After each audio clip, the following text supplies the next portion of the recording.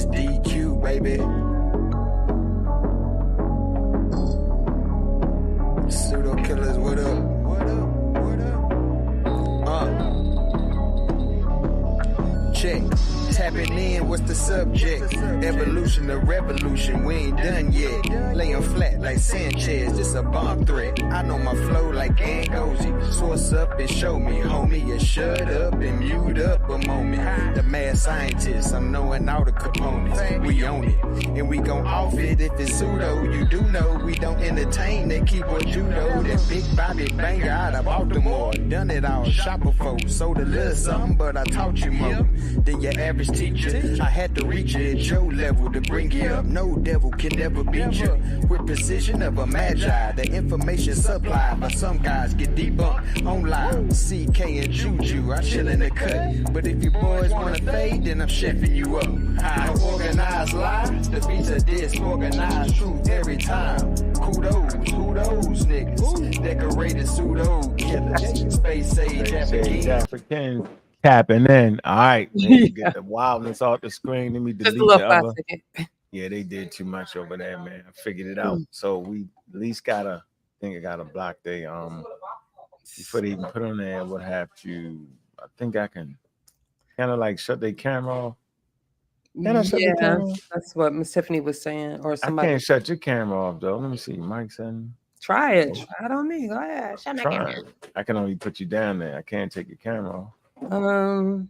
That's all right. I'm figured out the pattern. I got them.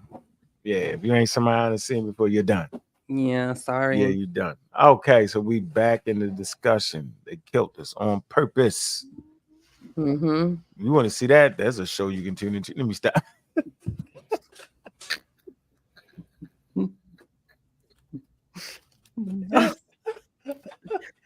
I don't want no problems. Okay. Breakaway communities here. Breakaway communities. No problems. Want to get into the exotic world. There's a few things you can challenge you. Thurman, I see you, man. Scarab Chronicles back on that, man. Put that comment back in there, Scarab Chronicles, about the video you seen. You was confused, and I think I wanna rock it from there, right? Because I think in those clips, you hear John Henry Clark talk about the black nation, right?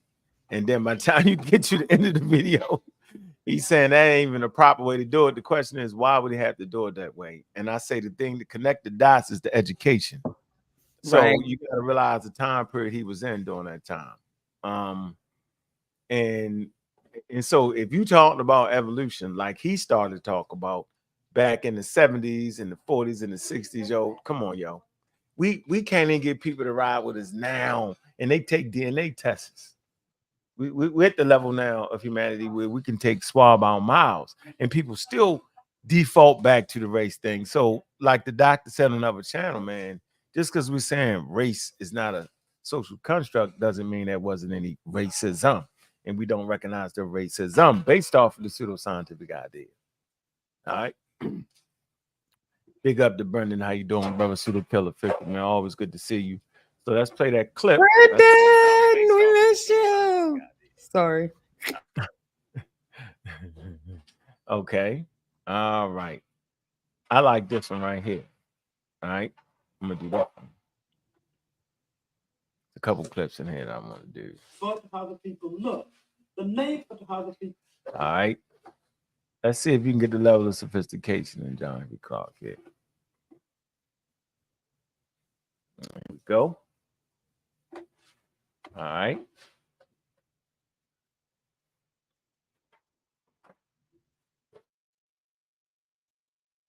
People look. The name of the people have to relate to the land of origin. Now, no one is having any difficulty saying Italian American, Greek American, French American. I don't think they should have any difficulty saying African American or Afro American, as the case may be. Now, these are people who are black in the main. But let's get something straight. All Africans are not black. The black is the prevailing color in Africa. There are Africans who have not been mixed with any white people at all, who are light brown. And they've always been that way. And they're just as African as the blackest of the Africans. So if we got hung up on a narrow definition like black without explaining that it has elasticity that extends beyond a person being jet black, then we get ourselves into another trap. We get out of one trap and get into two. For to how the people look. The name of the people have to relate to the land of origin. Now, no one is having any difficulty saying Italian American, Greek American, French American. I don't think they should have any difficulty saying African American or Afro American, as the case may be. Now, these are people who are black in the main. But let's get something straight. All Africans are not black. That black is the prevailing color in Africa. There are Africans who have not been mixed with any white people at all, who are light brown. And they've always been that way. And they're just as African as the blackest of the Africans. I think that's a strong point that was prevailing at the Cairo Symposium, that type of discussion right there. And so I think it's important to be able to understand that. So people think because you have, and Juju, you know, you just getting back from the continent, the motherland, right? And you've seen a diverse population of Africans. And you've seen Arabs, and you've seen people that look like Arabs and would cuss you out if you called them an Arab. And you've seen Egyptians that speak Arab and Arabic and worship Islam, Muhammad, but they were still indigenous Africans. They was Egyptians, no matter what molecules entered their veins. You know what I'm saying? Mm-hmm. It's complex, and the best tool to use to understand the complexity would have to be science, right? And not our socially constructed views, because then you start missing out on a lot of people pushing them here, pushing them there, put them here, and it's just a wild conversation. Mm-hmm. So what do y'all have to say about that statement that was just made? That was interesting. I want to listen to that again. So give me clarification. Mm-hmm. Got you. Hold on. He was talking about black. Yeah, because he was saying black mean that we were. Oh, here, let's hear it again. See, yeah. Hold on. There you go. I just want to make sure I'm hearing right. Juju? Huh? What was you just at? You Yeah, drifted off on us? No. I just. And black out kicked in. Somehow black out you might have kicked in. You got to watch out. The black out No. kicked in. It kind of. Oh wow. I'm thinking he was trying to define what African American, like how we became. You feel here me? go. That's what denotes as black. How the people look. The name of the people have to relate to the land of origin. Now, no one is having any difficulty saying Italian American, Greek American, French American. I don't think they should have any difficulty saying African American or Afro American, as the case may be. Now, these are people who are black in the main. But let's get something straight. All Africans are not black. That black is the prevailing color in Africa. There are Africans who have not been mixed with any white people at all. Yeah, that's what I was who are saying. light brown. And they've always been that way. And they're just as African as the blackest of the Africans. So if we got hung up on a narrow definition like black without explaining that it has elasticity that extends beyond a person being jet black, then we get ourselves into another trap. We get out of one trap and get into two.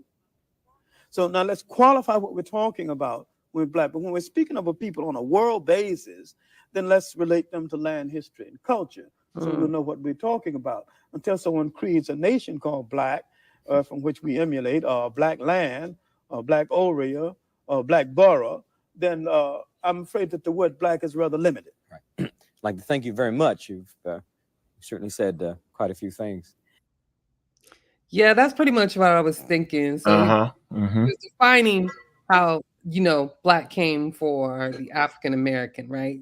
Because we are admixed. But he was also saying even in Africa that he's basically saying African doesn't equate to black either in there, which a lot of people mistakenly do. Because they range in skin color, and there's people that's light brown and ain't never been mixed with outside people. Exactly. So he was saying, I don't know about what you're saying, Juju. I know about what I'm saying.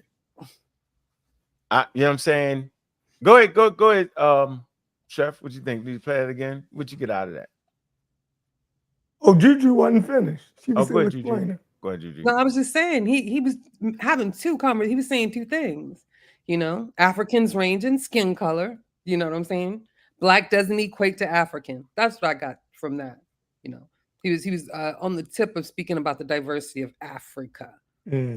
He spoke about that. He actually he said it, and he said it in the 1970s when he was singing "I'm Black and I'm Brown." They thought that man was crazy. So what I'm saying is, now we see why people don't talk about him, because he was too much, and he's a non-believer. Don't forget about that.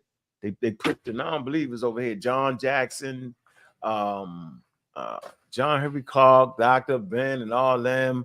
They pushed them over there. Don't talk about them. Even the Christian Chancellor Williams, in his book, he was like, I don't even know why I'm a Christian. He can't even tell you why he a Christian. So it seems the more education you get in world history, the more you seem to move away from those religious stances. That was the thing, but that's why those people right there aren't actually, they're not really promoted. They always promote the things that wasn't actually accepted. I see this on a regular basis, like the criticisms against Diops. If you bring that out, then all of a sudden you're hating on Diops, which is crazy. So they promote the bad ideas that Diops came up with, which I find to be poison. It poisons the well. Because first of all, we appreciate Diops. Second of all, now you're allowing non-Africans to give Diops more props and respect than we have. All right. So yeah, like I talked to the PhDs in Egyptologists, and we ain't showed it yet, but the first thing they do is they start to bring up Theophile Banga and Shigant Diops. Right? And they give them the things they got right. Then they say, well, they went too far right here, buddy. They don't play that game. So yeah, go ahead, Chef.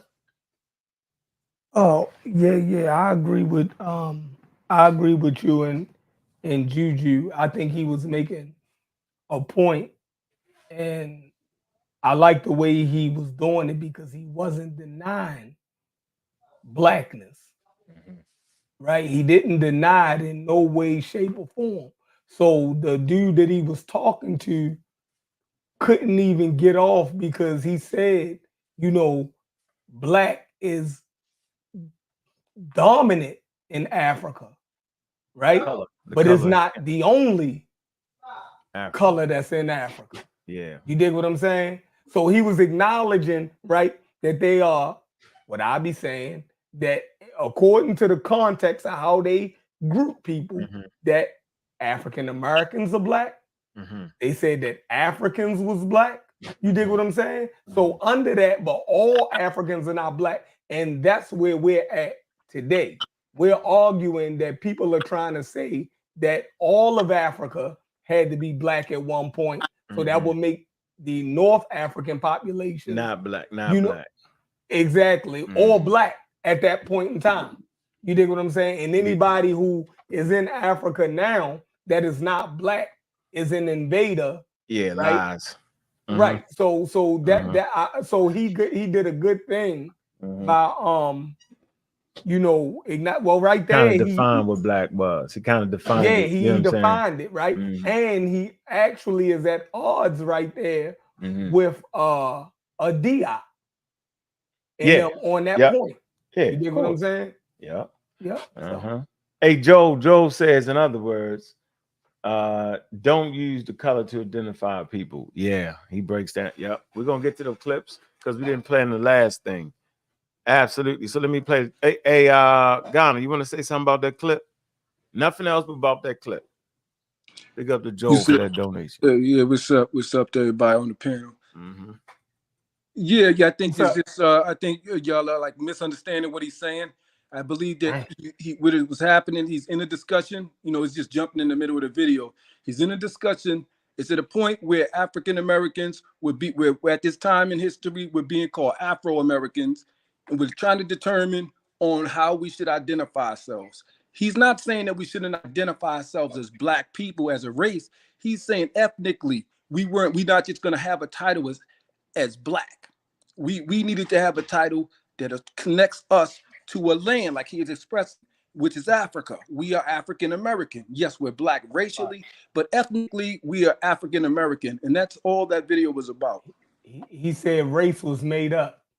Yeah, it is made up. It is made up. He couldn't have been saying it is made up. No, it's made up. He uses it. He understands what it is. And, you know, racially we are. But as I said, it's a discussion that he's in, particularly about the name for African Americans. That's what he's talking about. I agree with you. No, I agree with you. That's why he's saying no to the word black at that point. But racially, he understands it's black. You can see all of it. Nah, I didn't say the race was black. He didn't say he does. That. You can see all of his work. He understands it. He didn't say no. I'm gonna play the clip. I'm not gonna argue with you, bro. Hold on. We don't have to argue. We don't have to argue, bro. Okay. Yeah, we're gonna let the man speak for himself. Let's let him speak for himself. All right. Let's play the clip. All right. And I disagree with him about what he said about North Africa for sure. Yeah, we know you disagree with him. That ain't it. Oh man, we already know that. Okay, I think it's this clip right here. John Henry Clark. How do we distinguish Negro from black? Okay, right here. All right. Then this is a good clip right here. All right. Yeah, John Henry Clark was very sophisticated, yo. Absolutely was. He was definitely ahead of his time. 1970, yo. 73, right after the Cairo Symposium. You know he read that. Here we go. Man, hit that link, man. Hit that link and join into the discussion. You're saying, in essence, that there's no such thing as a race. Oh, I maintain that race is the phoniest issue ever invented by the mind of man. The European invented and developed the concept of race. There's really no such thing as a race because nature created no races. The whole race is a man-made thing. You know. Well, how did people get to be French and English? Well, different climatic conditions and migrations and amalgams of different people and migrations of people into your country, migrations of people out. All right. Now this is an ethnic grouping as against what we call race. If you go back and you look at an old dictionary, you won't even find a definition for a race. Race grew out of the pseudo-scientific development of Europe. And this is what Rogers was addressing himself to and saying that according to your rule, which is ridiculous, a lot of you belong to us. Well, in another context, if race is arbitrary. All right, let's speak on that part right there, and then we'll get in. If race is arbitrary, then he's going to explain more. What do you think of that clip, Chef? Yeah, we can agree to that. And because even now in this country, race is arbitrary. You know what I mean? But he ain't explained that yet. He ain't explained that. So what you just say? What he just talked about as far as here go again. You won't even find a definition for a race. All right, here you go. Let's talk about. All right, let me play the clip again. Here you go.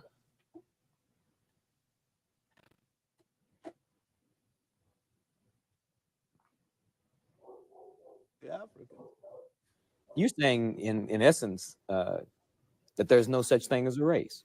Oh, I maintain that race is the phoniest issue ever invented by the mind of man. The European invented and developed the concept of race. There's really no such thing as a race because nature created no races. The whole race is a man-made thing. You know. Well, how did people get to be French and English? Well, different climatic conditions and migrations and amalgams of different people and migrations of people into your country, migrations of people out. All right. Now this is an ethnic grouping as against what we call race. If you go back and you look at an old dictionary, you won't even find a definition for a race. Race grew out of the pseudo-scientific development of Europe. And this is what Rogers was addressing himself to and saying that according to your rule, which is ridiculous. Okay, he said it came about of the pseudoscientific European. That's the point I'm making. So every time y'all espouse on race, Is there you any promote challenge to it? pseudoscientific. Come on, man. What the hell wrong with you, man? I'm in the middle of talking, you jumping in. This is why the conversation get thrown off, bro. I didn't call on you yet, man. Come on, yo. You make me be ignorant. You force it. Because if I don't, you just bulldoze me. Wow. Man, then you try to mess up the thoughts in the conversation. The point I'm trying to make is, before I call on anybody else, that he talks about in 1974 pseudoscientific ideas that came out of colonialism. At this point, the man is well read. He's well read on evolution. He's well read on race and the social construct, and he's aware of where he's at and who he's speaking to. Right? He understood that he could talk about black and talk about it not being a place of origin and all these things, and that the person listening to him or the audience, maybe not the audience, but at least the person he's speaking to would have a grasp of his conversation. I think it would take all the way till now for us to start to really grasp the magnitude of the things he just said. That's what I'm thinking, because we got the tools now. It's clearer now than it was back then. You know what I'm saying? It's just clear. Go ahead. Go ahead. Ghana. What is it that you have to add to the conversation? All on right. that clip. That clip. Okay. All right. So it's like actually a couple things, and I got a lot of respect, much respect for Dr. Clark, but but disagree. One of the things I disagree with, see, in his understanding at the time, he believed that men just migrated out of Africa, went into Asia, started looking different, and went into Europe and just started looking different. That's how he explains it. Just a natural change. What he's leaving out is, scientifically, we understand it. No, when you get into Asia, something happens with a different being, totally different kind of hominid with a Denisovan. And then also you have a situation that happens in Europe with the Neanderthal. He leaves that out. So he obviously is not informed as we are today. So that's, it's not his fault, just didn't know. Second thing. The first thing was enough. Okay. Go ahead, Muhammad. The first thing I thought so. It was enough to make us scratch our head. We don't know what the hell you just said. Incoherent. You don't know what I just said? Yeah, I heard you, but it was incoherent. What part didn't you understand? None of that. None of that made sense. I mean, what part do you challenge? The fact that some people have Denisovan with a totally different hominid in them, and some people have a Neanderthal, which is a totally different hominid in them, and some that's people not don't. True. That's not true. That's not true. No, it's not. Denisovan is a human. So scientific Neanderthal is a human. It's not a total different. I can't even think of the word. We know they're humans. I mean, hominid. No, you made that up. Australopithecus is a human, right? No, it is not. No, it is not. It's a hominid, and it's not a human. Stages of man. I'm gonna say this again, bro. You talking while I'm talking. You made a mistake. I didn't make a mistake. I'm telling you that Australopithecus africanus and Australopithecus is not a human, is what I'm telling you, and I refuse to argue. They're on the evolutionary line, just like a Neanderthal is. No, they're not. No, they're not. No, they're not.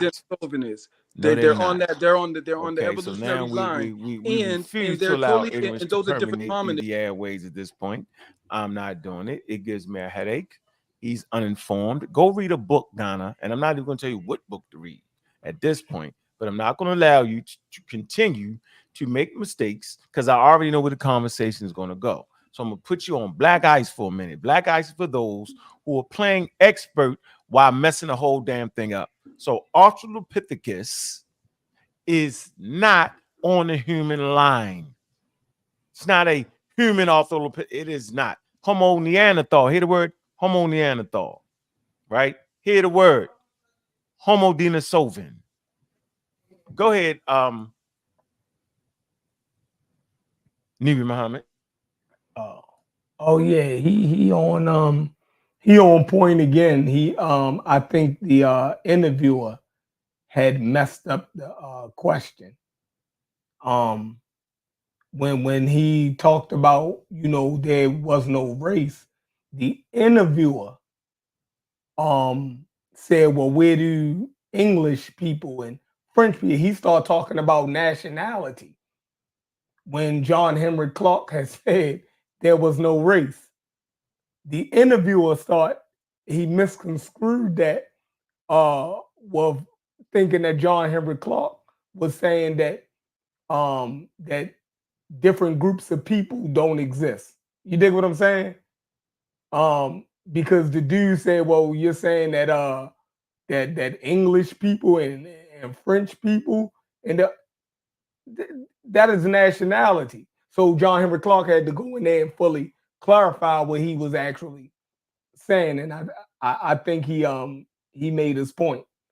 And like he said, of course, like J.A. Rogers has said back in the 50s, right? And J.A. Rogers didn't pull that statement out of nowhere. J.A. Rogers wrote that down in 1952 in Nature Knows No Color Line, but he learned it in the 30s and the 40s. So people was already there. You dig what I'm saying? Like we the conversations we're having, right? We're looking at people having conversations in the 1970s that was already old in the 1970s. Correct. So imagine having these same conversations in 2024. You can see how far behind, you know, we are. But go ahead. No, that's clear. Juju, you want to add something? No, she does not. Sorry. Nah, I mean, I kind of put in the chat. I had to step away, but yeah, John Henry Clark said it, and I agree with that. So, yeah, I don't know. There's a lot to say. The community, what has the conscious or the unconscious community done, you know, to progress us, you know, instead of halting us? And it seemed like we've been halted and moving backwards, and that's a problem, you know, because definitely our elders knew better, right? They sound very scientific, unlike some of us. So yeah, we got some work to do. I'm just thinking about the things we need to do to get us, all of us, at that point, and not like Donna sitting here saying about, you feel me, what a Denisovan is, and you know, that's not human and things like that. See, people don't read, people don't understand, people don't know, and there's no excuse for it. Yeah, that's all I'm gonna say for now, boy. If we stand on the shoulders of our ancestors, we're not doing a good job. Nah. Back to me. Go ahead. Go ahead, Ghana. All right. So as I was saying, when you have an admixture, like they'll let you know. So if you said Europeans, you can Google it. If you don't believe me, people at home who are watching the video, Google it and see what percentage of admixture of Neanderthal Europeans have. Now, if there's no mixture of anything different, there would be no such thing as an admixture. But we know they have a certain percentage. They say up from 1 to 4%. We also know that humans were mixed in with Denisovan. That's without a doubt. You know, that's not, you know, that's not up for debate. But Dr. Clark was not privy to this information in 1970. So he doesn't know. I'm not trying to criticize the man. I'm just saying he's wrong about that. And as soon as we understand that there is some differences there, then, you know, and I agree with what he's saying. As far as race, yeah, I agree with that. You know what I mean? It's a social construct. You know what I mean? But you understand we live as Black people on this earth. It's like being somewhere in a neighborhood where people calling you a punk. And you think that if you run around and try to convince everybody that, hey, I'm just not a punk, you know what I mean, that you're going to cater to their senses of you're getting off. You're getting off. You're gonna talk to a bully and try to convince. Okay, we heard you. That's not how it works. All right, we got you, brother. We got you. All right. So, like I said, Australopithecus is not a human. It's on the evolutionary line. I said it's on evolutionary line. I don't think you distant understood that. cousins. And that was the point, that it wasn't one. And I just, it was on the line. And we do And I not said, come when you from. get into the homos, and when We you do get into the not homos, come you put it from on the line. Australopithecus, yo. Right. I know it's Okay, so that is. I know it's Southern ape. point. I know it's that it's on the evolutionary line.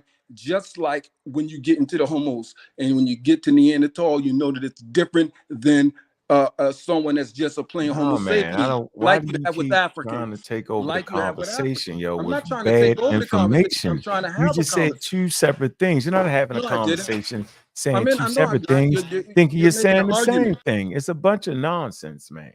This man is double talking. Let me move on. I'm not trying to hear that. Let me move on to the clips. It's crazy.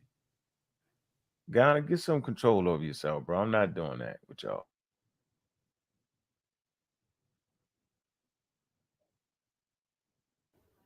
A lot of you belong to us. Well, in another context, if race is arbitrary, then could we say that being called black was a political term?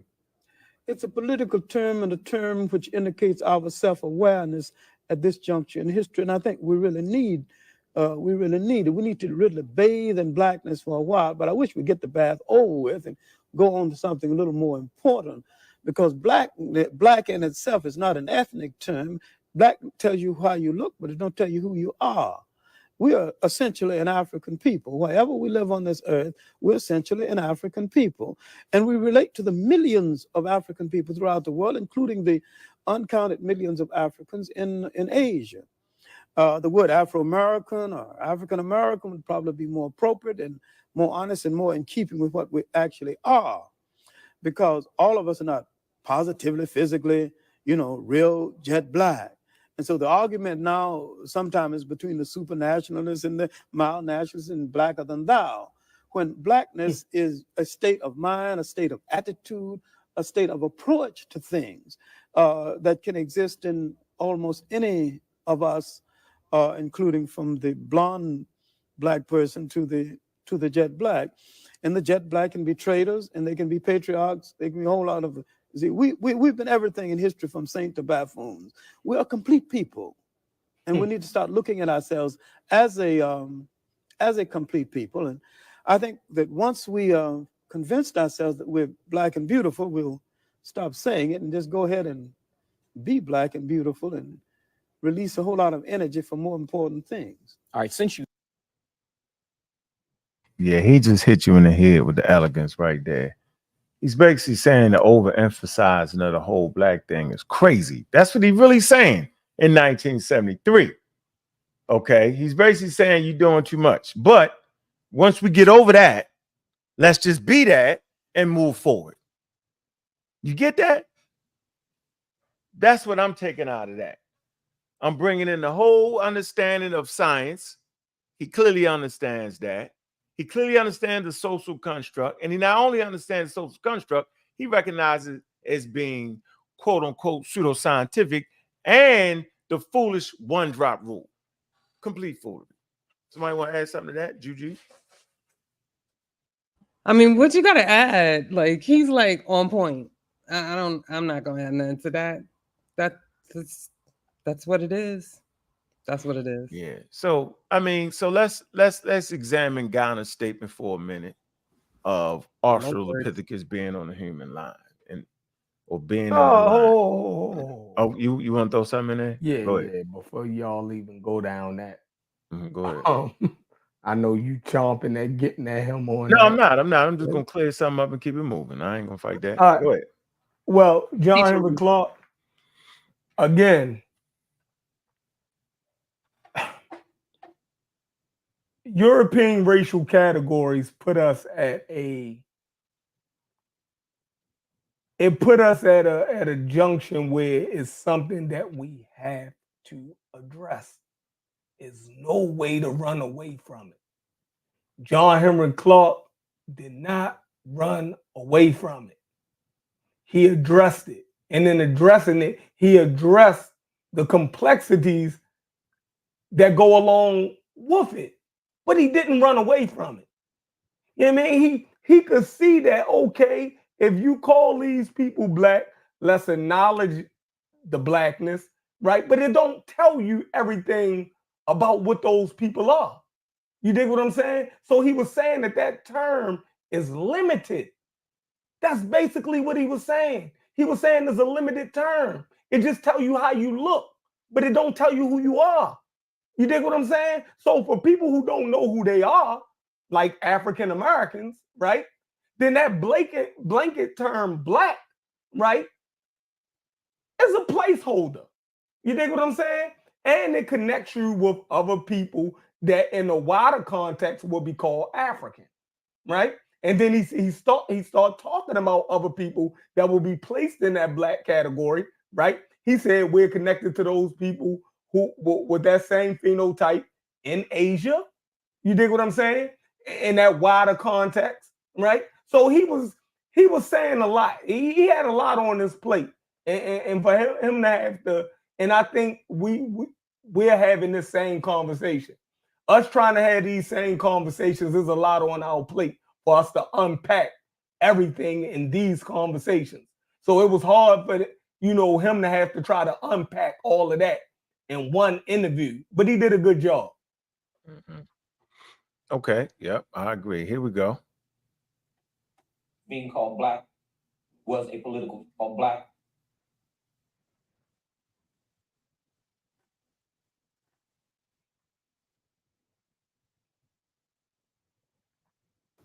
Was a political term. It's a political term, and a term which indicates our self-awareness at this juncture in history. And I think we really need it. We need to really bathe in blackness for a while, but I wish we'd get the bath over with and go on to something a little more important, because black in itself is not an ethnic term. Black tells you how you look, but it don't tell you who you are. We are essentially an African people. Wherever we live on this earth, we're essentially an African people. And we relate to the millions of African people throughout the world, including the uncounted millions of Africans in Asia. The word Afro-American or African-American would probably be more appropriate and more honest and more in keeping with what we actually are, because all of us are not positively, physically, real jet black. And so the argument now sometimes is between the supernationalists and the mild nationalists and blacker than thou. He called them the supernaturalists. the blacker than thou.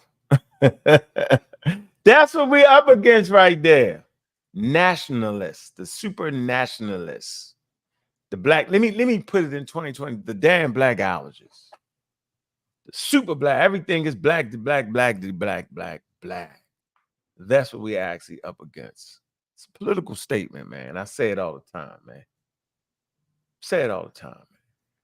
Political statement, right? It connects you to a time in history. And yeah, we're not trying to throw that away.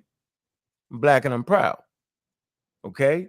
But when it comes down to it, black ain't letting you know where the hell you came from, because we can go around the world and populations close to the equator can be safely fixed and looking like black. I can show it. I don't got to keep doing that over and over again. So that still doesn't. It's a confusing term. Just like he said, it's confusion.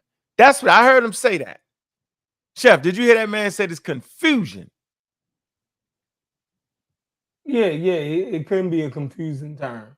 And he explained how a good part about it, where he explained about blonde blacks. Yep. All the way down to jet blacks. Mm-hmm. You dig what I'm saying? Mm-hmm. And which acknowledges the one drop rule and the arbitrary designation of race also. So it's a lot, like I said, it's complicated. It was a lot of things going on here. Mm-hmm. Yep. I think we got a better shot at it in 2024 to really understand what he means. You get it? Like there's a lot of points that we could really, like, we understand works of Charles Darwin in detail. And we don't got to keep walking around with our fists up all day, every day. We don't got to do that because I think we're living that experience. And the fact that we got scientists that are black women and black men that add to the field, that led the way in the vaccine thing, and we acknowledge that. And then you would hear people call her aligning with the system. You know we're moving forward in the right direction. When you start hearing that foolery, Oh, y'all mess with the white man science. Now you know, at least we messing with the white man science, because y'all ain't messing with no science. So yeah, it's complicated, man. It is. Yeah, he did a good job though. Well, I mean, he's having the same difficulty. Yes. Right. He's having the same difficulty with it as we have in 2024. He just, you know, he had a way of dealing with it because he had a good historical basis, and he understood where it actually stemmed from. But when you think about it, you know, like Psycho just said, race existed before the one drop rule. Yeah, it existed as, you know, the social construct. You know what I mean? We get that part. But he acknowledged, this is my takeaway from it. And don't nobody else have to agree. In our current conversation, right? He acknowledged that it was black in Africa, and it was lighter or other people in Africa also. I think our biggest problem is blanketing that black over all of Africa. And if you're not that black, then you're not African, right? I think that's where we got hung up at. You know what I mean? And then everything else. You're right. That's where they got hung at. Yeah. And then I think that's when the whole trying to explain race and everything else, you know, made people think that, you know, I guess you was denying the historical and the historical legacy of race, right? And the nomenclature of race. You know what I mean? So I think it's confusing. You know what I mean? But he definitely said a lot of the same things that you were saying. So you know what I mean? Yeah. And that's people been saying that since the 40s. Which is crazy to me. So I ain't doing nothing but trying to give him something for me watching videos. I think Wujar brought up one of these clips in the show. I'm like, yeah, that's the old interview. Let me find that. All right. And shout out. Hold on, man. Damn. Oh my damn phone. He was trying to say that after we get over this black thing, right? Which he acknowledged, right? Yep. He was saying that we need a term that's going to actually tell us who we are. Yeah. And he's saying that there's no black nation, there's no black land. Right. You dig what I'm saying? He said that the place is called Africa, and people are connected to land. You call a European because he's descendant from Europe. You call an Asian an Asian because they are of their people arose on the continent of Asia, right? And you call an African because his lineage and pedigree goes back to the continent of Africa. That was his overall point. You dig what I'm saying? Just calling a person black, it takes away from you dig what I'm saying? But he acknowledged black in talking about its limitation. Can I push back on that acknowledgement though? Because I feel like he kind of he set the parameters for that, right? He basically told us it was pseudoscience. He told us it was race was pseudoscience. Race is pseudoscience. He told us it's a part of colonialism. In this particular clip, he speaks on it, right? Like it's not just Black in Africa, because that's what pseudoscientists, you know, thought, or that's what, you know, most people thought in the beginning. Africa is just black. You feel me? Not understanding the diversity until some time went on. So you led with that, him recognizing black in Africa, but I don't think it's him recognizing black in Africa. I think it's him understanding that African people are diverse. There's the one way to be Africa. We can go from that quote unquote term blackest to the blacks to lighter fair skin. I think that's what he was getting at, you know, but trying to draw it all together, you know. So I mean, that's how I took it. I don't see him recognizing the blackness in Africa. He did. We can play a statement as to but I feel like he understood that those are African people, but that black term, We also talk about the black people in China. Like, what's that? You know what I'm saying? So yeah, I like that. I ain't in the 70s. I'm in 2024. The term is confusing and trash, and it doesn't identify where you actually came from. I can say that. I could honestly say that. And when I use it for political matters. That's what I'm saying. I'm saying that. Right. It's 2024. Now, if you think I'm anti-black for that, that's crazy. Maybe I'm basking in my damn blackness and ain't got to say it every damn day. And ain't got to introduce it into the lingo of people that never would have had that. So once he says it's a pseudoscience race, right? And we know that black people is a racialized term, it's the game is over with. He's trying to let you down softly with it. Let me see.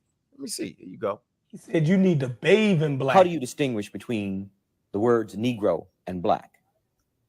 I don't distinguish. I mean, I distinguish between the word. Way I have the word Negro is by dismissing it. And I dismissing it because I dismiss it because there's no such thing as a Negro, because there's no Negro people and no Negro land. This is an adjective that somebody made a noun out of and slapped on a people against their will.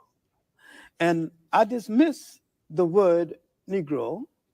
The word black can relate to a whole lot of people, and it can become confusing.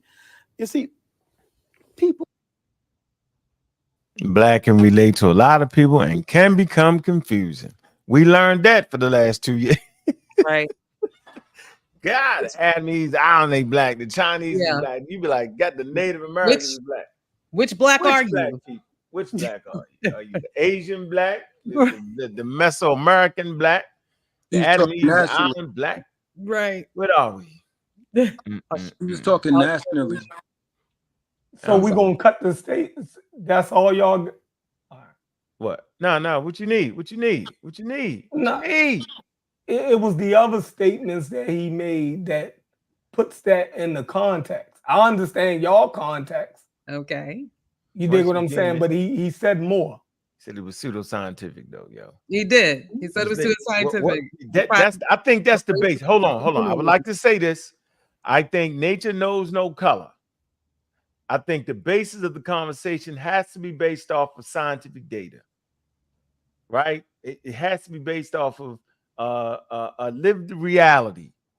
Has to be based off that, though. So we won't stay confused. That's why we confused, right? Because we get these experts to come on and say the one drop rule, which John Henry Clark called super silly. Super silly. And I'm about to read something from, but Chef, I completely get your point, but I don't even think we got to be as nice as he was trying to be. I think he was doing the same thing that experts did. He wanted to say, yo, get that shit out of here. He really wanted to say it. Am I missing that? Am I wrong? I know that's something you like to kill. I'm thinking this man sitting here and saying, look, man, one day they're going to look up what pseudoscience is, yo, and they're going to walk away from it. That's what I'm thinking. I'm thinking he's saying somebody going to grab that and realize that I'm saying that nature knows no color. That one day they're going to understand that books that we like, nature knows. And somebody going to say, oh, nature knows no color. Oh, nature don't pick races. Oh, man. Facts. Yeah, I don't think they thinking that maybe, just maybe, that somebody will get that, yo. I don't know. Maybe I'm tripping, but I'm thinking. I don't know, Chef. I don't know. I don't think he was comfortable with black. I don't think he was comfortable with it, yo. He's talking saying ain't no nation. If he was, he wouldn't be trying to say, well, black, that don't tell us where it's from. He stumbled a little bit, though. Hey, Chef, he stumbled a little bit with the word Negro. He was more uncomfortable with the word Negro. I agree. He was saying that black was limited. I agree to that. I agree to that. Okay. I agree to both of what y'all saying. So you don't want to be called black in Spanish. All right. Because no, Juju. Black was, Negro was actually the racial term. Negroid. That was the word that they was using. No, Negroid come from Negro. I get that. In pseudoscience, but black was political. Like he was saying a lot more. Y'all messing. No. I get that. Y'all ain't nothing. We caught everything. I think. But he also said when we get done with this blackness, like when we get over that. So say that. He uses the term black all the didn't time. call nobody in Or Africa. do we need to work through it like it's trauma? I feel like he's saying once we get through this trauma, you feel me? We can properly identify ourselves and understand Right. what I we agree are. with that part. I agree with Do that. you understand? That's a good one. Or do you understand what he was describing was a Pan-African thought? You had to No, understand the hell that he was when not. he was describing calling everyone No, African, I'm gonna kill you and right he was now. calling Go ahead. everyone black everywhere African, and No.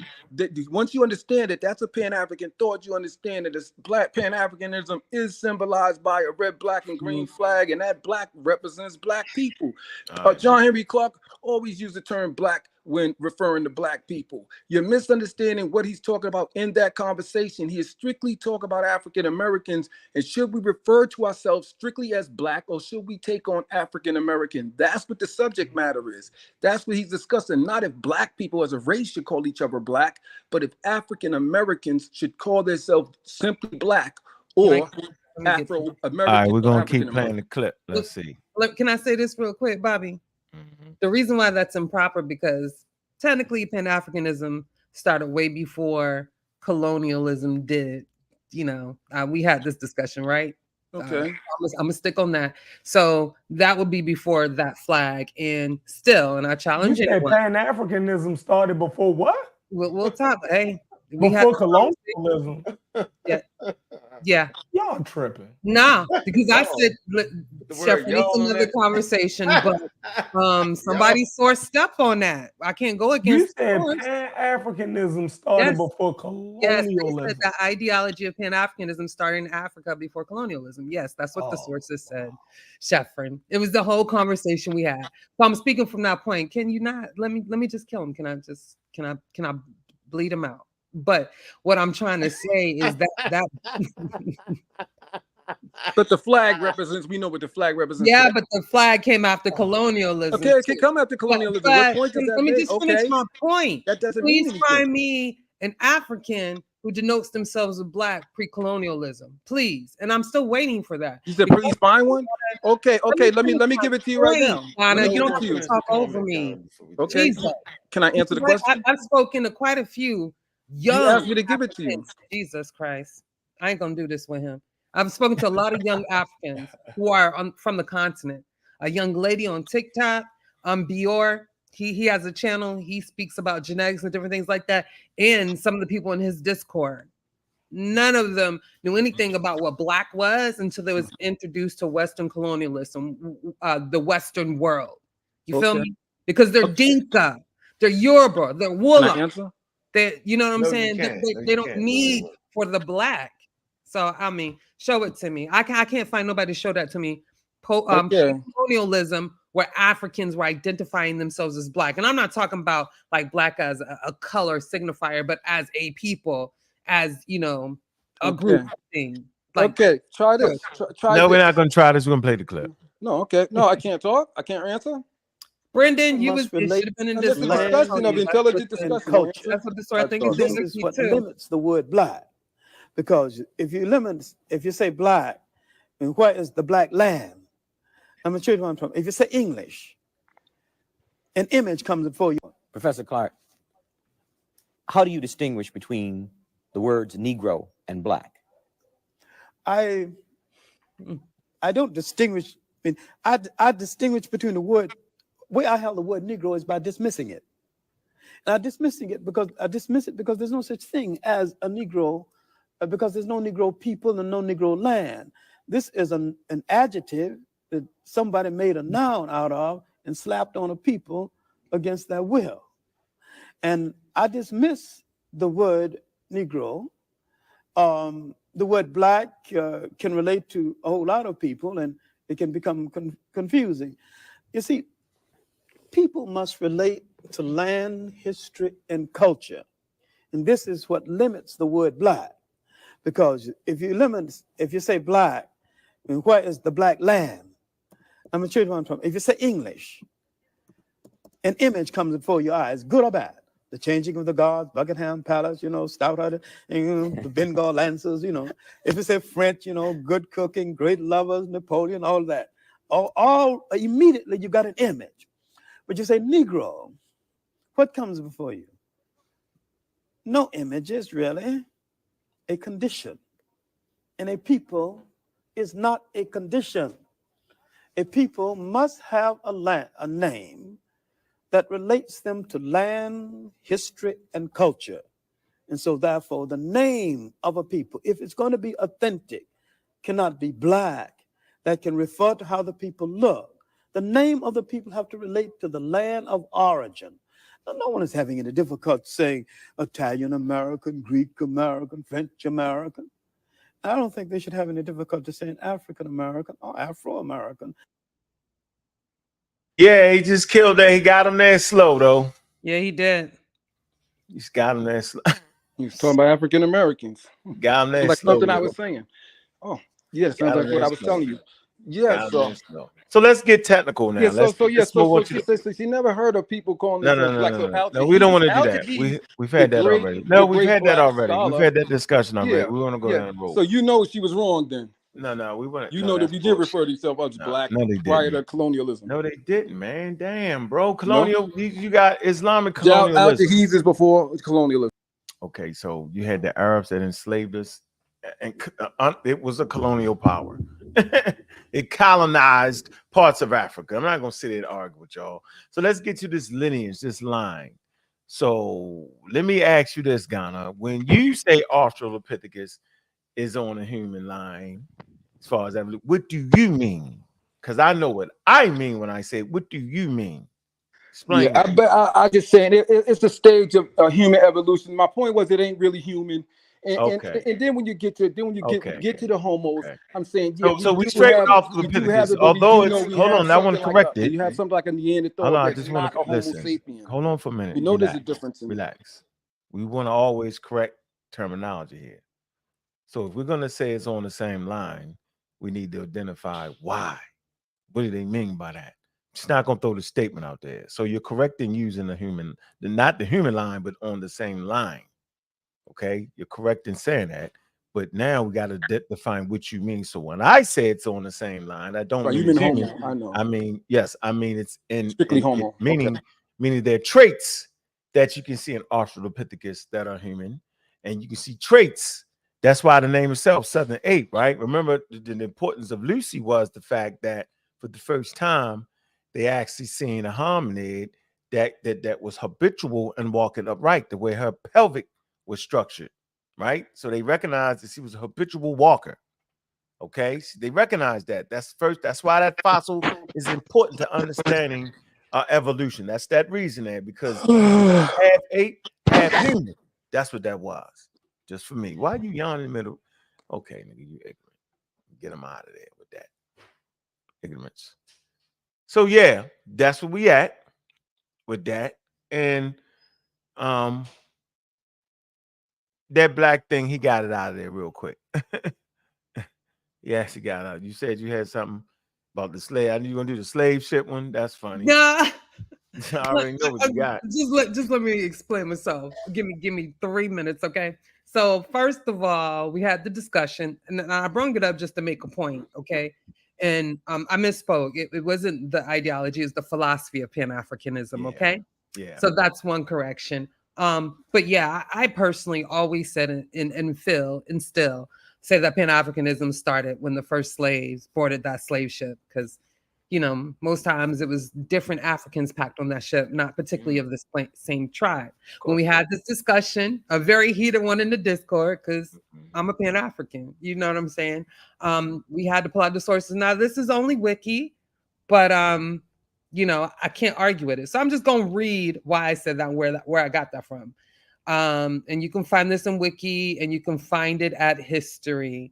Because we source up or shut up around here. As a philosophy, Pan-Africanism represents the aggregation of the historical, cultural, spiritual, artistic, scientific, and philosophical legacies of Africans from past times till present.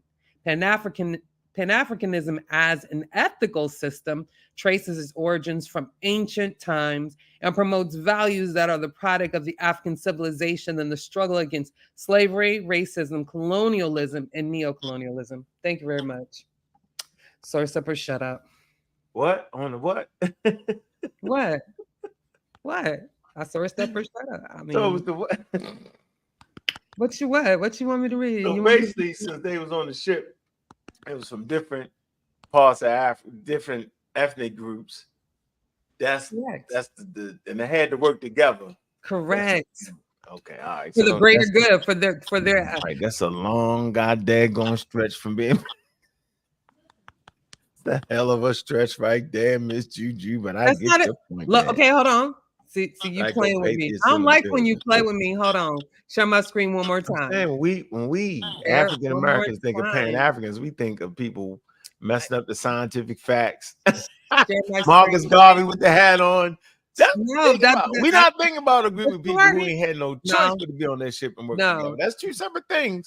You already know that I feel like there's a mischaracterization of Pan-Africanism, and Marcus Garvey is the first and only person that people know when you speak about it. And to me, that's a bit problematic.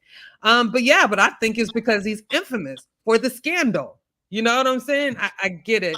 He had some, first time things or some dramatic stuff, but and I'm not downplaying some of the good stuff he did. That's what I'm not saying. But since you're talking junk about the slave ships, let me just. I'm just saying. Let me read this right here. Can we start the pay? Can we start the pay to have a panel members removed? Like $5 to mute them off for 5 minutes. Yeah, $5 a minute. Absolutely. Cash app. Yeah, we can hit that cash app. Yeah, Kyle. Start tripping. Like Ghana. Ghana be cussing us out. Don't even know his mic. I know.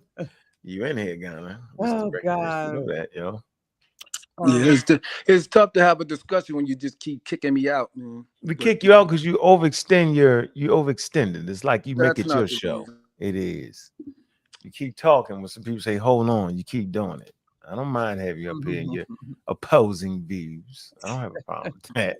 All right, so I can respond. So you're gonna let me respond to her? No, I'm gonna finish this real quick. Okay, I'm gonna shut up. Okay, Pan-Africanism can be said to have its origins in the struggles of African people against enslavement and colonialism, and this struggle may be traced back to the first resistance on slave ships, rebellions, and suicides.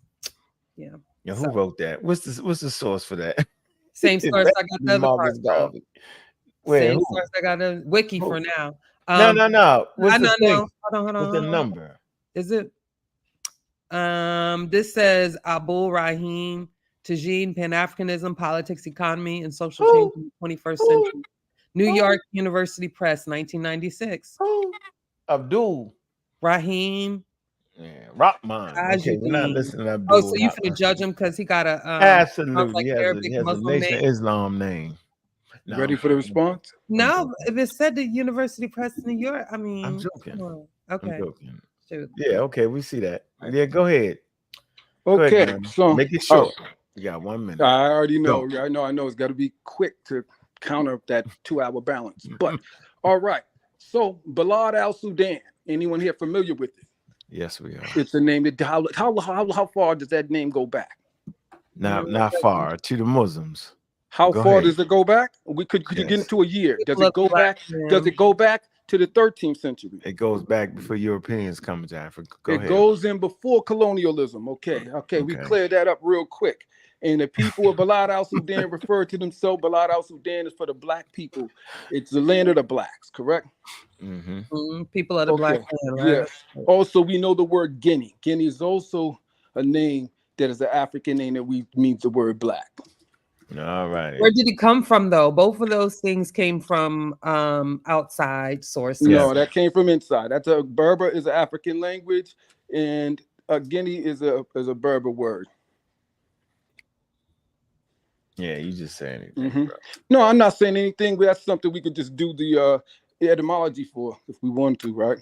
I mean, we're going to take number a couple seconds. So you sure wasn't Guinea, just to look up what the word Guinea is. We look up for the etymology. Wait. We look up for the etymology of the word Guinea, and we have the answer. We can do that. I know the answer. That's why I said it. We can do that, but I know someone recently tried to prove that, and we got the sources. We don't have to. They use Sango. So we know that the land of the black is something that existed prior to colonialism, and we know that the people of the land of the black referred to themselves as that. We know it, and we know that. That's we could see a few things. Here's one of the sources we could also use. Now, if you're familiar with the Caitlin map, those Caitlin maps, there's one from 1375 with Mansa Musa on it. If you look at that map, there's going to be some words above his head. It's going to describe who he is and his people and all that. We can pull that up too. And it also explains that his people are black. They're the black people. Yeah, because you got to source up. Okay, I just gave you the source. I gave you. We can look this up. It's not so. It doesn't. Now matter we'll just kill you with Wiki. Hold on for a minute, brother. You can't even get past Wikipedia. You've been talking over. Okay, I just don't agree with you. The name derives. The name. Look, etymology. See what happens when I'm come on, we talking. See all the talking over me. Go get a source then. You're not allowed to talk over a minute without a source. You're not allowed to talk for over a minute without a source, because then it's just rhetoric. I gave the source. I'm gonna give you a source back. Here you go. It says etymology. Country name Sudan is named given historically to a large Sahel region. I didn't say the word Sudan. I said Guinea. Okay. Guinea. You said Bilal Sudan, didn't you? Right. Remember the first one? Listen. You couldn't do that. It comes Don't down take here. me out of my church spirit now. Don't worry about it. They say the name derives from an Arabic. Look. Yeah. Ibn Bilal as Sudan. Went through the land of blacks. See? Land of the blacks. Say the name is one of the various toponyms sharing similar etymologies. They say in reference to the very dark skin of the indigenous people. Prior to this, Sudan was known as Nubia or Ta-Nehisi or Ta-Seti by ancient Egyptians, named for the Nubian and the Magi archers or boas. There you go. Yeah, you're out of the game. Oh boy. Bro. Here you go. International Association of Historical Religions. Let me see. West African names. West Africa may be taken as a country stretching from the Sahel. All right. Anyway. Yeah, we don't know what you're talking about, bro. You did too much. Here you go. International Association there. West Africa Sahel. All right, there you go. So that's the name that was placed on them, like we said. Did we not say that, Juju? Yeah. Yeah, we said that. Okay. Hey, man, hit that Cash App. Let me see where we at. Let's take that Cash App break, man, for a minute. Struck up the band. Y'all know what it is, man. Let's get that little Cash App break in there, man. Get the Cash App break, man. We had a great show. I don't know how many of y'all caught the earlier show. It was a great show. Had two doctors on having a great conversation. Yeah, I gotta go rewatch. American doctors, two African American doctors. Y'all gotta tune into the show so y'all could see it. What that was, and we was talking about this very thing about education. All right. All right, moderators, y'all know what time it is, man. Let's see if we can cash app. Y'all, it's that moment. Y'all know what it is. Let's see if we get that moment. Show some love. Show some love. Building. Hey, y'all know what it is, man. Get it going. Just DQ, y'all. First things first, I fix all the honeys, dummies, edible place for the gummies. Gotta keep the coming. Never roll the dice, but nothing better motherfucking move but the money. Nothing better move but the Cash App money. Like and subscribe, y'all. Y'all know what it is. But nothing better motherfucking move. First things first, I fix all the honeys, dummies, edible place for the gummies. Gotta keep them coming. Never roll the dice, but nothing better motherfucking move but the money. Hey man, nothing better move but the Cash App money. Show some love, man. Let's see where we at. Let's see how we doing. But nothing better motherfucking move. Yeah.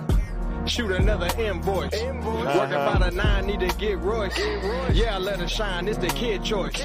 Yeah, my humble pie was a bit moist. Unc told me to do it big, bro. Yeah, the we niggas see. ain't did it how you did, bro.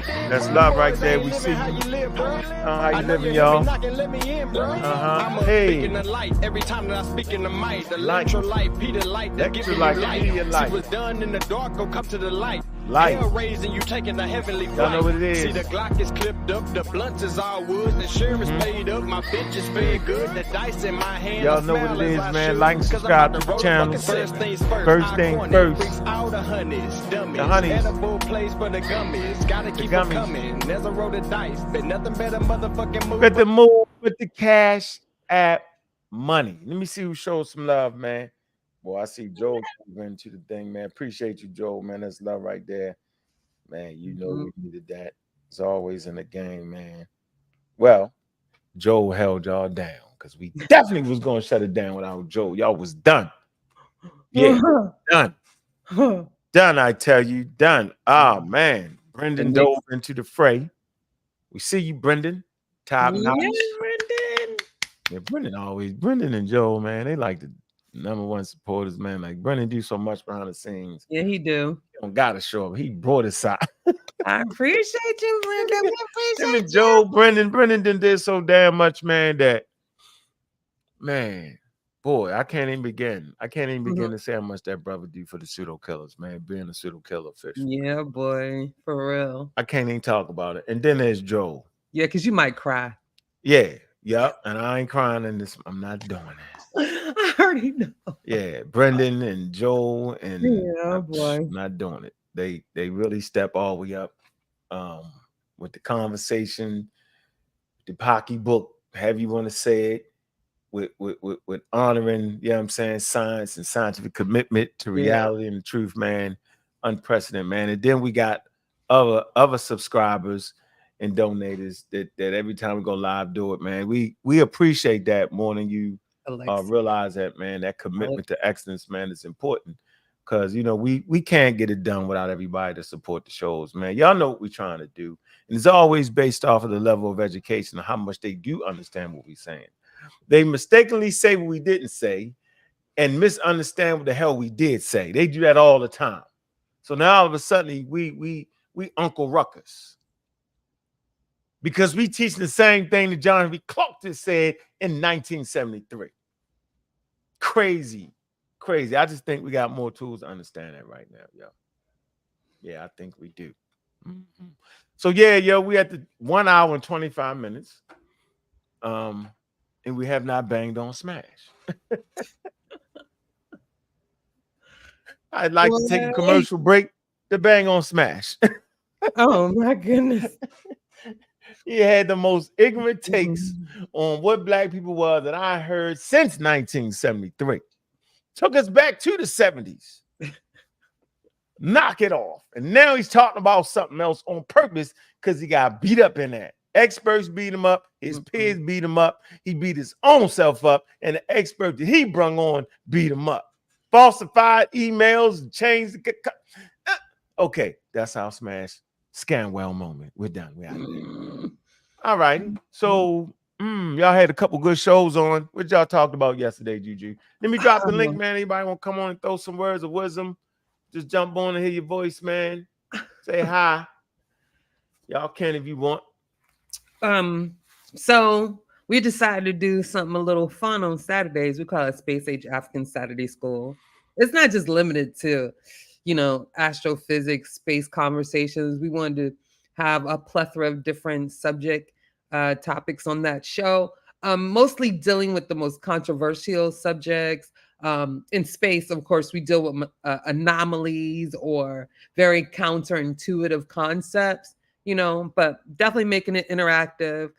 We had great involvement yesterday. We spoke on this conversation happening in science now is gravity a force, speaking on what Newton and Einstein thought, because they didn't think the same things, though their work, both of them, their work contributed greatly to what we know today, right?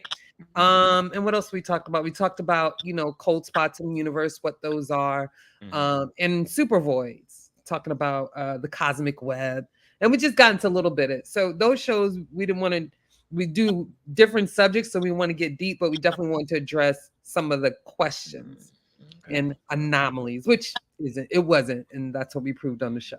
All right. And we also brought Anonymous Preem out of retirement. What the hell was he doing? Where did he go? I seen him. I know where the hell. Where was he at though?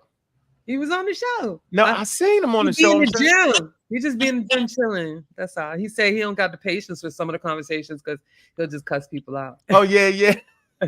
And mess up the show. But he's like, I could do this, Juju. You can send me to these shows. I could do this. Yeah, Kyle come up, you know. Kyle, you in trouble. That's all I gotta say. You're gonna be in trouble, Kyle. We've been doing a whole show dedicated to my favorite news. I get it, yo. Ghana, you got something to add to the intelligent discourse without giving us a lecture? Anything you got? You know we finna get a lecture. We're not gonna get a lecture. We're gonna put them in the black hole. Anything you need to say, Ghana? No, everything's good. It's good. I'm glad we had that discussion. Y'all got to have it. I mean, I got a little piece in there, so that's cool. I split it with you on the Australopithecus, bro. Yeah. Right? Didn't I do that? Funny. You're right. I ain't sit up there and say, I just wanted to know how you define it. I said you was correct in using that. Didn't I say that? Yeah. Right. I never get that from y'all, though. Never. I never get that. I never get, hey, you know what you did? You did say that. I never get that. Hey, Ghana that cussed me out, and I still had the ability. Oh, man, here goes Pseudo Killer from away. What the hell is going on? We got the Pseudo Killer coming out of retirement. Out of retirement. Yeah. It's been a while. It's been a while. Say. Yes, Hey, I've been watching. Yeah, I know. You know, I'll be watching you too, though. Yeah, right. Me too. I'll be watching the podcast. You know, sometimes we kind of had to put that on ice, but okay. But yeah, I've been hanging in there. Listen, I got a question. Since he's in here, for Ghana, because I was listening to what he was saying, and what struck me was like, you know, we were talking about the one drop rule. Mm-hmm. Well, it kind of sounds like Ghana's doing the one drop rule with Neanderthals. Like he's gonna say, well, you know, white people have Neanderthal blood, so they're not 100% human. Oh my God. That's what it sounds like. I don't know if that's where he's going. So I kind of want to know what his point is to bring that up. That's all. And I'm not throwing shade. I'm just really curious. So we're talking to a Neanderthal now. So we're basically talking to a Neanderthal. Okay, I'll gladly answer that. Oh, yes. So Neanderthal say he want to know. Oh, man, here we go. Go ahead. Go ahead, bro. We were discussing whether there was such thing as races. Now, I understand where we're coming from with that, you know, but as far as, is there a difference in people? Like, is there a difference between a Homo sapien sapien and a Homo sapien sapien with a mixture of something else? Is that exactly the same, or is there a difference? And I was pointing out that I believe it's a difference. What do you believe? You know, I listen, I would have to really, you'd have to talk to someone who's really more into DNA and genealogy. I don't think, in my opinion, I don't think that whatever little Neanderthal DNA has been passed down would make all these differences that you're talking about. I mean, that but I'm not an expert. I don't know, but I just don't think so. I think a lot of things are just culturals. Like in this country, the difference in cultures between where I live and out west or up northeast is huge, because I've lived in all these places, and I'm like, wow, this is almost like it's different people because they think different, they act different, they like different foods. So I think those differences, at least if I'm assuming right, though, I don't know what differences you're talking about, but I'm assuming, just the differences in our cultures. Okay, I just think that that's due to, being around people that share certain things in certain cultures, passing those things down. Yeah, no, I think we're mixed up here. Not at all. I'm not talking culture at all. It has nothing to do with what I'm asking. What I'm asking is if you have a Homo sapien, 100% Homo sapien, then you have somebody, and then you have a person, and then you have ain't nothing 100%. All right. Listen, 100%. All right, I know it's kind of hard to talk. You always had hybridization. It ain't nothing that's 100%. So get that out your head. All right, I'm sorry. So yes, please, no pure human. If you don't mind, if you don't mind, I'm just gonna, yeah, don't drive him crazy. Let him try talk. to explain to what I'm saying. I see cognitive dissonance will cause a lot. But okay, so what I was trying to explain was that, so you have what we call a Homo sapien sapien, right? And then we have Homo sapiens that have additives, like it may be, I mean, I don't care what you add in, whether it's a Neanderthal, whether it's a dog, or whatever you wanted to add to it, do you think it would be the same as a Homo sapien that doesn't have an additive? Do you think it's exactly the same? Do you think it's exactly the same? Conversation don't even make sense no more. Hold on, I'm in a discussion. I don't know what's happening here. What's going on with him? He can't control himself. Me and Saint are having a discussion. Just like you got self-control issues too, right? No, I don't at all. Yes, you do. Yes, you do. You got constraint issues for real. No, I don't. I'm in a discussion now. Pretty calm. It's someone jumping in. Let me and him just finish our discussion, please. Go ahead. Yeah, so as I was saying to you, I was just saying, do you think it's exactly the same? So I said you have a Homo sapien with no additive of no hominid or anything else, and then you have a Homo sapien and you have an additive of a hominid. Do you think that's exactly the same, or do you think there is a difference? Do we think what is the difference? Are you talking no sense? I think what he's saying is, do I think there's a difference if you have someone who is Homo sapien and then someone who has some Homo sapien or some Homo Neanderthal DNA or Homo Denisovan DNA? Is that different? Is there a different? I mean, yeah, but I don't know. I mean, different as in far as like the genetics. Yes, there are different. It's not a different mix. But I mean, what I don't understand is what do you? I should ask you. Do you think it's going to make that much difference today? It's going to make that much difference between the people that have an admix of say Neanderthal and people who don't. Exactly. It ain't even significant enough to for it to be a full gene switch over. Like it's just a little bit of gene flow. It's not even a lot. I appreciate your opinion.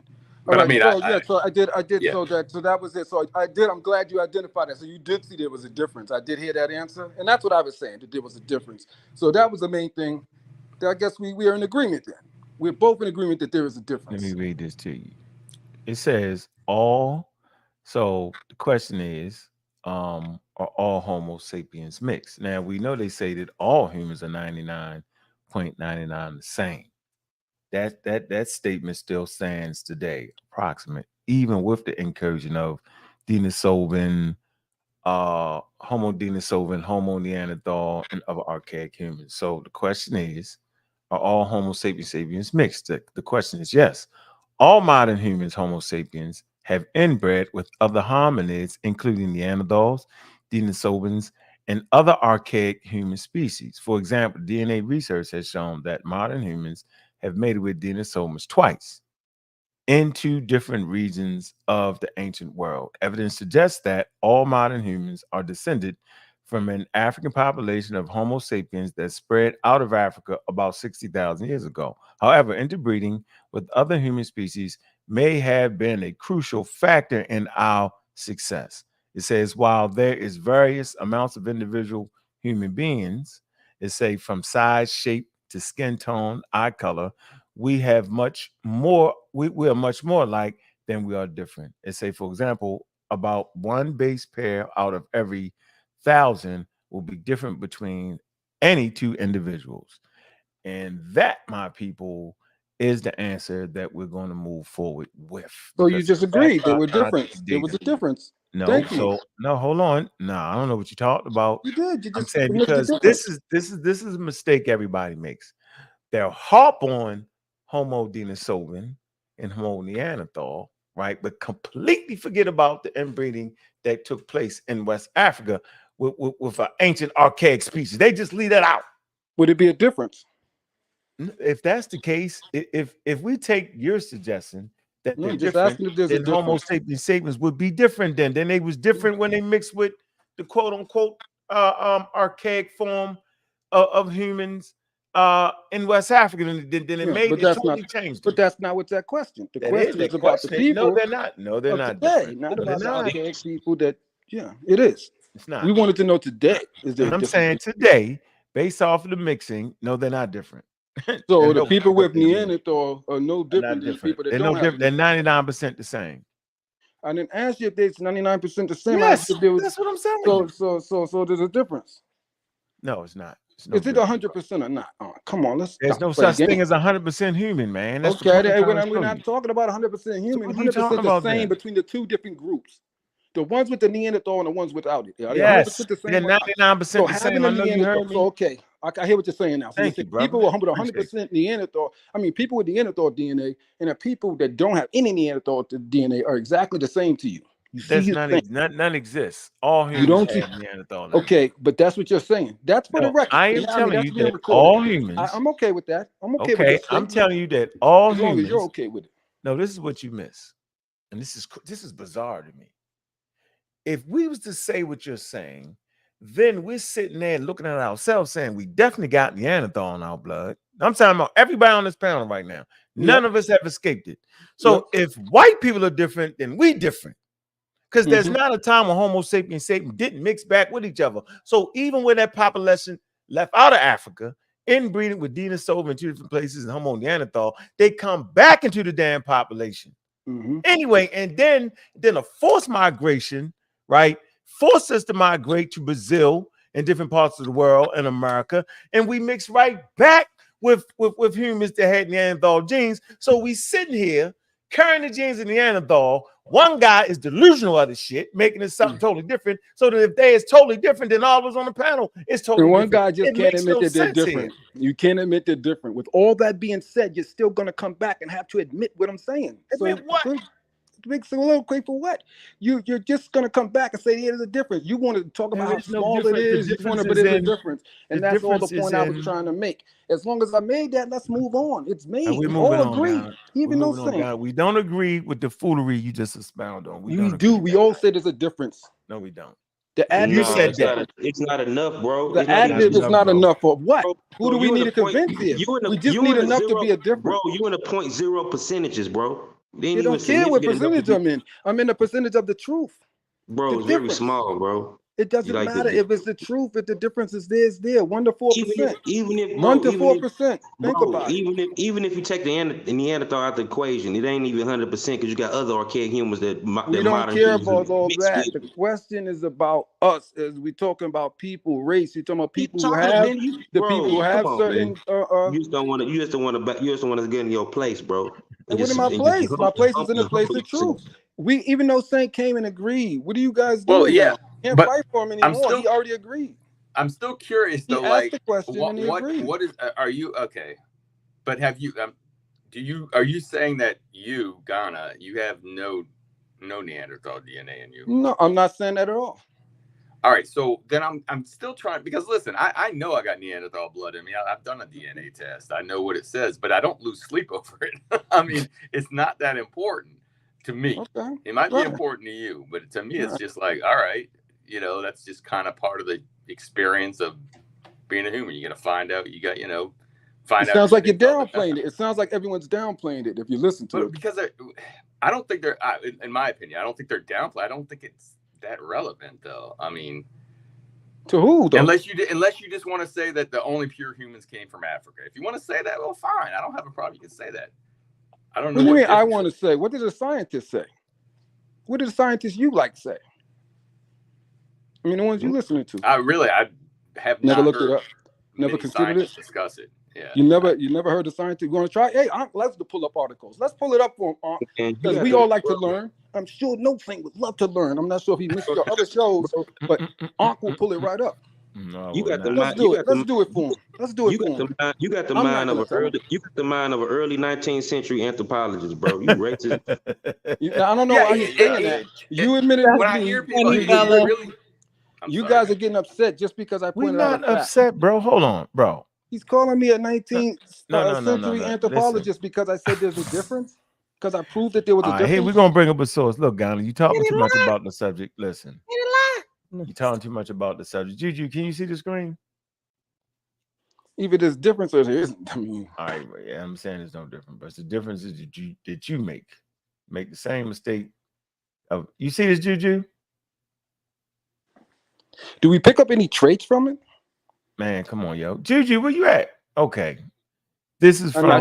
Oh, you can't hear me. Sorry, I was on mute. Wait, what is that? Right here. I shouldn't ask that. First of all, the source we're using is here you go. Neanderthals carry genes acquired from ancient interaction with cousins of modern humans. This is the study. This is one of my favorite geneticists, Sarah Tishkoff. Okay, you talk about her. All right. Okay, here we go. We looking at these people here. Look, we're looking at them. Let's read this right here. We're gonna get right to this. Damn. Why did I get off that? Okay. All right, I'm going to, in some specific, here you go. Go ahead. In some specific sub-Saharan populations, the researchers also found evidence of Neanderthal ancestry that was introduced to those populations when humans bearing Neanderthal genes migrated back into Africa. Neanderthal ancestry in these sub-Saharan populations range from 0 to 1.5%, and the highest levels were observed in the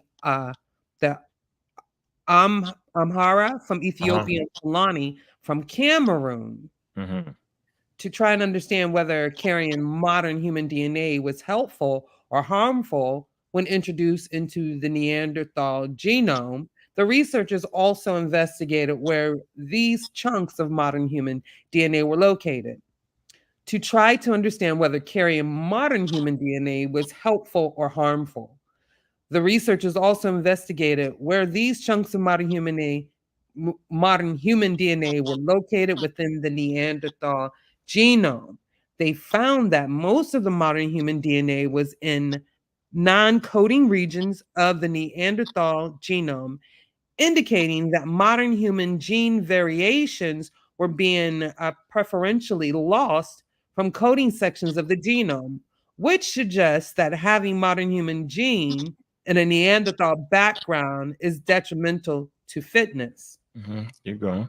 This is similar to what is seen in modern humans, where natural selection has slowly been removing Neanderthal genes from modern human populations.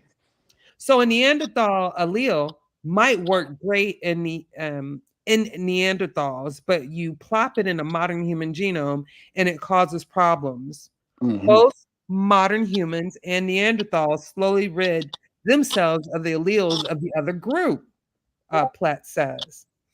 In the almost 500,000 years between the ancestors of Neanderthals splitting off from the ancestors of modern humans, and these other modern humans being reintroduced to Neanderthal populations, we had become such different organisms that although we were still able to interbreed quite readily, the hybrids didn't work so well, which means we were very far along the path to becoming distinct species.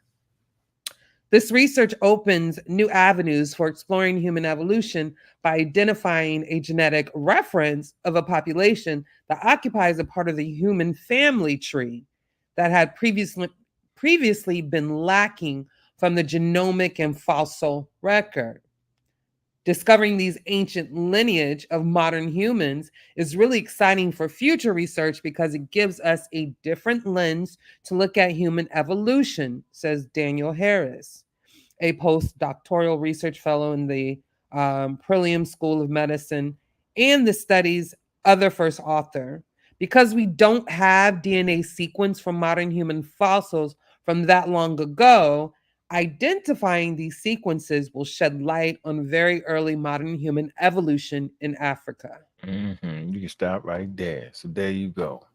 Oh, wow. Notice he said the light skin groups. I was shocked about that. Those are the ones that brought the DNA, Neanderthal what DNA. In the world? Cameroon. He said the Fulani, Cameroon, and the Fulani. Yeah, a lot of light skinned people in Cameroon. I thought it was natural. Yeah. Did he serious for that? Did he say about? I don't know what you're talking about. We done with that. Hey, that was a great question, No Saint. I think we answered it well. I think the human genome is taking out the harmful effects of some of those genes. And who are we to speak on that? What we do know is that all modern humans today are 99.99 the same, regardless of what genes you have left over from archaic populations. So that's where it is. And anybody else parading around saying anything else, they're pseudo. Because they won't bring an article up. There's some He traits right now. can't even find the whole point percentages of that in the DNA. He in the 0%. You said He in the 0. You said it's less than 1%. But that's the So it's same less than 1%? percentage that was in the Africans also, Gullah. You saw that? Was it the 1 to 4%? The 1 to 5%? What? You said it's Now the you same talking percentage? over us. See, now you're talking over us, Ghana. No, I'm Kareem asking a probably. question. But you was I'm asking talking a over question. us. But No, you I'm was not. talking over us. I'm sorry. Everyone's So throwing words in. do we feel like we're getting sidetracked from where we was, or was we comfortable with No. doing this? Where we at? No, we're Because I don't just, never it's want to get good. sidetracked again. No, I ain't trying to get sidetracked. This dude. I don't want to get sidetracked. I swear. Don't be angry. It's just a discussion. I'm not angry. You're not gonna keep saying we're angry, because if I was to cuss you out, you would know I was angry. You know how we get. I'm not I doing definitely that. know. I know how mad y'all get. I know. Right, but I'm not mad. I'm mad that I allow myself to get trapped into wild conversations after we give the information over. Well, I don't That's understand like how talking that's wild. to that good guy. That was a legit That question good he guy. We asked. talked to that good man asked a guy legit for question. Don't months. disrespect him like that. He asked a good question. Man, I'm not talking about you brought up the Neanderthal. And I'm just trying to answer his question. And I don't think any question. me being allowed to, and me and oh man, we can't. Did something happen to him? Did Ghana just leave? That the black hole? Yeah, the gravity force of ignorance. It comes to get it smells ignorance and it sucks it in. He must have been doing something. What was Ghana doing? Was he messing up the show?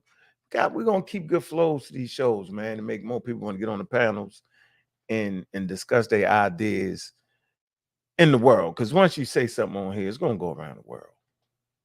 It is. And so we've been in these conversations, and like that good guy, he still can't read certain sentences. he mess up. He still can't.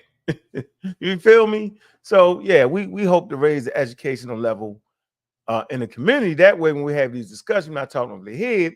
That way, when we just listen to John Henry Clarke, he in back in 1974 saying the exact same things we saying now. I'm just hoping that more people, Juju and Gullah and No Saint, can gravitate to what we saying today. I'm hoping that's what it is. Watch this. That good guy, always to prove my point. What is it, that good guy, that you have for us today? You're on mute, that good guy. 5'4". You know he was going ham too. Still on mute. Oh man, it's all good there. Oh boy, y'all got to learn how to use the simple technology. Jesus. It says spaghetti.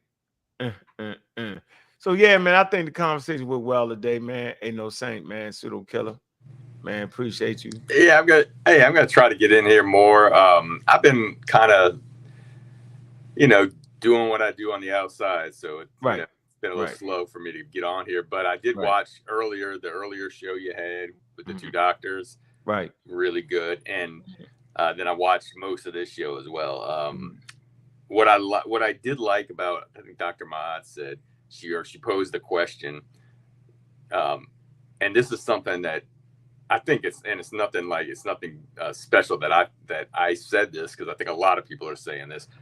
The Google scholars, the people that use Google, and it's, to me, I was just like, yes.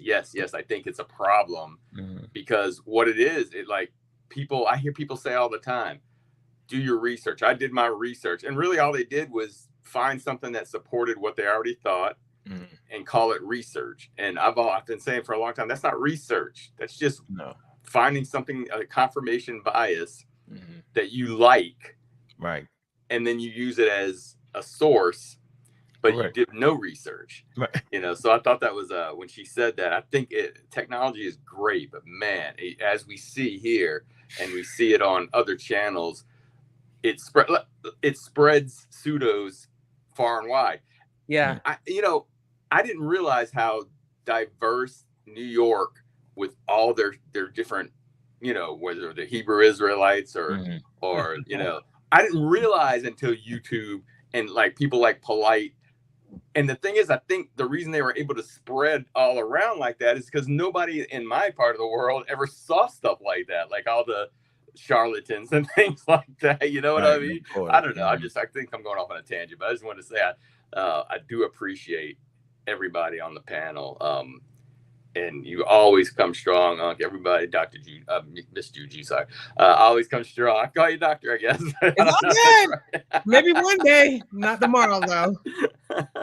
No, I appreciate y'all, though. Always good content. Thanks. Good to see you. Yeah, we have some professionals that tune into the show all the time. Kyle say, tell no saint, roll tide. Yeah, this isn't my.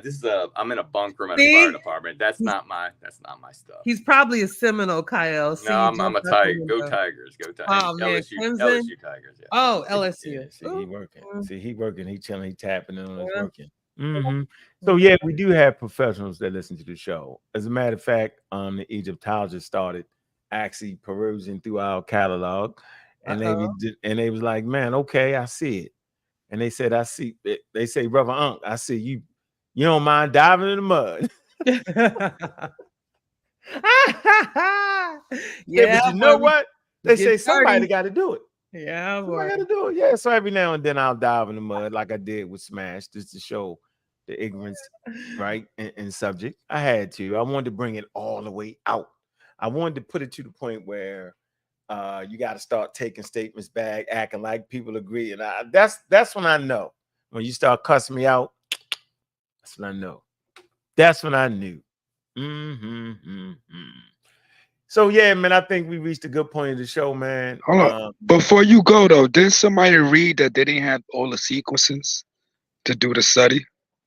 No, I don't know. not in this show. I don't know. You just read that, Miss Juju. You just read it. What point does that have to? What point is that? That point is that how can they do a study if they don't have the sequences? Did I read that? Yes, you did, Miss. All right, let me get the super chats. Hold on, I want to get all the super chats in. Did I get all the super chats in? I know. I know you don't remember. I got Joel in. Super chats. I got that in. Yep, Joel. So y'all just be reading. Got Kyle yelling. Yeah, we do. Like we wanted to be like you for a moment in time. Just you confluent of two rivers, right? You still got that wrong. It's confluence. Confluence. That's what I said. Confluent of two rivers, and he still got it wrong. And y'all up here strong and wrong, and agree with him that he was right when he was wrong. Yeah, you want me to get on my church lady mode? I mean, do what you got to do, but he was wrong. I was wrong. Did I use it wrong though? Yes, you did. You used it wrong. I used it wrong? Confluent of two rivers. What did I say though? What did I say though? You try to make it seem it has something to do with the you try to make it seem like it was a general statement. Huh? He tried to make it seem like it was, you know what confluence was? Yeah, he's like, yeah. Generally, it's confluence like. So that word can be used in many different ways. And one way can mean, but particularly it came from the book, though. Yes, it can. What are you talking about? Confluence can mean a place where people meet, where two rivers meet, where people meet. Like that's what a confluence is. Yeah, but he didn't come with that statement out of nowhere. He came from the statement came from a book. Means Jesus. But it's a confluence of two rivers. Down that hill, die already. Yes, I'm going to down that hill because your homeboy was wrong. All right, so here you go. Look, this is the only way I can be wrong. Gigi, can you read this? Yeah, I can read it. What did it say? Ignorant. What did it say? What's that word? Confluence. Let's make sure. Even if... Hold on, don't talk. Confluence. Okay, go ahead, Gigi. A coming or flowing together, meeting or gathering at one point. Keep going. What though? At the confluence of Native American, Hispanic, and Anglo culture, Santa Fe is a symbolic heart of the Southwest. A hip urban confluence of tasting rooms, galleries, and surfboard designers. It's a place where wine, art, and beach culture coalesce. Every once in a while. I'm gonna let you hang yourself because be quiet, bro. Every once in a while in pop music, there's a magical confluence. You see, all these are a confluence in different contexts. You mentioned rivers, but Unc didn't come up with this statement out of the blue. He read it from a book. Let it talk. We're reading. Go ahead. Confluence, the right performers doing the right music with right support. Italian influences have marked not only the style of architecture and Passau, but also the way of life. Then, of course, Eastern Europe is next door. There are many confluences, it seems. Now Okay. let's deal with this. 2, the flowing together of 2 or more streams. We don't gotta read that. What's this? Just The what? die, bro. You just died because that was the statement that he read from the book. How can y'all be so? Hold on for a minute. Just relax. You're trying to do a hostile escape. No, I'm not trying to do a hostile escape because Unc ain't come up with it. Hold on, Unc ain't come up with it by yourself. Let her finish Unc, you read it from a book though, right? No, let her finish reading. I didn't what's the statement out of your mind or from a book? Listen, yo, you messing up the show right now, yo. No, that's what you're. Okay, I'm not. It's a place of meeting of 2 streams. This is what you're talking about. Right. A stream or body formed by a junction of 2 or more streams that combine. What information supposed to come from? Mount Sinai, some damn word? Not Robin. He got the statement from the book, Robin. So listen, let me finish. So that's a lie. And it's not only yes, you did. You got it from the book, Unc. Listen, not only is it a lie, it's a bare. You Robin, nigga. Ain't no Robin. Come on, man, we ain't doing that. Nope. We ain't want doing to it. get cussed out. We ain't doing it because I ain't getting into it. So this is an easy fix. This is an easy fix. Okay. So that good guy. So that you will understand, Jabari. I'm the Green Power Ranger, boy. I do my own thing. Hold on for a minute. Jabari ambushed me. Knock it off. Come on, man. Jabari ambushed me by asking me a question. Do you say, Unc, what does confluence mean? He didn't say, Unc, here's a statement that I got from this book, and this is how the word is used in the slide I had from this book. And can you read it and then tell me what it means? He didn't do that. He simply asked me with no context to it, what does confluence mean? And I went in to explain it. Then he went on his pseudo Sarnetta rant. Is what he did. I said, wait a minute, bro. It still mean the confluence coming in. And he went on for like 35 minutes. I was like, dog, really? Really, bro? So now you're continuing the pseudoisms. So at no point did you say the statement beforehand? Bro, listen to what I'm saying. This is easy work right here, yo. Now you can just be. I'm just gonna ask you. Did you say the statement before him?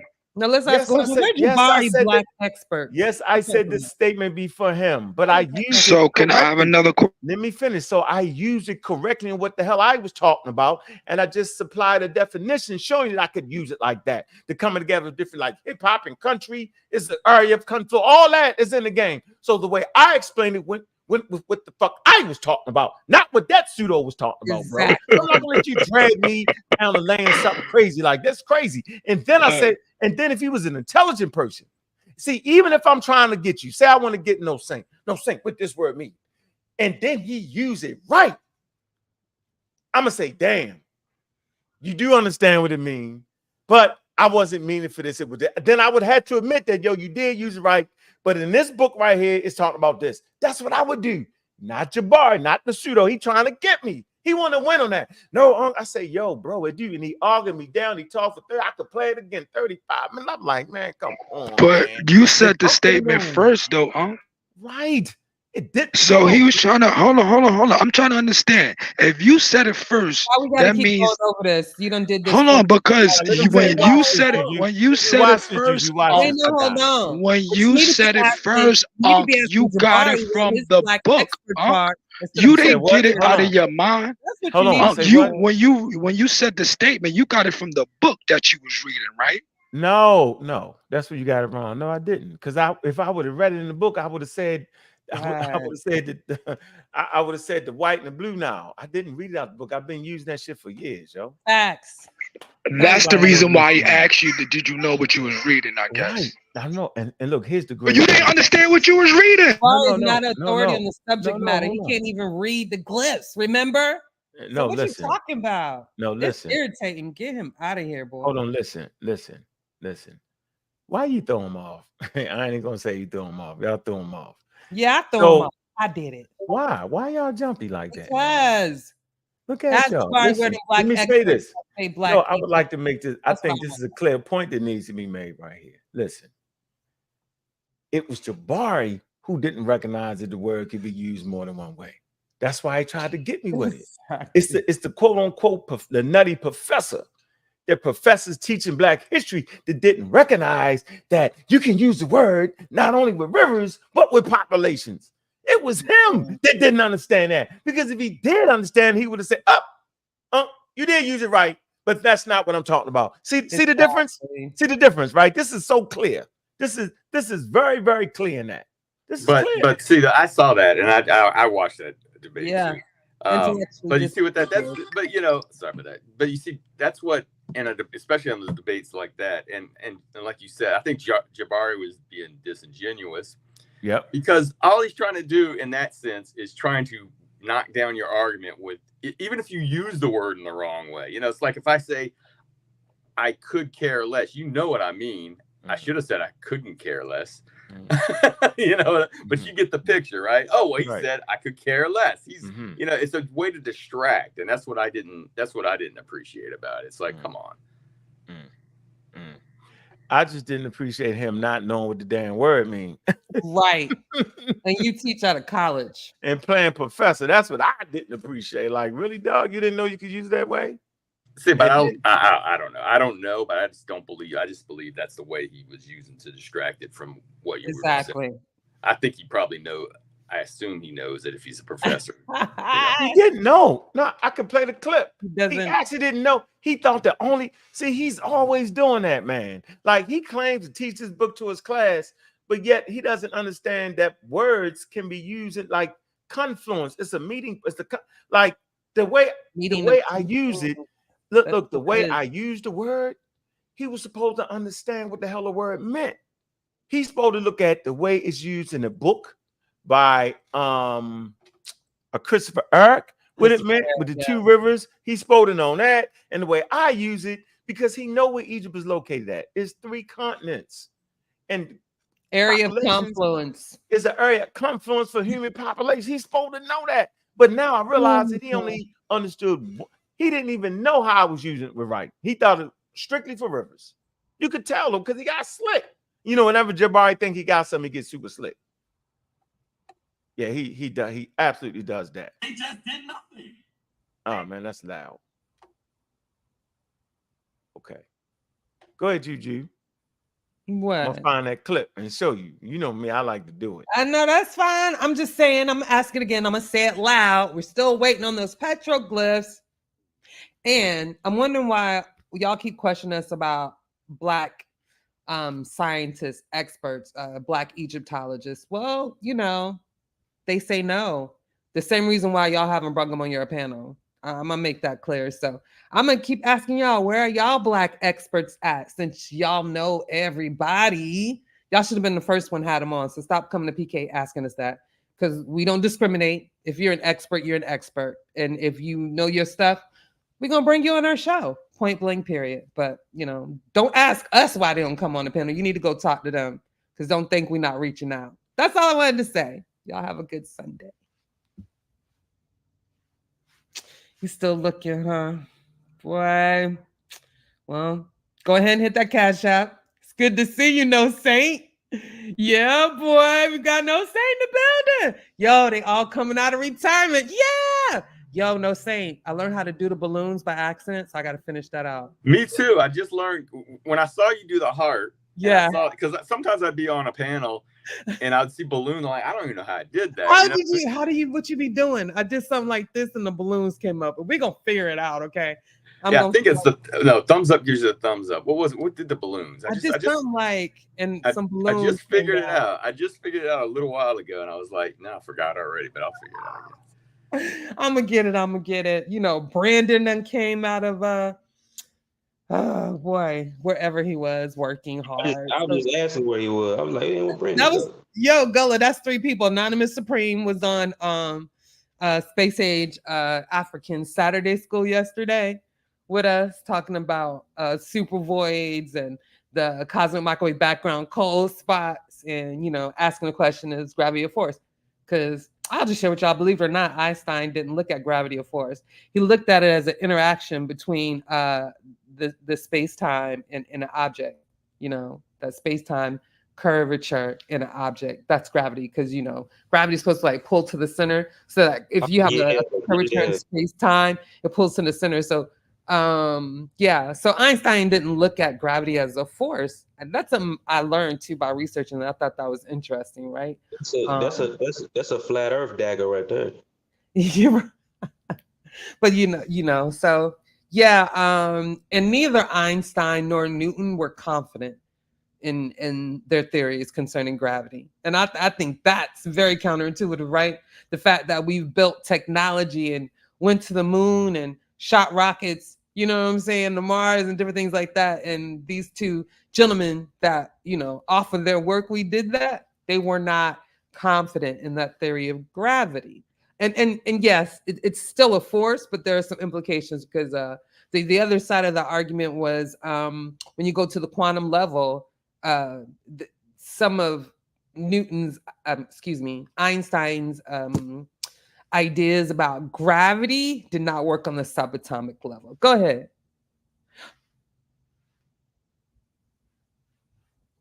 You just did the peace sign? Yeah, that's what it is. I was doing that and it gave me the balloons. I don't know. You maybe have to hold it further back. I don't know.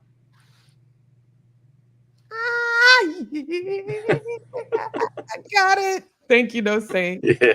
Yes. Oh yeah, Gary. Shout out to you, Gary Barrick. That man right there knows his stuff too when it comes to astrophysics. He be supporting the shows. I do appreciate you. I appreciate your commentary in the chat. Please hit the panel one day. I appreciate everybody, and that's not. I appreciate everybody who supports that show because you know we're growing.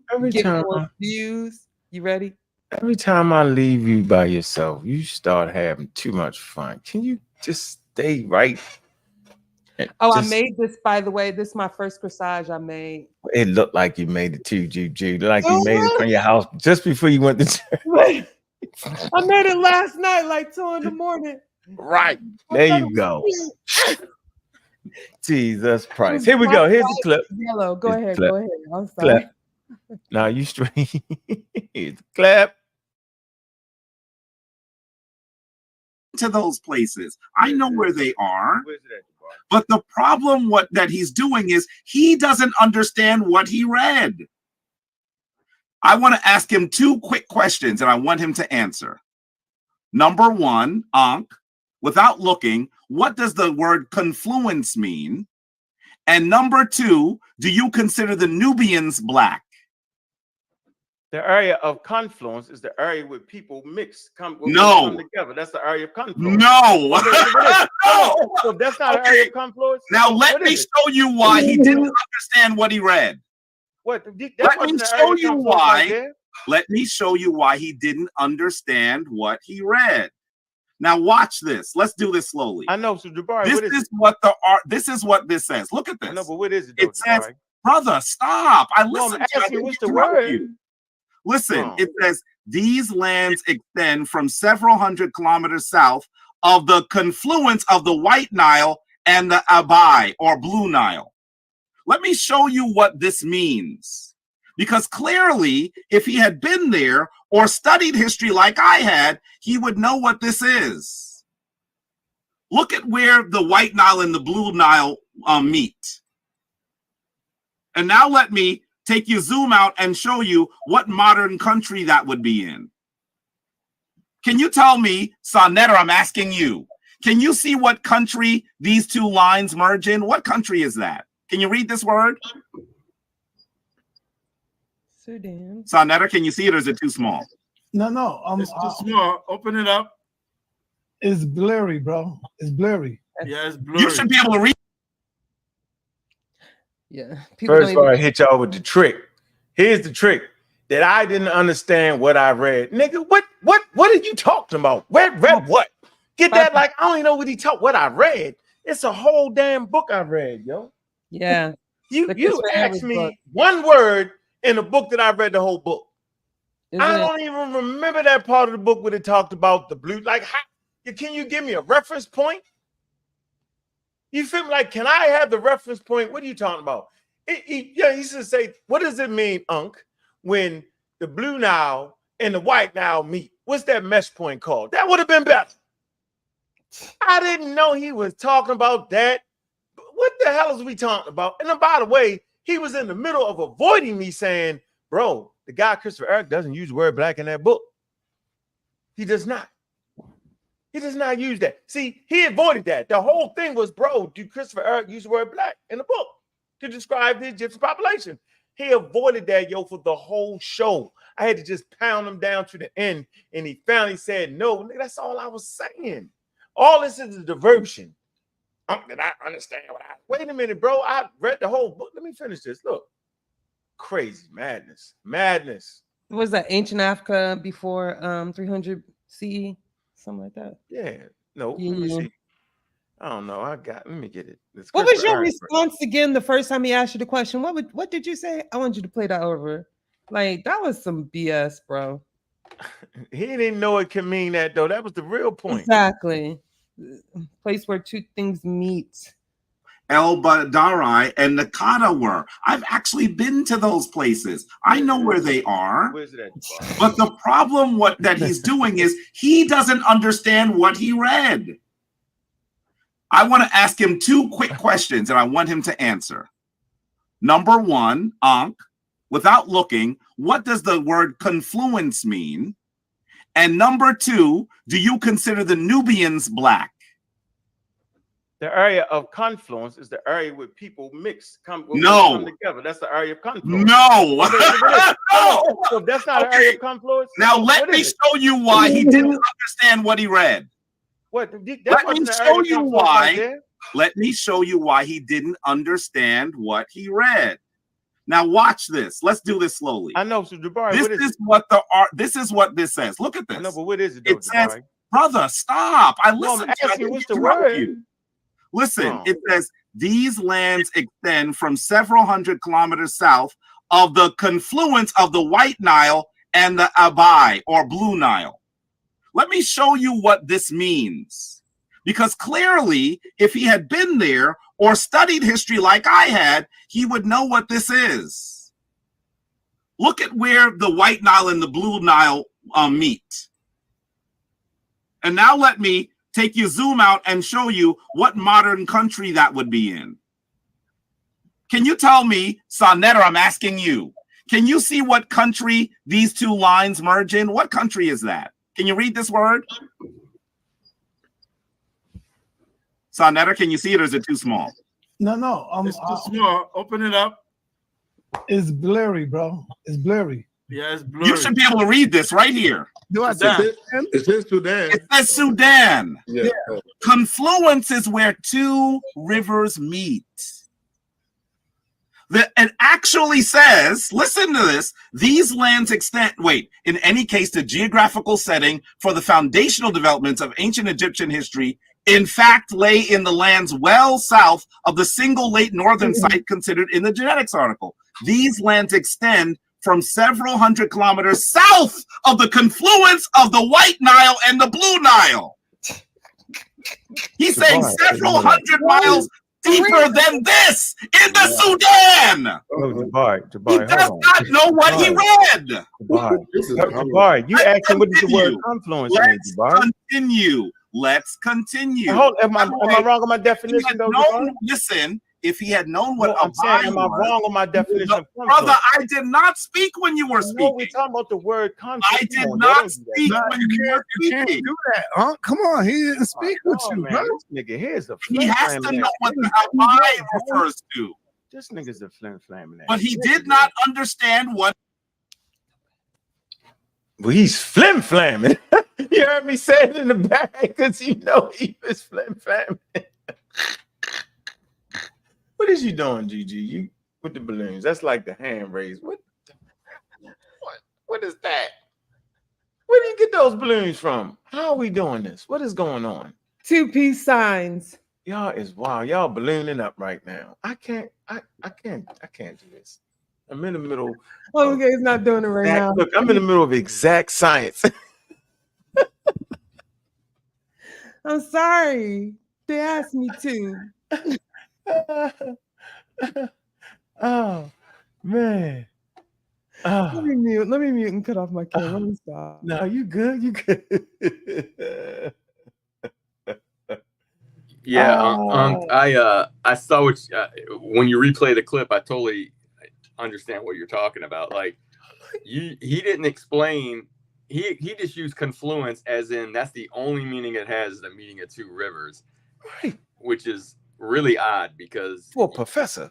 Well, yeah, it's really odd because just because it says two rivers, they had the two rivers confluence or whatever he just however he just read it.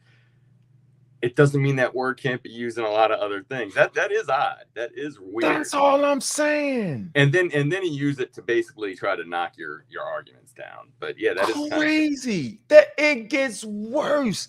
Then we arguing over what the sentence meant. Like him. It gets listen. Let me finish this, man. Like, see, I would never do that to you, Jabari, because for me, it's a sport. Right, I wouldn't do that to Smash Scanwells because it's a sport, so I don't have to trick the audience. I feel like as long as I can transmit what the experts are saying very clearly and support that with sources, I don't think they can ever beat me.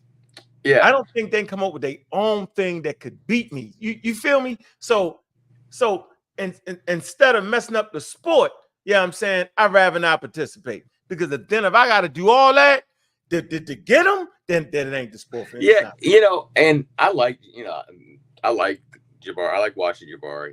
So I'm not trying to get in any kind of feud or anything with Jabari, but I do want to say is part of Jabari. I ain't gonna drag you. Yeah, no. But what I do want to say is that he does a lot of window dressing too, because he said when he's boosting, trying to give the argument, I've been there. I mean, okay, you've been there. I've been to France. It doesn't make me an expert on, Paris. I've been to Paris. It doesn't make me an expert on World War II or what, you know what I mean? Because he does a lot of window dressing to bolster what he's saying. I notice he does that a lot. Yeah, he'd been there on a trip. He didn't go on a scientific expedition like Napoleon and them did. He didn't produce scientific data that would later on be put into archaeological surveys that we can go back and look and see the things that were categorized, cataloged. He did none of that. He went on a damn trip to Egypt, like most Black people have, until you start to get people like Anthony Broder, who actually went on. He's like one of the first African Americans to ever go on a damn archaeological dig. See, I'm looking for that. I'm not. You won't flim-flam me on the trip when I take you to different monuments and say, see, look at what it says on the wall. See, that's not the standard for me. And I apologize to my listening audience when they seem to think that that's the standard to go on a trip to Egypt. That's not the standard. That's not what I subscribe. You know what I'm saying? I'm not looking for that. That's not what I'm looking for as evidence. I'm not looking for that at all. That's what I'm not looking for. I'm looking for, I want to read, I got archaeological surveys here. I got about 10 of them from different archaeological sites. This is what I'm looking for. I want to see, I want to see the different material culture. I want to see how the experts catalog it, right? I want to be able to, and I want to see what they write about them. That's what I'm looking for. I'm not mad because you went to Egypt. I think that's a beautiful tourist place to go. As a tourist, I think that African Americans should go to different countries on planet Earth. I think it's important to leave the United States and travel the world. Absolutely. But I'm saying don't mix that up with a scientific expedition, then come back and get on Sonnetta's TV and stick your chest all the way out here as if you did something slick. That's what I'm saying. Wait a minute, bro. I do this for sport. That ain't it. You were saying something, Juju? No, she wasn't. No, I'm behaving. Don't behave. Here we go. Here we go. I agree. And so then he said, all that stuff is in Egypt.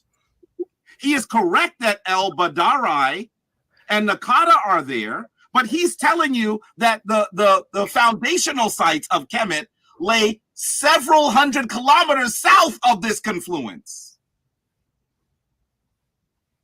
You have to understand what you're reading. It says confluence of. And the book did not say that. How about that? He did not say that. That ain't what he said.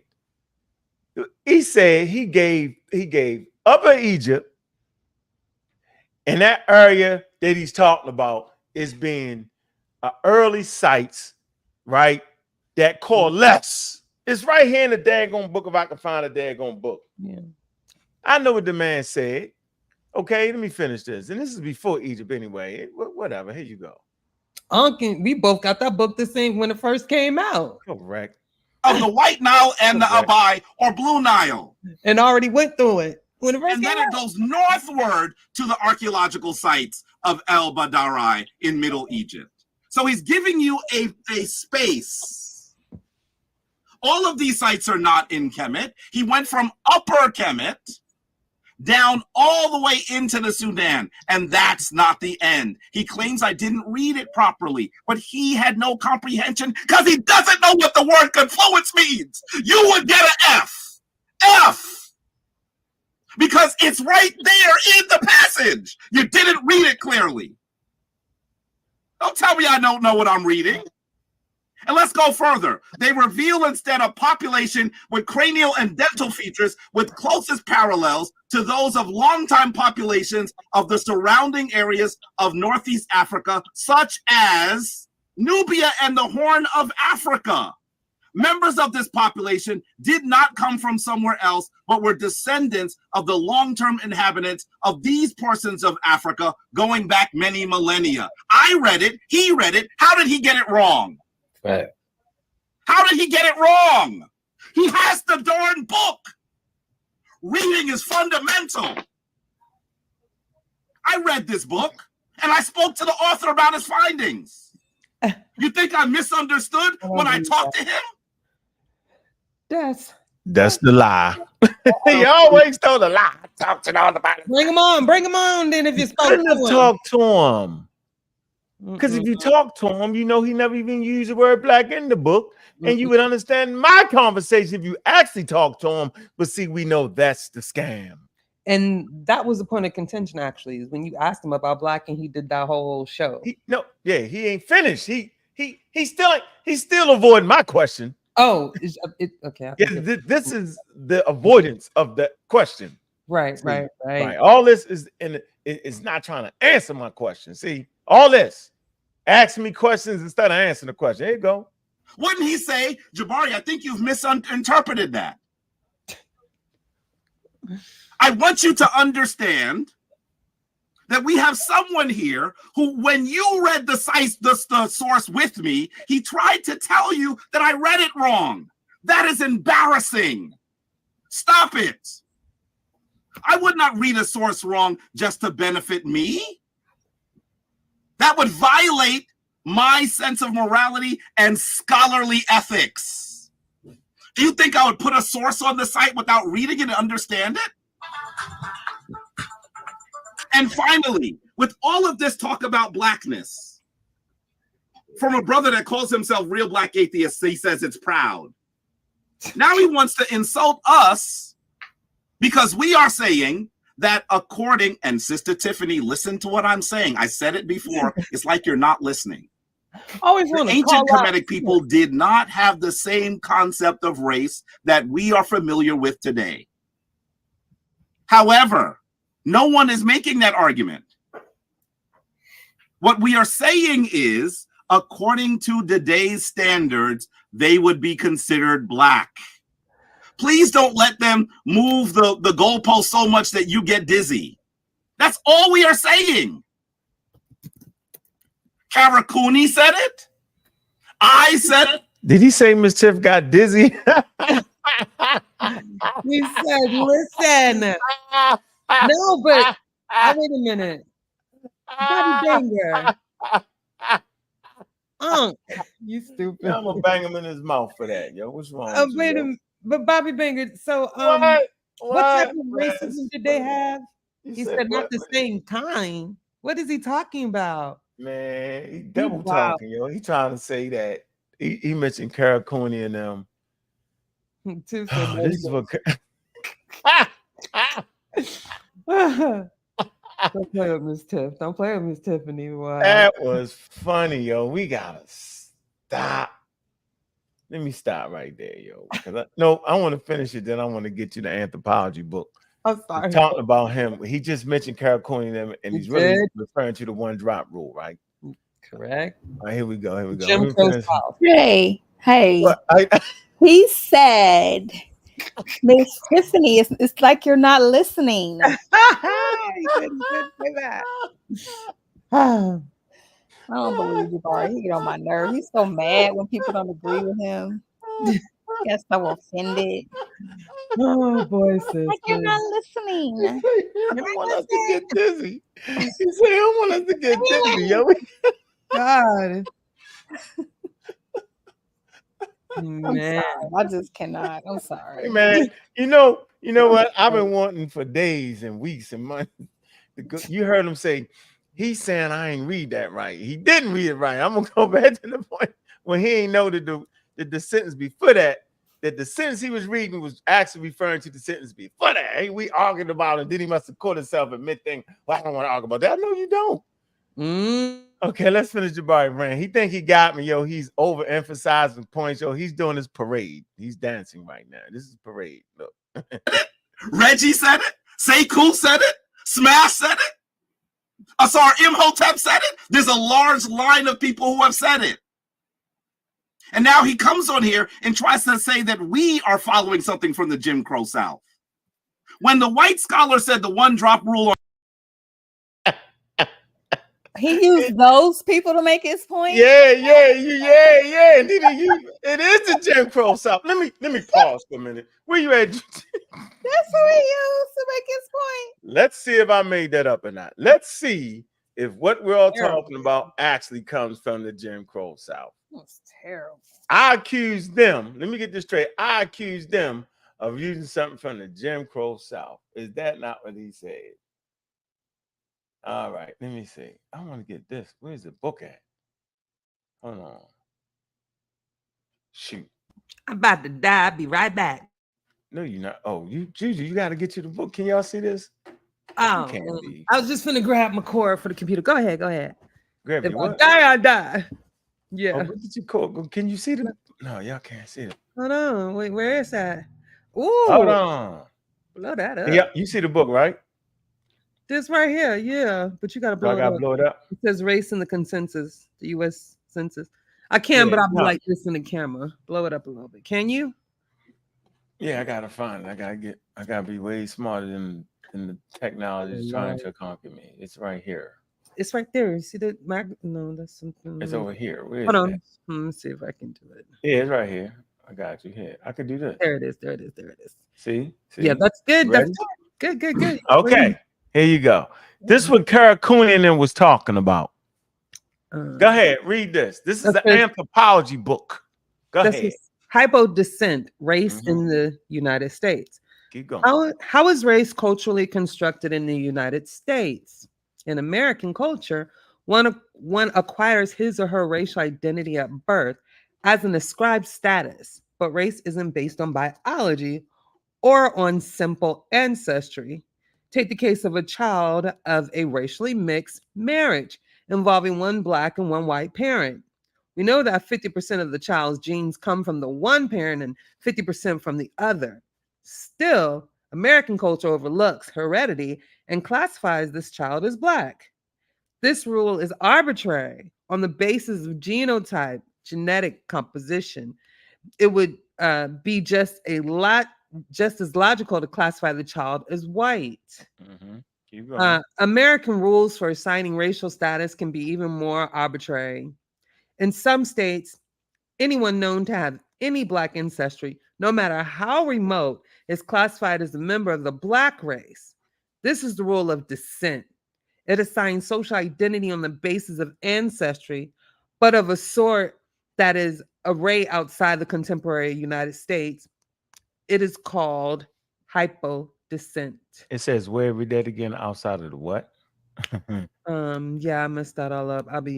This is a rule of descent. It assigns social identity on the basis of ancestry, but of a sort that is rare outside the contemporary United States. So is Egypt located in the United States? Was No. ancient Egypt located in the United States? No. I know we have a riparian land in the United States, though. Shout out to Saul Tep and Wu Jiao. but that still wouldn't put Egypt in the United States. So it's rare outside of the United States. Okay, but we was having a conversation about ancient Africa last time I checked. That's why the experts were clear what they were saying. But keep going. It is called hypodescent, Harris and Kodak, because it automatically places the children of a hold on. Here we go. There you go. Union between members of different groups in the minority group. Hypo means lower. Ooh. Hypodescent divides American society into groups that have been unequal in their access to wealth, power, and prestige. So are we serious right now? Are y'all getting to see? See, this is how the class is supposed to go. Let's understand what hyperdescent is, quote unquote, one drop rule. It's the same thing. Okay. And so now we have a foundation on those statements coming from an anthropology book. Okay. And it does what? It does what? It puts what the minority group in the lower class. Correct. Okay? All right, keep going. Hyperdescent. Hypodescent divides American society into groups that have been unequal in their access to wealth, power, and prestige. There you go. We can stop right there. We got free copies of this anthropology book if you actually want to be part of the community of learning. To get the access to it, you have to be a member of the server, and you can get free access to this and get your own copy and stop getting tricked by trickology. Now, the thing that is very interesting at this point in juncture is that, let me move this. The part that's really interesting is that, let me end that. Stop screening. Thing that's very interesting is that if I was to play those statements that they was playing on Sarnetas, you would get a whole different understanding of it. But I was to play Carol Cooney, I'm gonna play Carol Cooney in the American standards, one drop rule in the South.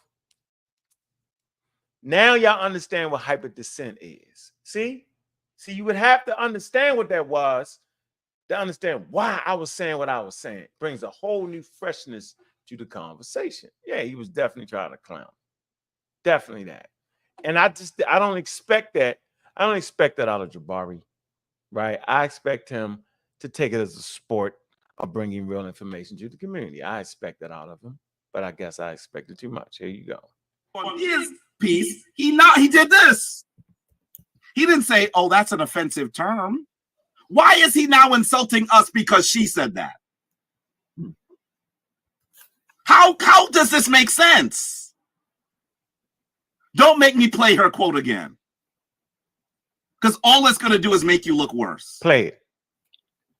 All it's going to do is make you look worse. She wasn't saying something negative about Black people. She was saying if an ancient Kemetic person was magically transported to the United States in 2024, we would say, "What's up, brother?" She didn't say that. And that's what she is saying. She's saying that this person would have looked like the people on this screen. That's what she was saying. This is hard. And I don't know how you could be confused about that. Before Aunt go, can I ask him a question, Jabari? It's up to Sarnetta. No, come on, yo. Let me just say this, man. Reggie's time, though. Hold on for a minute. I just want to deal with the one word that he tried to play silly on me about. First of all, he wouldn't even actually let me read the damn source. He asked me, what did the word confluence mean? He didn't say, what does the word confluence mean in this particular paragraph? It's simply the coming together. I said when populations come together, no. That is a confluence, Jabari. I can't believe you danced and screamed like that. Whether it's rivers coming together, Jabari, or populations coming together, it's called an area of confluence, bro. Why would you do this to me, yo? Why would you play the game and got niggas cheering on that dumbass shit? Why are you doing this, dog? You know I know what the word confluence means. You know, matter of fact, I said Khartoum. Watch this. I said Khartoum. I said Upper Egypt. I named the exact same things you just named, brother. I just use different terms. Why you doing it, Jabari? I'm going to say this real clear. We're going to rewind this tape, bro. I'm going to play it on my show. I say Khartoum. That's down there, right? Where that's at. You know what Khartoum is, right? I said Nubia. You know what that's at, right? And I said Upper Egypt. I said he's talking about those areas because he has a chapter in here talking about the deep roots of Egypt. and he talks about those 3 areas. So I read the book, bro. So I'm saying, you say, well, what does the word confluence mean? I didn't even know you was talking about on this source, which I didn't read, but you misread. I thought you just was asking what the term mean. Matter of fact, you supposed to know what the term mean. It can deal with rivers coming together or populations coming together. So the area where Egypt is located is called an area of confluence where different populations come together, bro. So can you take that back, yo? Can you take that back, yo? Take it back, Jabari. Was I wrong in the definition of the word, Jabari? With water. Brother, you never mentioned rivers. And by the way, I know. Why didn't I mention rivers, Jabari? Jabari, why didn't I mention rivers, Jabari? I read the source. Then you told me put it back up, and you read the source. Why didn't I mention rivers, Then when I said what's confluence mean, it had already been read twice. You had no idea what we were referring to. Jabari, you never mentioned rivers. Jabari, did I get the definition wrong? Yes. Jabari, a confluence is an area where things come together, whether it's water or populations. That's not what you said, or birds or bees. I said that. You also said that all of this is in Egypt, and you asked Reggie about 2 places. No, I didn't.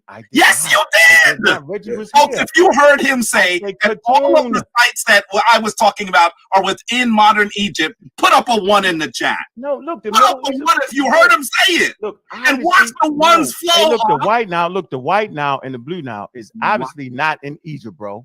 Brother. But You're switching what you said. No, bro. El Dabari and the one is in Egypt. In the chat. Okay, man. Now you playing crazy. You know what, yo? I had no idea that you was scheming this hard like that. I know I'm scheming. I'm scheming. You have no, like everybody know the blue Nile and the red and the blue Nile and the white Nile ain't in Egypt. Now everybody know that, bro. So then why did you say that all the sites in the piece were all in Egypt? Why did you say that? The sites I named, the ones I named, Nakata and Dabari. I said that. El-Badari. Not Dabari. El-Badari. Badari. It's in Egypt. Brother, you said all of the sites in the quote are in Egypt. Of course, the blue Nile and the white Nile ain't in Egypt. So then why did you say, so then explain why you said that? Because why did you say, because why that's down did you say, because that's down there near Khartoum. Yourself. I don't gotta protect myself, Jabari. I didn't say protecting, I said contradicting. I didn't conduct. Hey, Jabari, if you think, hold on, Jabari. Hey, Jabari. So you actually think that I don't know that the blue Nile, where the blue Nile and the red and the white Nile is? Bro. Bro, you said all of the sites in the quote. You said I was misrepresenting the quote. You are. Because all of the sites in the quote are in Egypt. That is what you said. Fine, except for the blue Nile and the white Nile. Okay. So everybody knows that already. Hey, Jabari, I don't have a problem with that. Hey, Jabari, but El Dabari or Bari and Nakata is in Egypt. You didn't tell nobody that. You play like everying was in the deep south. You played the game, brother, and I explained that that's not true. When I asked Reggie, brother, the quote says they reveal a population with cranial and dental features with closest parallels to those other longtime populations of the surrounding area of Northeast Africa, such as Nubia and the northern horn of Africa. That's what the quote says. You are either misrepresenting that you didn't understand the quote, or you're trying to flim-flam. I would rather believe up top. Can you read from the top, bro? What does it say? The millennium BCE. I read it from the top 3 times now. Why you yell? Hold on, yo. Why you yelling, yo? Now because you are frustrating me right now. Okay, good. It say millennium BCE, notably El Dabari, as well here's the first part of it. Why is the first part? Dog. This is the first part of the quote. You want to only see the second part? No. Hold on, Jabari. You playing games right now. You just read the other page. So let's start from the top. I read both of them. Let me finish this. The physical anthropological findings from the major burial sites of those founding locales of ancient Egypt. Look in the 4th turn the page, yo. 4th millennium BC, notably El Dabari is in Egypt, as well as Nakata is in Egypt. Then it goes on to say, show no demographic. What's this, yo? Indebtedness. Okay. What? To the Levant. What is he saying right there? I don't think you understand the quote. Let me Told you. See that, Juju? If you read the damn quote, it ain't talking about Khartoum yet. Right. That's what I'm trying to tell us, fool. I'm saying, dog, it ain't talking about that yet. Argue me down. That's crazy. And if you wanted that, argue me down. I said, notably, El-Dabari as well as Nakata show no indebtedness, no demographic indebtedness to the Levant. It say they reveal instead a population with cranial. At this point, they're talking about El-Dabari and Nakata. Facts. It's in Egypt. What the hell is going on? See, this is the shit to get me, yo. He's supposed to be an educator, yo. He's supposed to be able to read that and know what it's talking about. Watch this. Look. Tripping. Look. Oh, wait. Stop. I'm not even arguing anymore. Just let me say this. He's trying to say, right, that there's no debt paid to the Levant there, meaning those people are not from the Levant. But where does he say they're from? Let me finish. Keep reading it. Let me finish because this is not my argument. Let me finish. It say they reveal instead a population with cranial and dental features with the closest parallels to those of other long-time populations of the surrounding areas of Northeast Africa, such as Nubia and the Northern Horn of Africa. We all agree with that, bro. That's not nothing. What? Yeah, we all agree with that. What he is saying here, listen, let me explain for those who are not, and not even just for you. El-Dabari and Nakata are two of the oldest sites in Kemet, in Egypt. So he's saying if you look at the people in... Is he switching it now? Now, is this man, did he just do the Jedi mind trick real quick on y'all? The whole time, this man argued me down. I was like, yo, what are you talking about, bro? And now after getting read it, now he trying to make, that's the same thing Smash did to me, yo. Why they keep doing this, Juju? Yo, because I told you the man keep doing that, yo. They call him Mayweather, but you Tyson. I ain't no damn Tyson. I ain't none of them. I trust me, yo. I'm just a regular dude. You the Muhammad take my time Ali. and read the same book 3-4 times and read one page 30 times and look up 10 words on one page 30 times. That's who I am. Take me forever to read the damn book. That's what I do. So by the time you break out the book, I know what the hell it's talking about. By the time we talk about the damn book, look how slow it is for me to read Death by Expertise, Juju. Juju, I'm still on the second chapter. I'm barely out the first chapter. How long is it taking me, Juju? Tell these people how long does it take me? Yeah, the second chapter is fire, and that book is perfect for now. It explains everything that's going on in this unconscious. That ain't my point. My point is it takes me longer than others to read and comprehend it. I'm taking my time. I'm looking up every word. I'm looking up the historical accuracy in the daggone book. I'm making sure that when I open my mouth, I ain't sound like Jabbar. He just argued me down about something that I was saying.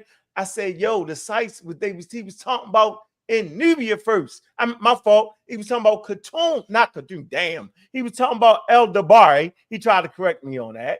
Right? And Nakata. Didn't I say, hold on, y'all think I'm making that up, yo? Did I make that up, yo? No, you're not making it up. Maybe I did. Maybe I was tripping. He arguing that you was scheming this hard like that. I know I'm people like I'm scheming. You have no, like everybody know the blue now and the red and the blue now and the white now ain't in Egypt. Now everybody know that, bro. So then why did you say that all the sites in the piece were all in Egypt? Why did you say that? The sites I named, the ones I named, Nakata and Dabari. I said that. El-Badari. Not Dabari. El-Badari. Badari. It's in Egypt. Brother, you said all of the sites in the quote are in Egypt. Of course, the blue Nile and the white Nile ain't in Egypt. So then why did you say, so then explain why you said that. Why did you say, because that's down in near Khartoum. Yourself. I don't gotta protect myself, Jabbar. I didn't say protecting, I said contradicting. I didn't protect. Hey, Jabbar, if you think, hold on, Jabbar. Hey, Jabbar. So you actually think that I don't know that the blue Nile with the blue Nile, the red and the white Nile is? Bro, Bro. You said all of the sites in the quote. You said I was misrepresenting the quote. You are. Because all of the sites in the quote are in Egypt. That is what you said. Fine, except for the Blue Nile and the White Nile. Okay. So now the people knows in the that crowd already, want Jabari. Reggie to Hey, speak. Jabari, I don't have a problem with that. Hey, Jabari, but El Dabari or Bari in Nakata is in Egypt. You didn't tell nobody that. You played like everything was in the deep south. You played the game, brother. And I explained it. Oh man, that's not true. When I asked brother, the quote says they reveal a population with cranial and dental features with closest parallels to those other long time. Bari, you playing games right now. You just read. Yeah, yo, if y'all, I don't know if y'all can see that on the screen, but it's right here, right? And to say that in any case, the geographical setting of the foundational developments of ancient Egypt history, in fact, lay in lands well south of the single lake northern site considered in the genetic article. Y'all know what that genetic article is when they talk about the 100 mummies, the 119 Egyptian mummies, right? And say these lands extend from several hundred kilometers south of the confluence of the White Nile, right? And look, and the Abi or Blue Nile rivers northward to the archaeological sites around El Dabari in the Middle Egypt, 1,500 kilometers farther north. Okay. Simple as that. So they're actually going in a northward direction to El Dabari in Khartoum from the area of confluence from El Dabari to Nakata, right? So the areas it is talking about is El Dabari in Nakata. That's in southern Egypt, in Upper Egypt, in the southern portions, and then there's Khartoum, which is in Nubia or Sudan. He was overemphasizing the confluence as if that's where it started. Well, he said, no, these sites all coalesce is what the material actually says. It doesn't say it started in Khartoum. Facts. It does not. It's not what it was saying. It's not what it was saying. It was telling you it's a vast stretch of where the culture started. That's what it was saying from that point to this point. So he was saying from the confluence to, Nakata and, Badari, that's where the culture started, is what that piece is saying. You should have finished it. I don't got. I'm gonna let him finish it. Look, history from 300 CE, Christopher Eric. It would be weaker for him to just say the ancient Kemetic people are black. Listen to what he says. Does he agree with Ankh and say that the people that are there are always the people that were there? Listen to what he says. In any case, the geographical setting of the foundational developments of ancient Egyptian society. Look, you hear the dumbass bombs going off in the back, and all that. It's wild. And the people in the chat going for it. Going for it. You can read it. Act like a child. They don't even know. Heard him say he wasn't black. This guy say I never heard say he wasn't black. Y'all, come on with this. Look, that's why I stay out the chat, yo, because the chat ain't for the people who really. The chat, it's some intelligent people in this chat, but when you in other platforms, Joe, it ain't home court. It ain't. So let's see. Let me see if I want to bait.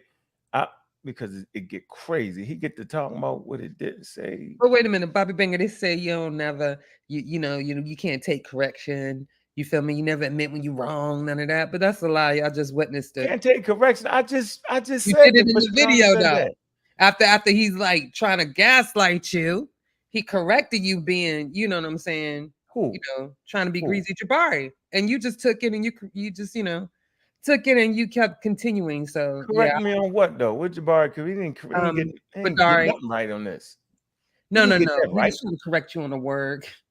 Yeah, he's right. He didn't get that right. Even whether or not you just took it in stride. You feel me? You're not against it. You ain't never been against what? Correction. I'm saying we just did the show where Wishmacommon was used the word line. I was like, no. Then I went. I said, you right. Get out of here with that. Take correction. I don't take correction from pseudos. Hell no. Exactly. No, I don't. I don't take it very well. In the middle of them scamming. No, I do not. Now, go ahead. Shout out Anonymous Preem. He in the chat. Hey, Anonymous. He said, I'm getting away from y'all. He said, I can't do it. They're gonna make me hurt some. Yeah. You get that. Yeah, boy. He's like, yeah. In fact, lay in the lands well south of the single late northern site. So I'm playing this so y'all can hear what I did say. So I went back further in the video. This is the part he was talking about that I was wrong. Here you go. Considered in the genetic article. Do I have to read more? Yeah. Or you going to read that right now? Yeah, I thought you wanted me to read. Let's go. That was a rhetorical question, brother. It was a rhetorical question. I thought you said we was going to read it together. It does not demand your response. Here we go. I thought we would read it together, Jabari. Brother, stop. He don't want to read with you. Sound a little fresh right there, brother. Stab. You sound a little bit. I'm not gonna say. Stop. Here we go. He's a married man. Not gonna say it. These lands extended from several hundred kilometers south of the confluence of the White Nile and the Abai or Blue Nile rivers, northward to the archaeological sites of El Badari in Middle Egypt, 1,500 kilometers farther north. It was this vast stretch of land and not the northern areas of later Egyptian history that constituted the foundational cultural regions, foundational cultural regions and the cultural heartland of ancient Egypt. The physical anthropological findings from the major burial sites of those founding locales in ancient Egypt in the north. Come on. In the fourth millennium BCE, notably El Badari, as well as Nagada, show no demographic indebtedness to the Levant. They reveal instead a population with cranial and dental features with closest parallels to those of longtime populations of the surrounding areas of Northeast Africa, such as Nubia and the northern Horn of Africa. Members of this population did not come from somewhere else, but were descendants of the long-term inhabitants of these portions of Africa going back many millennia. Mm-hmm. He is saying to you that the foundational cultures of Kemet, the people of Kemet, come from the south in Nubia and the Horn of Africa, Ethiopia, Somalia. That's not what the book said. That ain't what that damn man just said. No, that's not what the book said. See how he did that? See? Yeah, he lying. Now he's lying to y'all. The book says. That ain't what he said. That ain't how he said that. He basically, look, Northeast African populations, man, they coalesce together. But he named specific sites, yo. He did. Which was the foundation of Egypt. He said they coalesce with the Northeast African population. We can read it again. That's what I'm saying, yo. You read that wrong. Let's see. Hold on. There you go. You did read it wrong. He is not saying that the people that are there now phenotypically or culturally represent ancient Kemet. He didn't. The man didn't talk about none of that in that quote about the population that was there now. How did he do that? See how he doing it? See what the hell is he reading? Hey, what the book ain't talking about the modern population today. And so what I'm seeing also, he's taken out of context because it starts with the White Nile, but that's like orientation too because that's Upper Egypt. So he starts. What you talking about? What you talking about? When it says in here, I feel like people always jump on that because they feel like White Nile is not in Egypt. I'm talking about. I know, but that's where what we're reading here. That's where it starts said with the White and Blue Nile, correct? Yeah, going north. Exactly. It's going yes, it's going north or to Lower Egypt. It's going no. You gotta first get the goddamn Sudan first. You gotta be in Sudan, you gotta get the northern Sudan, then you gotta get to southern Egypt, yo. Like I know my geography. Right, but it's from there all the way to Nakada and the Badari. El Dabari. It's talking about those areas of coalescing. It's what it's saying. But it's the whole area. It's not just started here in the south. It's right. It didn't say stretch. right. That's what I'm saying. He didn't make that clear. Yeah, he got to make all that clear. Like, stop it, bro. Like, you just parts of that was also in Egypt.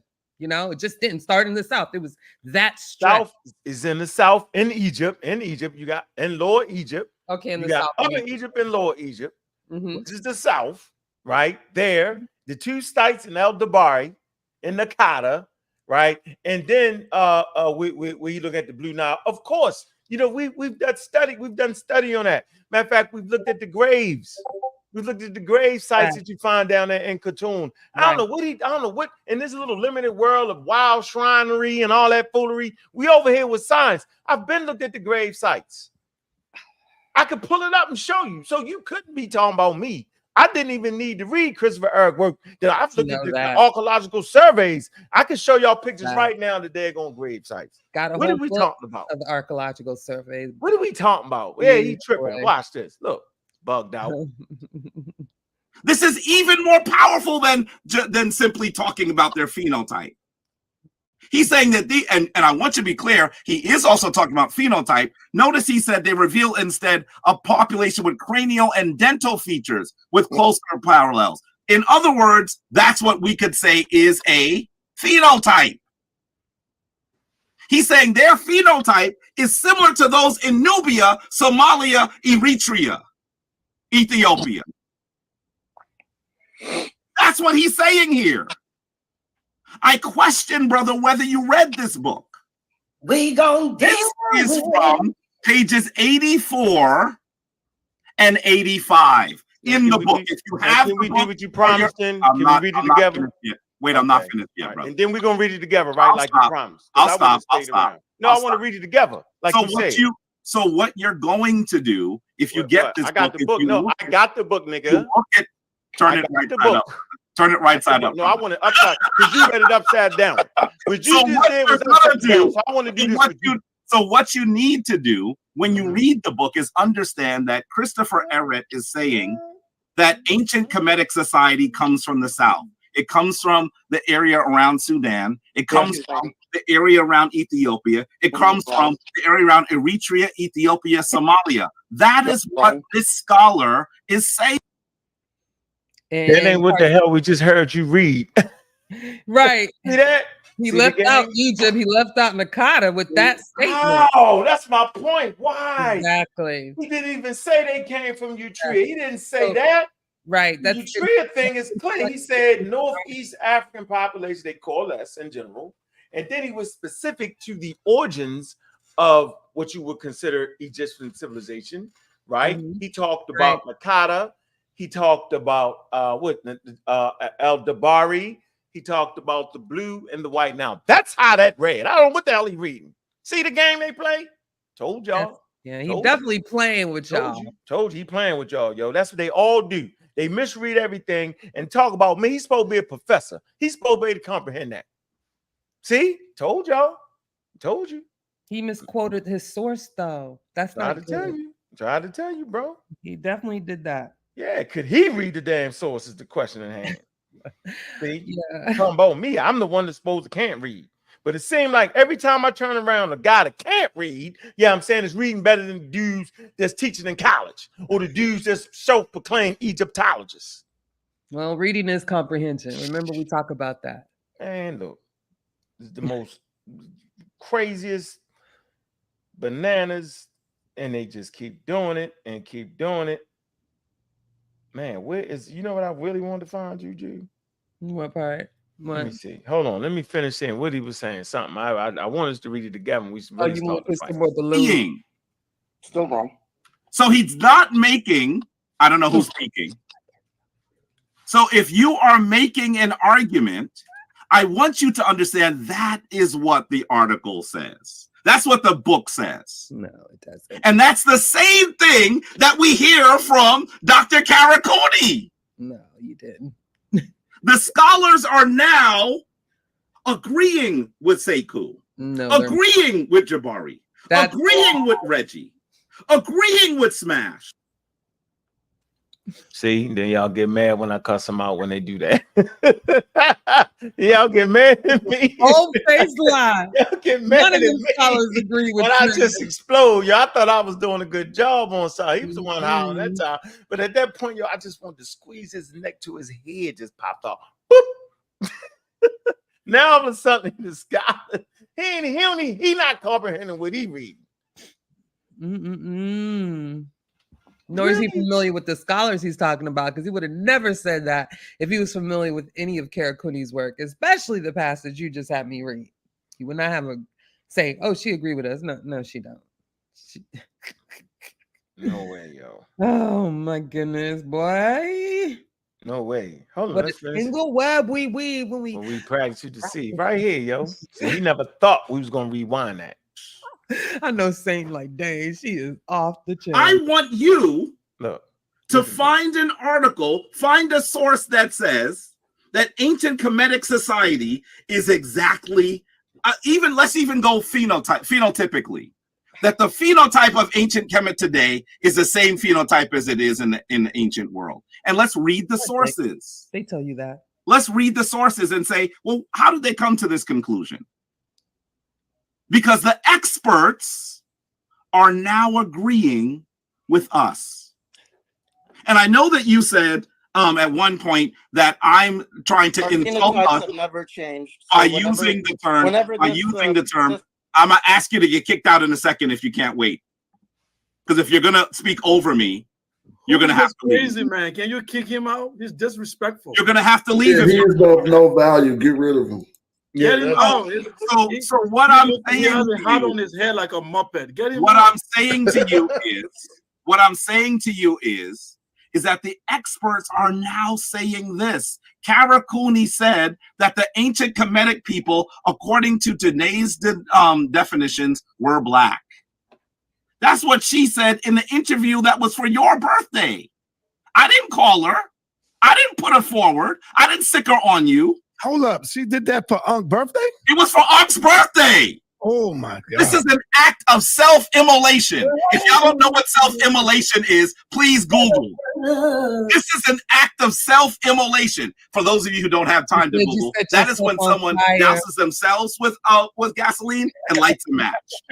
He did it. I didn't do it.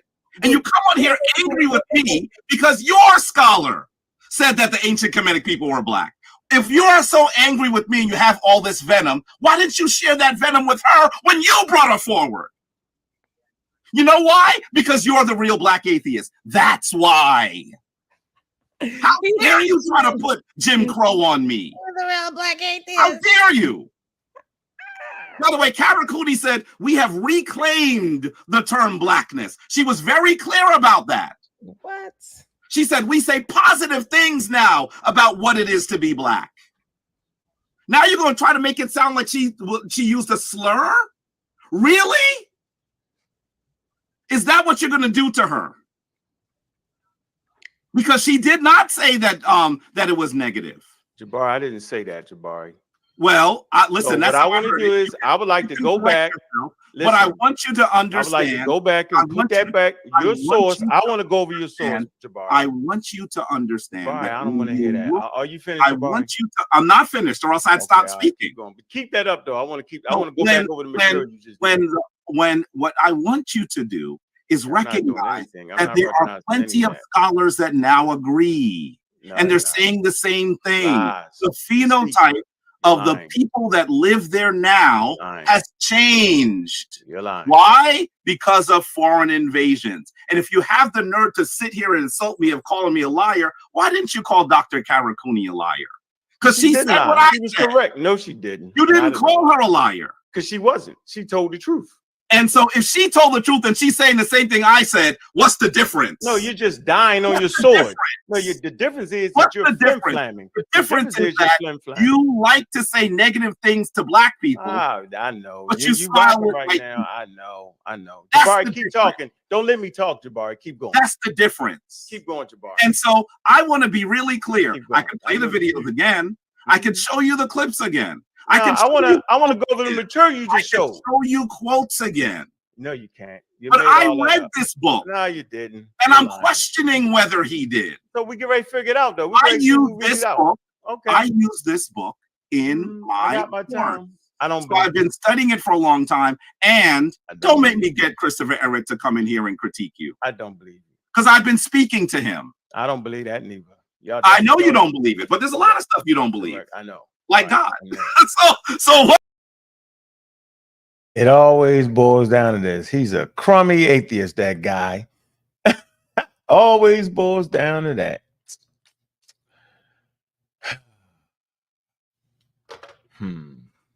Yo, so I wish he had brought. What did he say about Cara Coney?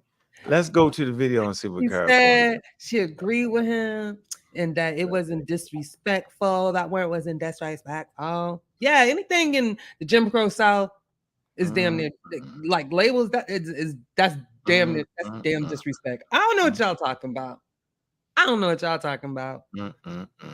This is wild. But why you didn't get Chris Rare to come check you? That would have been awesome. Man, look, he's never come on, yo. I mean, if y'all ain't caught up to that fastball by now. Oh boy, but no, he knows all the experts. He knows the not caught up to that expert guy with the petroglyphs is his friend. Well, he ain't got them petroglyphs yet. Yeah, y'all gotta catch up. That's for me, man. Nah, gotta hold him to it.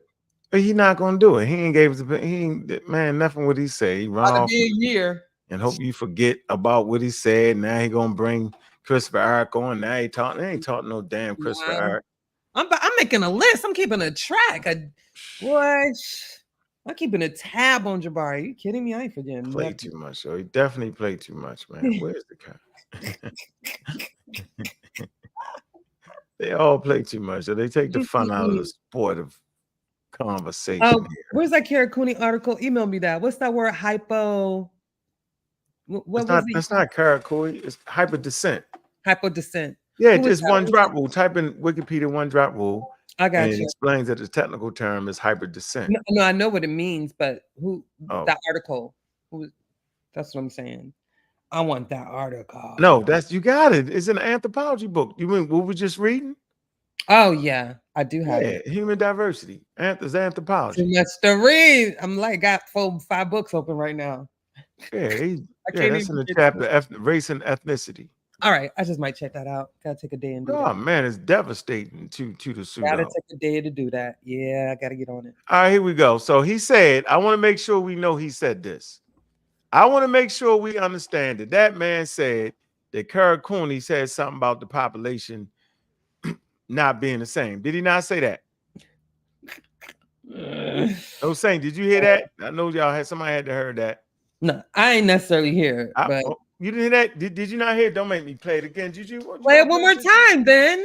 You know, I'd be like ABC a little bit. Experts agree with them. She said, oh, yeah, no, they don't. Nah, that's a lie. Hell nah. Didn't he say that? No, didn't he say that? He definitely said that. He definitely said that.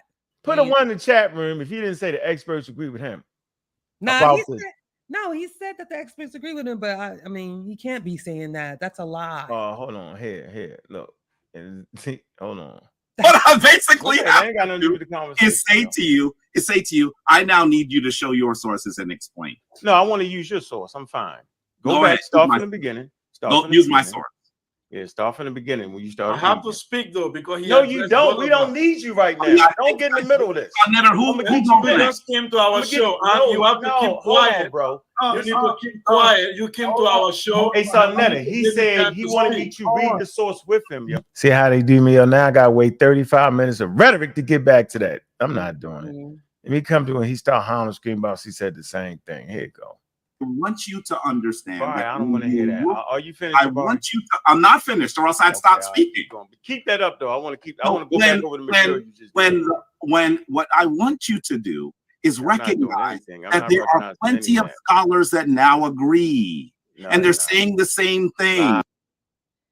Plenty of scholars that agree and they're saying the same thing. Well, what is it that they saying? Let's listen closely. And then we're going to use the scholarly reference. Let's see, is he flim-flamming or not? Here we go.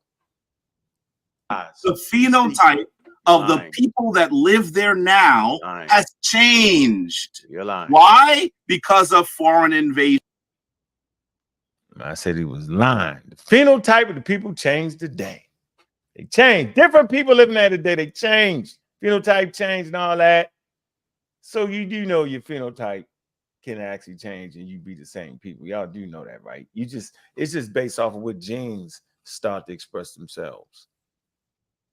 Okay? So you can have African Americans that actually mix with Europeans, Dutch, British, and all that, and then say we get cut off from the Dutch and the British, and then mix with the Mexican population, Spanish. No, I don't say Spanish.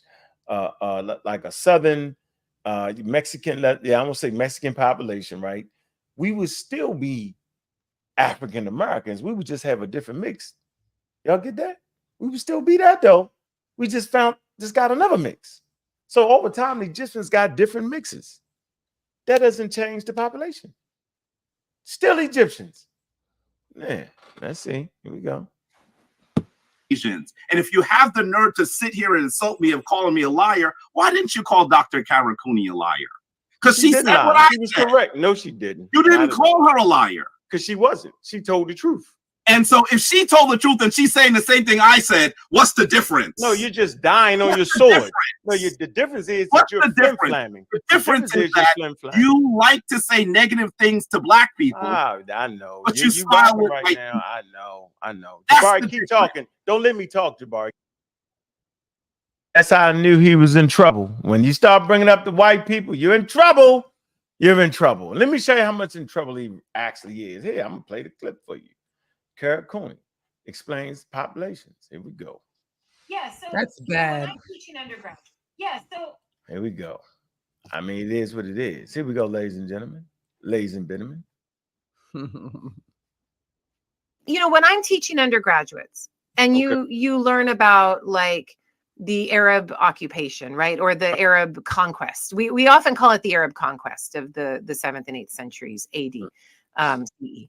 And in our simple minds or in a simple undergraduate mind, you know, they're looking and they'll be like, wait, so all the Egyptians left, where did they go? They're all replaced by Arab speakers. I'm like, no. You've got an overlay of an elite. A new elite is coming in. Historians call it elite replacement. So you might get 10% of the population coming in that now takes over the top of the social pyramid.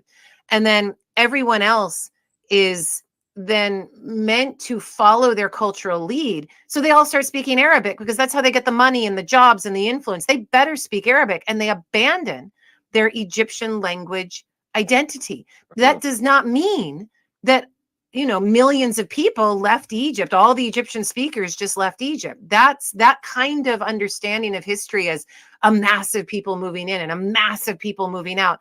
That's a simplistic mythological understanding of history that's easy for our human minds to understand. Oh, all these people moved in, all these people moved out.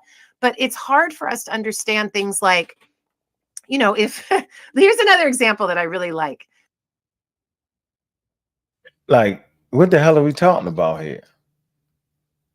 That's the lady he's talking about. He didn't understand what that lady said, huh?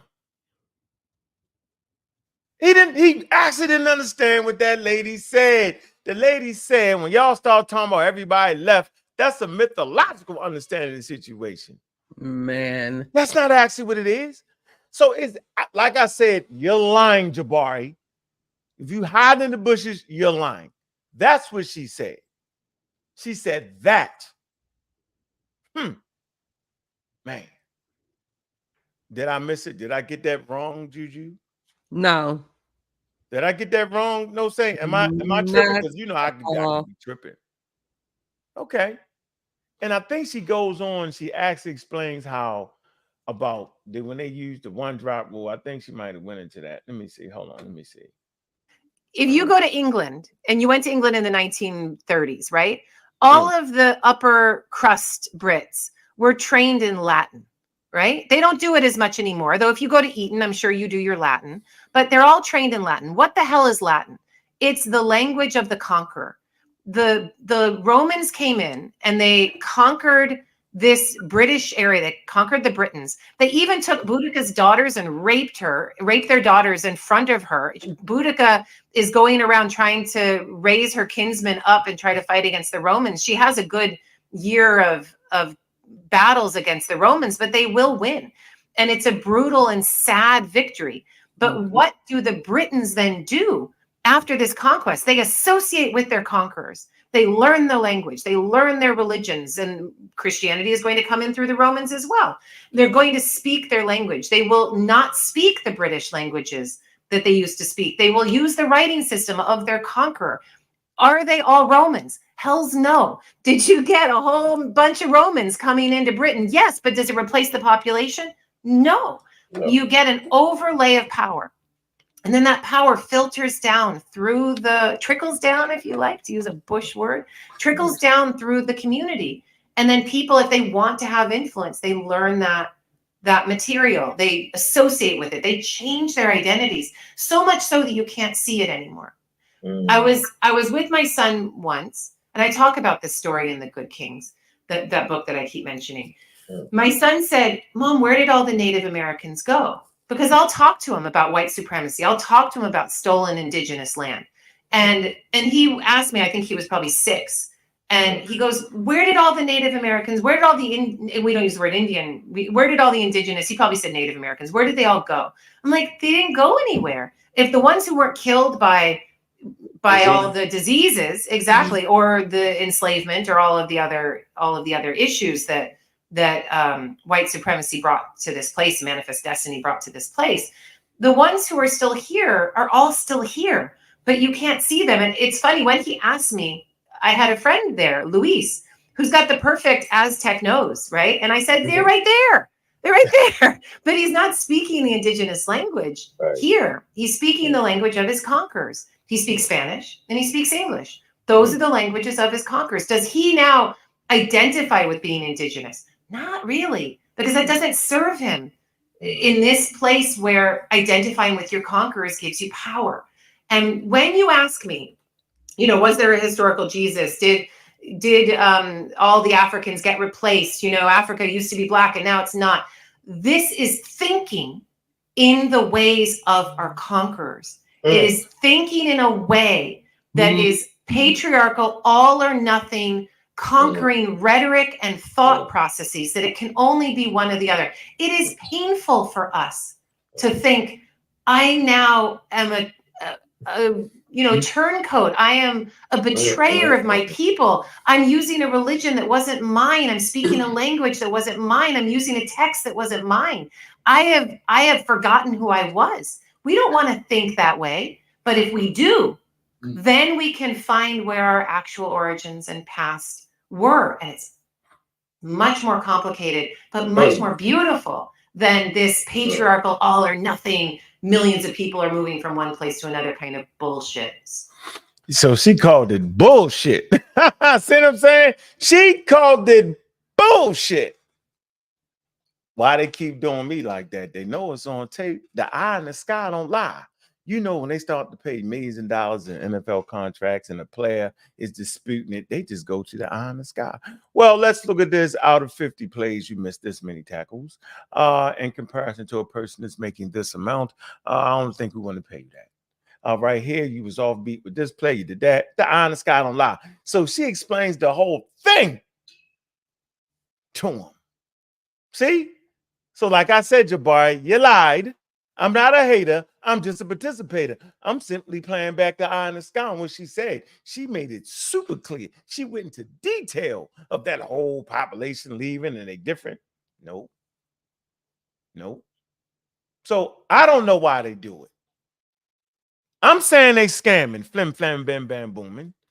Others don't say that, but I say it because I think Jabari should know better.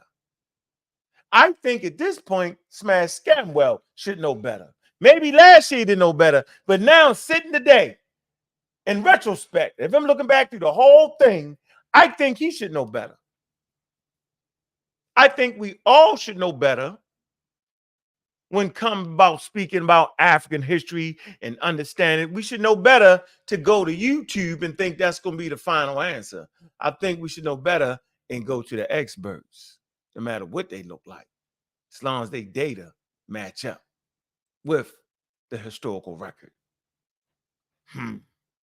So there you have it. Jabari flim-flamming at levels we had no idea he would actually play the game this way. I knew it, but no one listens. So I had to get them on tape. Let me get them all on tape. We can hear what they saying. We can hear the game they playing. We can hear the misuse of the one-drop rule. We can hear all of that.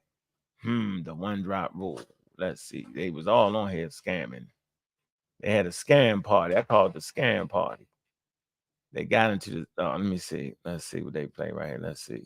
No, it was a scam party. That were attributed to Jesus, then you're not talking about the same guy. I guarantee you I could find someone named Peter Parker who lives in Queens, New York. He doesn't walk on walls. He doesn't rescue people, and he doesn't shoot webs. Is he still Spider-Man? Or is he just a dude named Peter Parker? I want you to recognize what I'm saying. Let's listen to her correct Garfield on Christianity. I'm going to put up in a sec, Sonetta.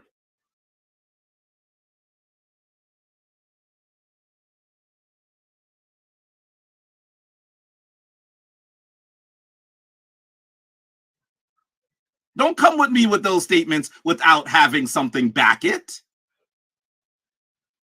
If you're going to do that, I'm going to call you on it and tell you this is not the that genetic diversity, that genetic profile in a very popular city of the United States was now representative of the rest of the United States. You would say that the Americans come from Ireland.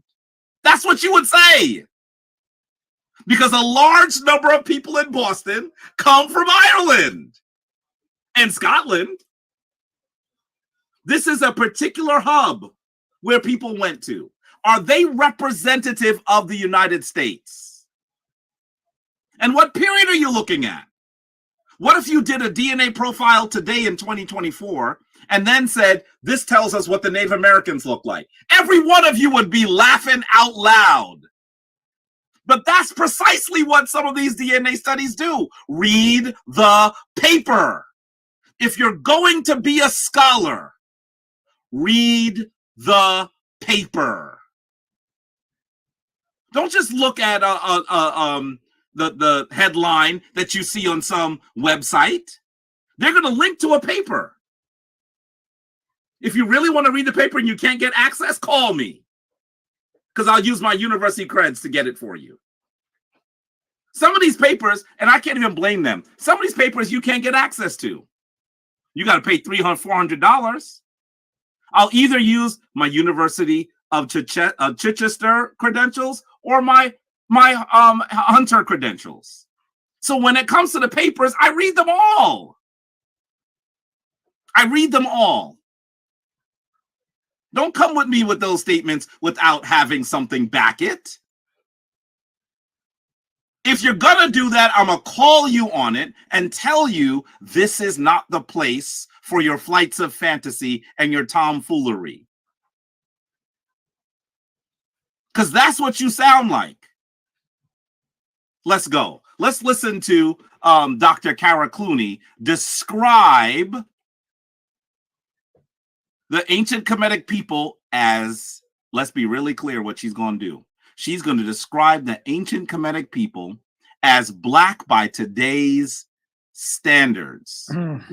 Okay, I just put it up there, Sonetta. Go. Now, don't misunderstand me. I am not saying that the ancient Egyptians were not black as we Americans perceive it. Hell, we probably need to go ahead of that because they cut and paste like a Baptist preacher right there. What did she say that would make her say, I don't mean it like today's Americans? Let me see. Why would she say that? Let me see. Let's see. Why would she say that? Let's see.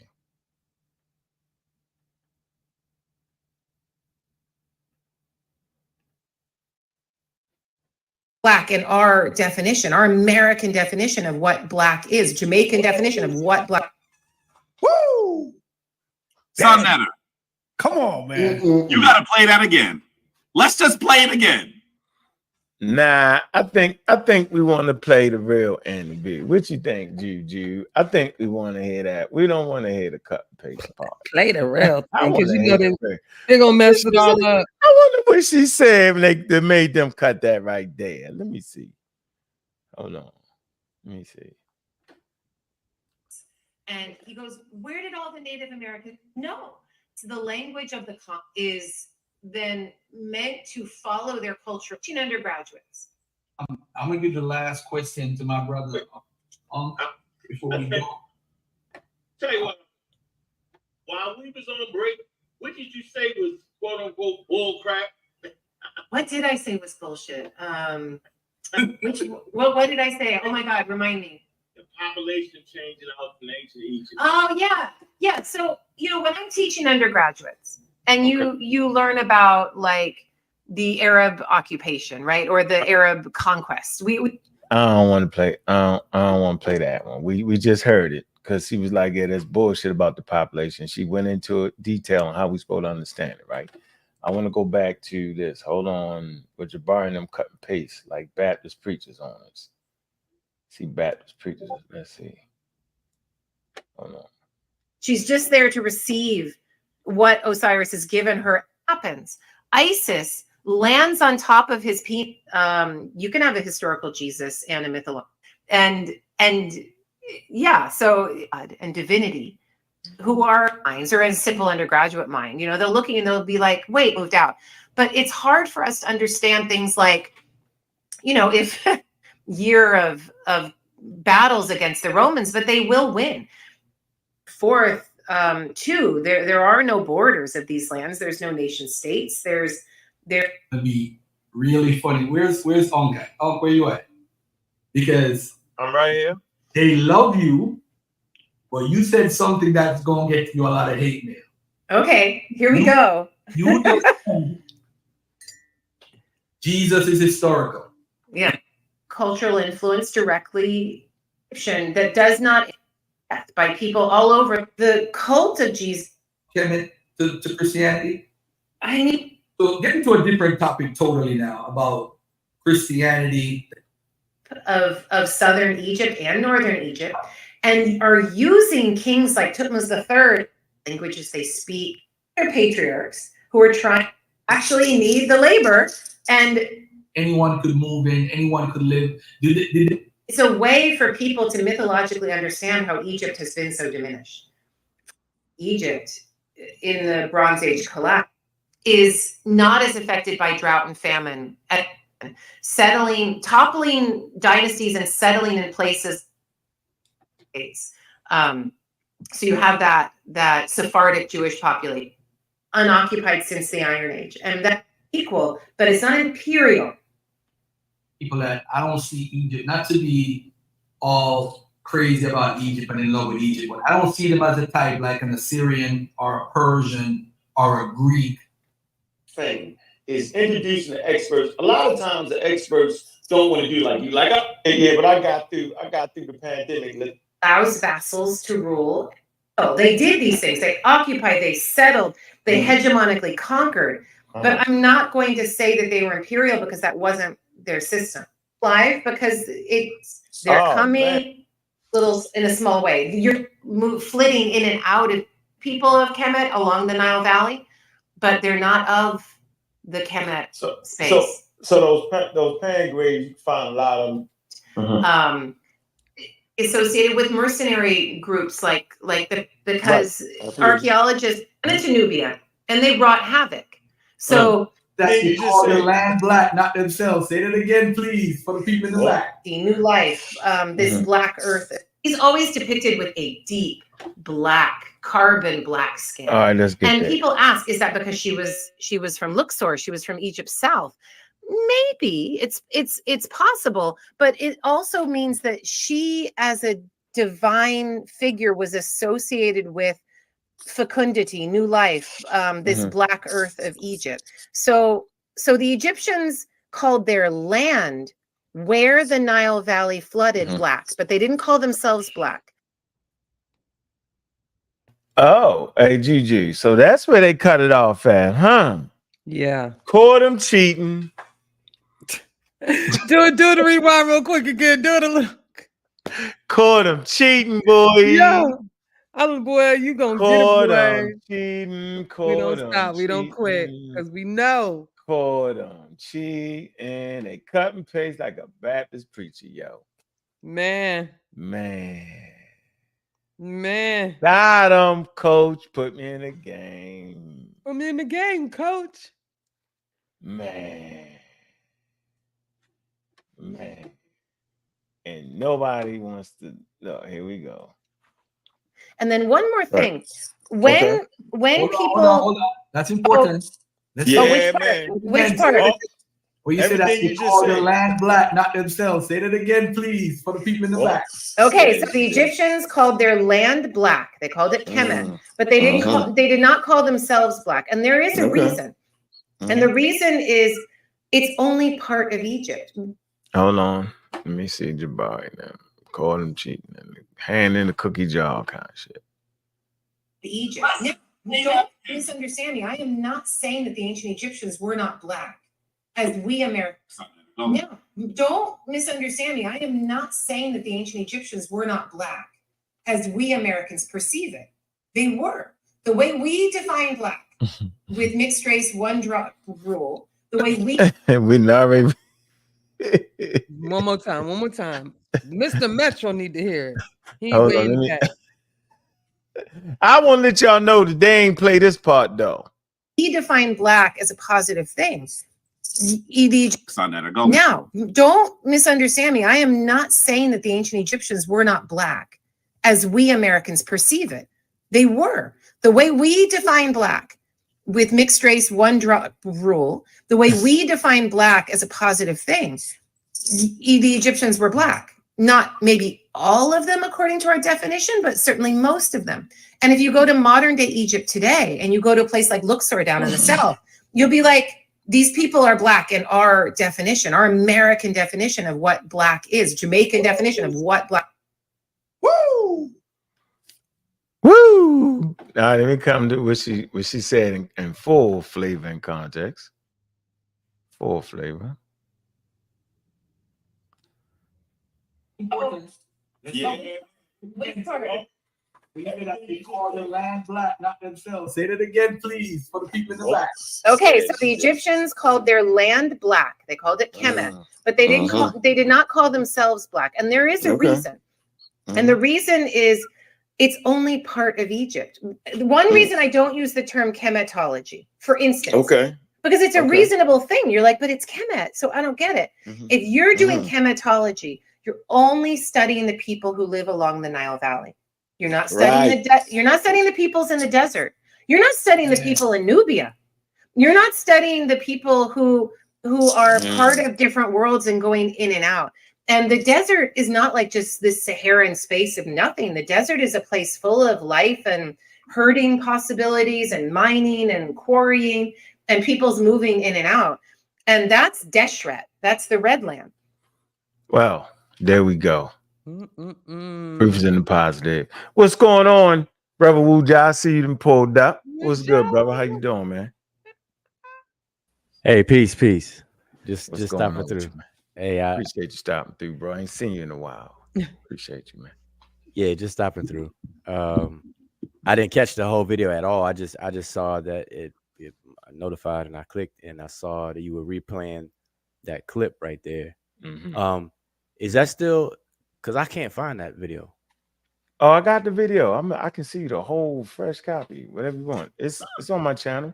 It is. Skeptics. Yeah, it's on my channel. Community of Skeptics, though, y'all. Oh, okay. Because I was looking for it. I wanted to see it, but I saw you were playing it, so I was tuned in to see what she was saying. But I like that part of that clip.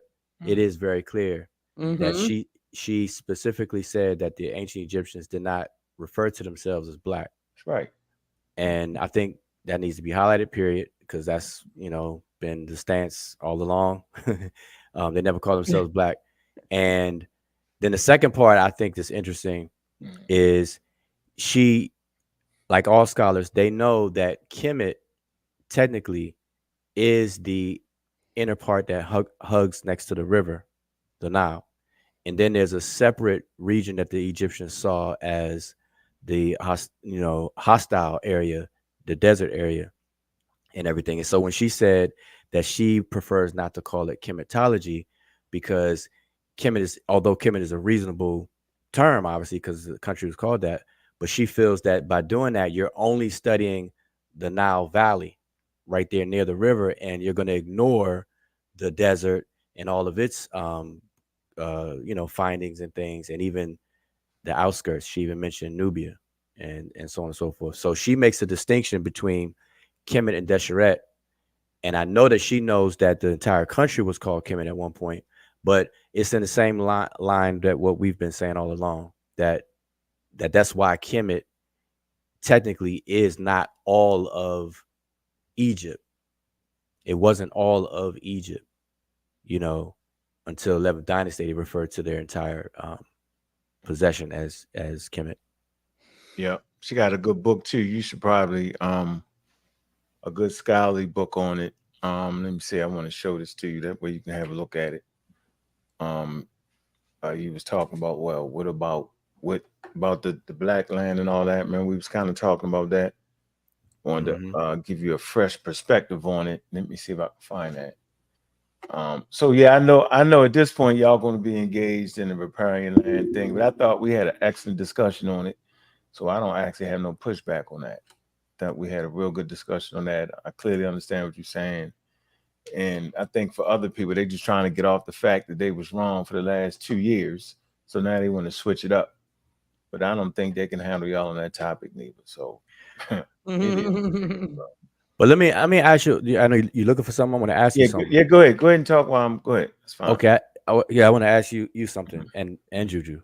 And how you doing, Juju? I I'm said good, peace. thank you. Right, good. Doing much better. Okay, good. Now this is something I meant, man. We had a marathon yesterday. I don't know where you were at, but we had like a 11-hour. Yeah, you did. Good old fashioned Wu Jai joint.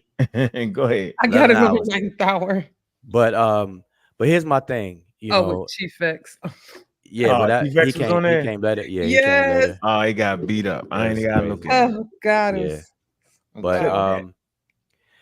But no. So here's the thing, right? Mm-hmm. And this is for anybody can understand this. If anybody who has ever been interested in Egypt, and you Google and look up Egyptian artifacts, Egyptian art, and everything, and it's 1,000 upon thousands of pictures that will pop up and you can see, right? Out of all of the artwork in Egypt, I'm just gonna ask you a question. Mm-hmm. When the ancient Egyptians, obviously, when it comes to a cultural artwork, and when a culture displays their statuary, their artwork on the outside of their buildings and so on and so forth, they want the world to see whatever they're portraying. Like that's their opportunity to portray themselves however they want to. They're in their own agency. They're not being enslaved or forced to do anything that they don't want to do. Correct. So the ancient Egyptians expressed themselves visually how they wanted to, with no gun to the head or whatever. So my question is, out of all of ancient Egyptian history, when the ancient Egyptians artists wanted to depict male ancient Egyptians, what color pigment did they use to paint the exposed body parts, the arms, legs, and skin, and so on and so forth? What color would that be? Reddish brown. They're reddish brown. Okay. Now, it's not black, right? No. Nope. Okay. Now, although you can statistically you can find in rare cases, relatively speaking, people who are depicted as very dark, but statistically saying 99% of all ancient Egyptian adult men are painted reddish brown. That's what we would say today, reddish brown. But I want to show you something. I mean, I have this on the screen because I know you. I don't think you saw it. No, it's on the screen now. If you just it's on your thing. Yeah. I see it. All right, go ahead. Okay, so here's the point I was making yesterday. Now, okay, you see these 7 cows and 1 bull. All right. Now, without getting into the details of what this whole scene is talking about, because I don't need to right now. I want you to pay attention to the colors, right? So you see this cow here that I'm pointing to, and you see that cow right there I'm pointing to. All right, those cows are identical in terms of their visual representation. Correct. Now, above each cow is the glyphs are not though. The glyphs are explaining their identity. The glyphs are identifying what these cows represent, and so on and so forth. Now, this first cow, it doesn't identifies it, but it doesn't identify physical characteristics. But for this cow, it does. So for this particular set of glyphs, it says Weret Meret Sedesheret Shin. And what that's saying is greatly beloved one. So this cow is called the greatly beloved one. And it says whose hair is red. Whose hair is red. We don't say hair for cows. We say hide or fur, right? So the cow is red. Now, the significance of this is that this exact pigment of paint that the artists use is the exact same pigment that they use for adult males in the Egyptian artwork for the entire existence of ancient Egypt. Now, it's not going to be 100% the exact same all the time, because obviously the artists in the first dynasty did not make like a 100-gallon batch of it so it could last 3,000 years. So every scribe had to prepare and create their mixture or whatever. But this was the canon or the standard. Now, what's significant is that visually, everybody got eyes can see that this is whatever color this is, red, right? Or reddish brown. But the Egyptians explicitly tell you what they call it. So you see this word right here, desheret, right? And it means red. It means red. So it's not the color of this bull or this bull. So the Egyptians explicitly tell us the colors that they're using to paint their exposed skin parts. So without even being any technical whatever, if the ancient Egyptians' intention was to name their country after their skin color and let the world know all of that, then why in the world would they paint and let the world see them paint themselves Desher and not Kemet? Or not Kem. Kem means black and Desher means red. Why would they tell you and show you that they painted themselves Desher red if it was all about their black skin color? Right. See, that doesn't make sense at all. And that totally kills the entire thing. I mean, outside of the being anachronistic and getting technical in the language and showing proofs, but this is just some common stuff that people don't have to dive too deep. I don't even want people to take me on my word for this saying Desheret. Just do your investigation on. This is from the tomb of Nefertari. By the way, you could look it up. This is the scene of the 7 cows and the husband bull who's accompanying them. The 4 oars representing the 4 cardinal points of the sky: north, south, east, and west, and so on and so forth. So now, but I'm gonna show you something else. I'm gonna double down. Here is a papyrus of Malhepri that a lot of people like to use, and here's one of those. Hey, 1 second. Hey, Wujak, keep rocking, yo. I'm trying to find this clip to go with the bulls. I want you to hear what the experts got to say about it. So keep rocking. Okay. All right. I don't have much to say, so I you do got. Come on, you Wujak MC. I don't got much to say, but it's gonna be like 30 minutes to an hour. Listen. Hey, what they say? Don't get it all in. We here. No, I'm still retirement. I'm stuck on that Bible quote. 1 day is like 1,000 years. So 1 day with y'all is like 1,000 minutes. Yeah. So I already know I ain't got much to say with that. Funny. Man. Go ahead and rock, because I'm fine. Okay. Go ahead. No, all right. So here's one of those very seldom occasions where an Egyptian is painted very dark and matching the Kim. Of these two, this is a cow and this is a bull, but these two are black. Okay, and this person looks like he matches these two, right?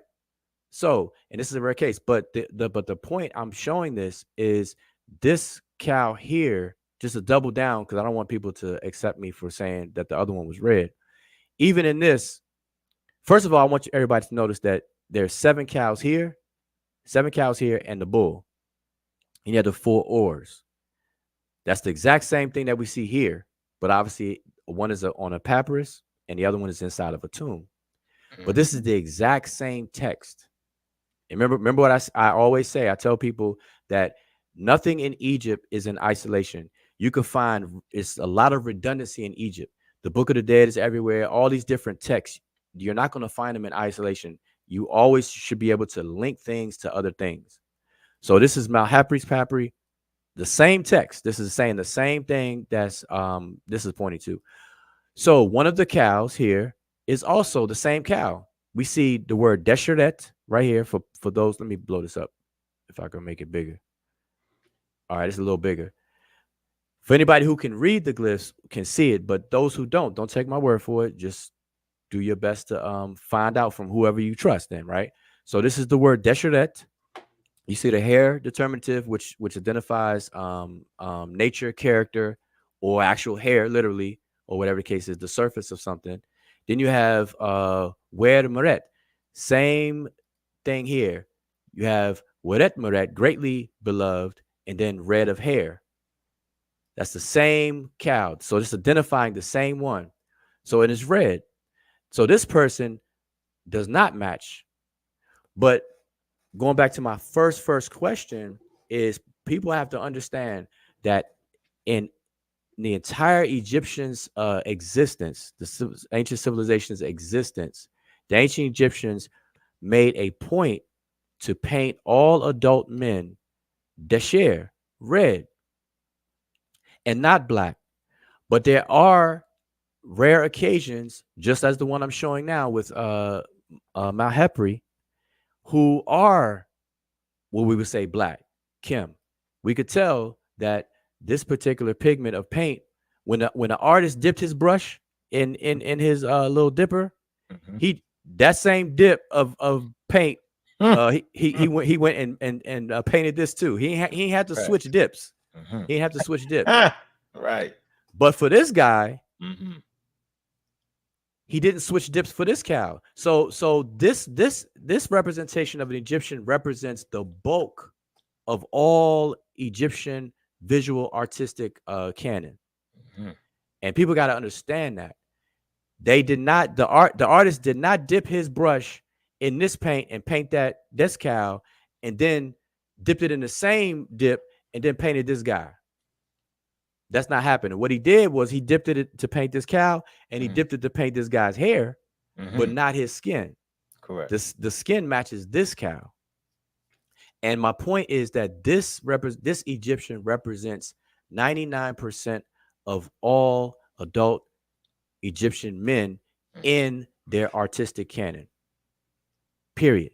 So there's no argument that you will find black Egyptians even artistically, but 90%, over 90% of all representations of the ancient Egyptians are not black. And they tell you that the color they used to represent themselves was not black. It was desher, red. Fact. So why would they name their country after their skin when they're telling you their skin is desher, but then they name their country Kim black? That makes absolutely no sense. And they didn't name their country desher either, desheret. So anyway, that's just a small that's a hell of a demonstration right there. Appreciate that. Look, all of these people, and last night I was just going through random photos, just showing that the males are indeed desher, red. Look, and that's Ahmose Nefertari, by the way, too. People just want to show her black, like the black image of her. Why did my mouse give up on me? I can't see it. My mouse just totally gave up on me. Gave up the ghost. Goodness, I can't even switch anything. Hold on, give me. Oh wow. So you might as well share what you were sharing because I can't. Okay. Even... What's up, Sos? How you doing, brother? Ain't much. What's going on? I see y'all still rocking. So oh yeah, we still, yeah. You know how we doing it, man. We can show this clip real quick. Wujai just talked about the Bulls. I like the way he put it on there, and I want to hear an expert talk about the Bulls. Let me see where they, where they're lying at. You know how we do around here, yo. Oh, you talking about Winterman? Yeah. We want to see what he said about the Bulls. How he do it? The Bulls. Mm-hmm. Oh, that basketball. Can you still hear me? I can hear you down. Click. All right, I can't switch my screen. I can't even see what you're sharing or anything. So I might have to leave and come back. All right, come back because I want you to see the thing. All right, I'll be back in a hot second.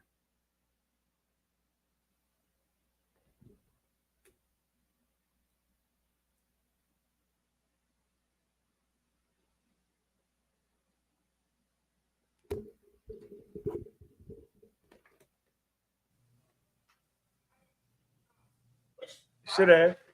Go ahead, Cedric. What's up, brother? Peace.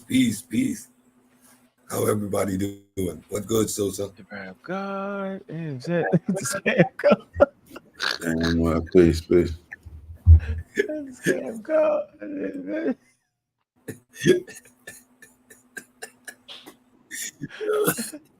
Scam God straight. You know what? Let me cue that up. Let me scoot that up. While we having fun on it. While we nothing else better than. Let me find it. Somebody sent me something. Let me see what it was. It was some individual. I don't know who it was. Definitely on the pseudo killers. Wow, that's funny. Man. Hey, so is it a game on yet? Nah, I'm just coming about an hour. So y'all disrespecting the game. 2 Game 7 today. I'm like, these niggas live on 2 games. It's live. What game? It ain't started yet, right? Yeah, the first one. Oh, that's what I saw y'all live. I'm like, these niggas going live. Oh, one I forgot. Game 7. Hold on. What the Knicks did not win. Knicks just lost, and then the Knicks got stomped. They got stomped out. Stomp. They got stomped out. That's why. They made a comeback, but Brunson broke his hand in the third quarter. So he went out. Oh, Brunson broke his hand. Yeah, there you go. Then he was man, injuries got nutrition. Damn. So either would have won that game, they would have got destroyed because he'd have been out for the next series. So. Oh man, so it didn't matter there. How he break his hand? Trying to swipe. He swipe down the ball. But missed the ball, hit the dude knee. Dude going for a layup because his knee at the same time while he's swiping down. So damn. Wow. Yeah, I saw Uja show last night. So shit, by 12 o'clock, Uja said, well, I'm winding down. So I'm like, well, shit. I laid down, woke up 3 o'clock in the morning. They still live. Like, yeah. Facts. So I got there at the 9th hour. Yeah, I got there for the Chief X debauchery. What happened with Chief X? Oh my God! I did a whole show. They still was going on at my show. He was drunk, sauced up, whatever he do. That time definitely on one. Because man, it was horrible. I didn't care Chief X part, but when I came in, said I typed something in the chat. And he was like, "Sosa, tell the truth." I'm like, I ain't even just got here, bro. I don't even know what's happening. Those two Egyptians live like they both got Nubian dress on. Nubian gear. Yeah, we know what it is. Yeah, but I never heard Wujai say nothing different than that though. No, but I typed that in the chat, and then she was like, "Tell the truth, Sosa." I'm like, bro, I don't know what's going on. I just woke up. That was Smash that argued that it was Wujai always said that the right way. He said it only happens one time. He always said that. Hey, peace. What's going on? So what happened with Chief? We want to hear what happened with Chief X. Play that clip. What happened? What was the contention about? When I came, it was already over with. That's all I want to talk about. You gotta go watch it, man. That was an 11-hour stretch right there. I don't even remember where it was.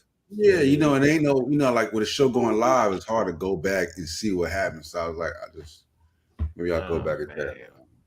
I could summarize for it real quick. He made a video claiming that I'm a blackologist. Right. Well, in the title of it. Recently? Yeah. Recently, in the title of it, and I didn't watch the video. I just saw the title. Somebody told me to check it out, but I just looked at the title, and then he came on the on the panel, and I just asked him. I said, "Why?" I said, "Why out of all people you calling me a blackologist when I'm out here and I'm anti-blackology?" You know. So he explained himself. I said, so he basically saying that he knows that he said, I'm only a blackologist when I try to represent Egypt in my artwork. So I had to explain to him that as a graphic designer, people pay and commission me to do artwork, and I got to do it the way they want it. You know, the way they want it. And he was showing some artwork, and I said that was me recreating a Set Society existing artwork, recreating, you know. So I explained that, and that seemed to go over good. But then he brought up the Theban mapping project about the Ramses III tomb, and boy, that's when it just that's your favorite though. But go ahead. Yeah, no, I'm just saying he tried to argue what he's been arguing for years, and I tried to show him and teach him last night. But what happened was nothing dealing with me, because me and him we actually had a good conversation. But somebody in the chat, because you know Chief X pays attention to the chat. Oh yeah. And somebody pissed him off in the chat, and then he just went bananas. Oh man. And I had to mute him because I told him don't pay attention, let's continue, and he wouldn't. So then I had to clamp down and mute him, and then he got mad at me, and then it just spiraled out of control. So that's he was already out of control, Jawo. Yeah, he was already drinking. You gotta know when he's drinking. He was clearly inebriated. Sorry, but yeah. That time of night, yo, he's sipping on the beating him up. You ain't gotta misunderstand what you're saying. No, I mean, I really wasn't. I was showing what I was showing really for everybody watching, because I know for a fact Chief X not going to change his mind on that, because he doesn't know enough about that. He doesn't even have all the pictures, and I was trying to show him. He just wouldn't. He didn't give me. It blew up before I could really show him. So I'm gonna do a separate show just on the tomb of Ramses III. I'm gonna show all. You did a show on that though. You did a show on that. I did, but man, for some reason, it's old and it's in the archive, and people not watching them. So I'm gonna try to do it real fast, just that topic. Because you know, when I do videos, I do a topic, but then we kind of have a long discussion and stuff. But I'm just gonna limit it to the tomb, and that's it. It's gonna be like a 30-minute video, 20-minute video. Oh man, you know. Yeah. All right. Let me bring. All right. Cali Money, what's up? What's going on, family? Salam, peace. Yeah, salam alaikum. What's up? Yeah, you know, I've been following this. I'm knocked for 23, by the way. I've been following this for a while now. First generation from East Africa. I've never, ever heard any of my people I could call family that are in Cairo right now. I could call family that in what most people are saying is Sudan, Nubia, Kush. But there's a lot more history behind that, right? But we never called each other black. We never used the term black to represent ourselves. That's why when Brother Reggie, Sadnetta, they bring on the dude Smash, not to say they don't have a certain history that could be right, but when you look at the attributes, right? When you look at history, even if you don't know it, even if you don't know the history, there's ways that you can deduce what's right and what's wrong by looking at the attributes. For example, this word Ethiopia gets thrown out a lot.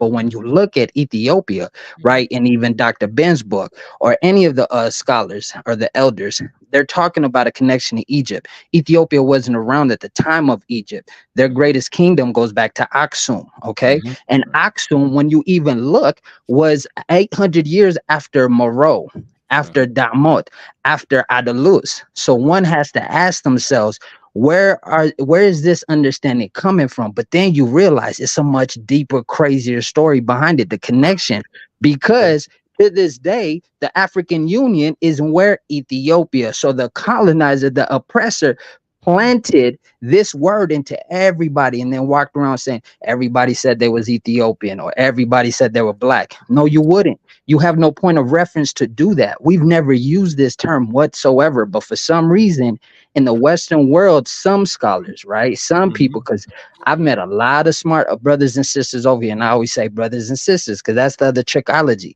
They use this to divide, but the truth is we never use these terms. Even the Egyptians themselves say they come from a certain location, but they give a lot of credit to this Ethiopia. Or they even say Kush. There's a book called The Wonderful Ethiopians of Kush, right? And it's a sister that wrote this book. The information, I feel like intention. Go ahead. Priscilla Houston. Go ahead. There you go. Yeah. So I feel like the sister had great intentions, but as the saying goes, all great intentions, right, of road lead to hell. Right, it's paved with great intentions. But when we look at the people, what is the source? People. I'm a first generation from there. I was actually born in what people would call ancient Nubia, Port Sudan, right? Kush. But when you go there, it's nothing but Giz alphabets, Giz history, Giz culture. And when you start connecting that, the Egyptians say that too. When you look at that Ankh symbol, you find it in the Giz alphabet, right? When we look at the word Nefer or Nefertiti, you can find it in the nation that scholars have even said, from Dr. Ben to every single one of these brothers have said this nation comes from an older nation, a greater nation. They themselves, the Egyptians, regardless of what people would want to say, actually tell you we come from the land of Punt. When we look at this location, the land of gods, where they've achieved many things, the oldest ports we start to look at, right? The boat making. Go ahead. That's something you would have to bring a source. I don't know about that. Bring what source? That the Egyptians come from the land of Punt. That's a hell of a stretch right there, boy. You never heard that? No. Where'd you get it from? Oh, I'm not going to debate something but I would like to have it, and then ask the rest of the brothers on the panels. Have you ever heard that before? I never heard that. Okay. Wuja, you familiar with Wu? So let me ask this question then, if y'all don't mind. I was on mute. Sorry. What'd you say, Wu? Go ahead. You familiar with that? I didn't hear. I was walking away. But go ahead. The Egyptians said they came from the land of Punt. Yeah, I never heard that because they ain't know where it was. No. Never heard that. They did.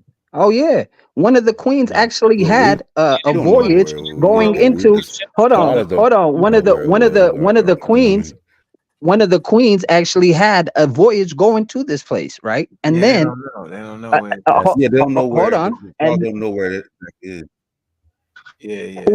What? Yeah. You ain't know that? Yeah, they don't know. Because the old king, they didn't. Those groups couldn't really figure out the Egyptians and they 4,000 year history.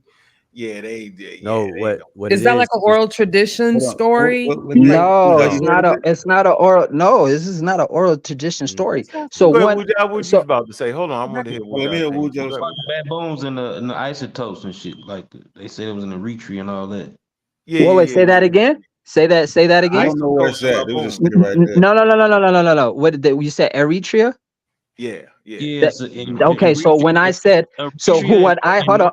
Northern Somalia, you know what I'm saying? Yeah. So hold on. So wait. So hold on. 1 second. Point, then you go there. Just freeze. But he made my same point, brother. He literally said what I told you, but y'all said no when I said land of Punt. I didn't even speak yet. That was somebody else. Let him speak. That was somebody else. Real quick. No, all I was saying was the king that he's referring to is Ma'at Ra, aka Hatshepsut. She's the one that had the expedition into the land of Punt. But the Egyptians don't say that they come from the land of Punt. They don't say that at all. No, they don't. Yeah, I mean, the good thing to do it would be to bring the text where they actually say it. Then we just read it and look at it. Then that's that. But you won't find them saying that they come from the land of Punt. The Egyptians, they don't even say collectively where are they come from. But what made that I would call it a rumor prominent was Dr. Ben saying that the Egyptians said they come from the foothills of the mountain of the moon where the god Happy dwells, and so on and so forth. And people are overlaying that with Punt or Ta Netcher, the god's land, and so on and so forth. And that's where all that comes. But that's right now, that's just folk. That's just a folk idea. Because nobody to date has produced any text that says such. So okay, let's break this down point by point. Let's go a little bit slower. Let's leave out what Dr. Ben said. Let's bring out what you were talking about, Queen Hatshepsut, right? What her voyage has got nothing to do with Dr. Ben, though, brother. We can agree on that, correct? Absolutely. I didn't So imply that it did. I only brought let's Dr. hold on. Ben. Let's stop there. Let's stop Wait. there. Let's go point for point. Let's go slow for the people, right? And I'm saying this out of love. It's not to attack, but this is some of the things that, like, if we're gonna actually break down this issue, we got to start going point for point and start making the connections. So, when I brought up earlier, right? Because she is an Egyptian, yes or no? What? You talking about Hatshepsut? Yeah. Yeah, she was definitely an Egyptian. So let's Egyptian stop king. there. So okay, so let's stop right there. I came on stage and I said the Egyptians themselves come from the land of Punt. Then everybody started saying, "Oh, that's impossible." Whoop-de whoop whoop. They never even told you where it might be. But then after I clarified, people just started saying, "Oh, north of Somalia, Eritrea." Right? No. But Wait. Hold on. Let me inject. Hold on. Are y'all recording this? I'm glad this is recorded. Yeah. Let me just inject something that. When the brother, I think that was Gullah. Said that. What he was saying, what he was replying to where Punt is located. So he was saying that the isotopes in the baboon, the scholars are leaning towards the location of Punt being around in Eritrea, but he wasn't saying anything other than that. So we have to be clear. So if you want to slow the conversation down, we could go point for point. So yeah, what let's he go was saying point for point. was different. So now what did I say that was different? Hold on, slow down. That has nothing to do with where the Egyptians come from. Brother. That's impossible. Okay, so you literally said that I said something different when I'm the one that brought this out. 2, the name is Nakfa. It's the currency of Eritrea. 3, when I'm making these connections, I'm already like, for you to say I'm saying something different when I'm literally like, maybe it's a different understanding. I don't know what the blockage is, but I literally. When I literally just go ahead, man. It's all good. This is y'all space. This is why I always have issues when dealing. 1 second, bro. Just slow down. It's all good. I'm a neutral person, so I don't got no side to fight. You said that the Egyptians said it came from Punt. Gullah responded, that's not Wuja. Then Wuja came back and said Hatshepsut said they went on a journey to Punt, but the Egyptians themselves never said they came from Punt. And that's where we are right now, bro. So that's what a dichotomy is. Keep it simple like that. But brother, you said Nakfa. So brother, this whole conversation would be better if you simply produce the text where the Egyptians said they came from land of Punt. That's the end all be all. Yeah, you kill everybody. I don't even have to have a conversation about it. Just show the text. And I would love to see it, because that's the stuff I'm interested in. Just or point me to it. If you don't, you may not have the text right now, because you just popped on, and I get it. But if you can point me in a direction where I can see the text or wherever it's published or whatever the case is, I would definitely appreciate that. No let's, doubt. Let's go where the Egyptians say. Let's go with what the Egyptians say. They're the authority. No worries, brother. So we can agree there's more than one way to skin a cat, right? Not on this issue. I wouldn't use that metaphor. What? Because all you gotta do is show the text. Because if you hold on, wait. How are you gonna disagree with a line that just says there's more than one way to get to a ending road? Like literally, there isn't. I just okay. I'm glad this is recorded. No. Okay, listen. The fork in the road right now. No, here's the thing. You made the claim that the Egyptians said that they come from the land of Punt. Yeah, and all I'm asking you, because the burden of proof is on the claimant, on you. You made the claim. So all I'm asking, and I would definitely appreciate it if you just show me that. You said the Egyptians said they come from the land of Punt. Just show me that. I think he getting confused with them saying it's some time period they say it was the land of God, but they wasn't saying that's the time, that's where they come from. They were just saying that's where the sunrise direction. Okay. They weren't saying let him respond, Gullah, because they weren't saying that's where our origins is at. You know what I'm saying? They was in referencing to direction and the rising sun coming from the east. Okay, no sweat, no problem, right? But go I've said plenty of things that you can deduce and show that the original Egyptians didn't actually come from Egypt. So my question is, right, because I said a whole bunch of things, right? Not just that the Egyptians said they come from the land of gods, because I came out saying a whole bunch of things before I got cut off. Yeah, no So disagreement. if that's the case, then let's slow it down. Where do y'all think Egyptians originally came from? Because I already talked about the Ankh symbol, right? I showed the connections going back into parts of this Red Sea, right? You guys have even agreed on it with Hatshepsut. When we look at the maps, right, of ancient times, right, of these so-called Nubians or Kushite kingdoms, right, that these individuals supposedly came from, you can't look at it from today's map, because when they carved up Africa, what people understand as Eritrea to be of ancient time ain't what it looks like today, right? When you pick up the throne of Adalus, it shows you about inscriptions, right, from the present day of Eritrea, that a kingdom and people are stretched out. You can see Beja people. Now we're talking about individuals that were in Gipsy, which they nowadays call Al Fasad or Egypt or Kemi or whatever. But when you look in Gipsy, right, you can see Beja people that came from Eritrea, went to Egypt, and then left Egypt. Some might even argue that that was the so-called Exodus, because some have had issues finding. But when you actually have individuals, when you look at the hair, when you look at the culture, when you look at everything down to the T, but then let's go even further other than that, because like I said, there's more than one way to skin a cat. Even if you don't truly know the history, I also said, look at the attributes, right? Look at the attributes. Go ahead, bro. Excuse me, sir. What you say you was from where? You from where? What? You from where? So I was born in Port Sudan, what people call Port Sudan now. If we look at it in ancient times, that would be ancient Eritrea. I know. Where you live at now? Oh man, you could tell by the way I'm talking. I've been out here in America, in the West. For how long? For how long? I'm a first generation. He's the first of a generation to be born in America. Yeah, tell home I know how come together because out of Kola, so I can switch it up. You was born in America? I abzia toilet kon.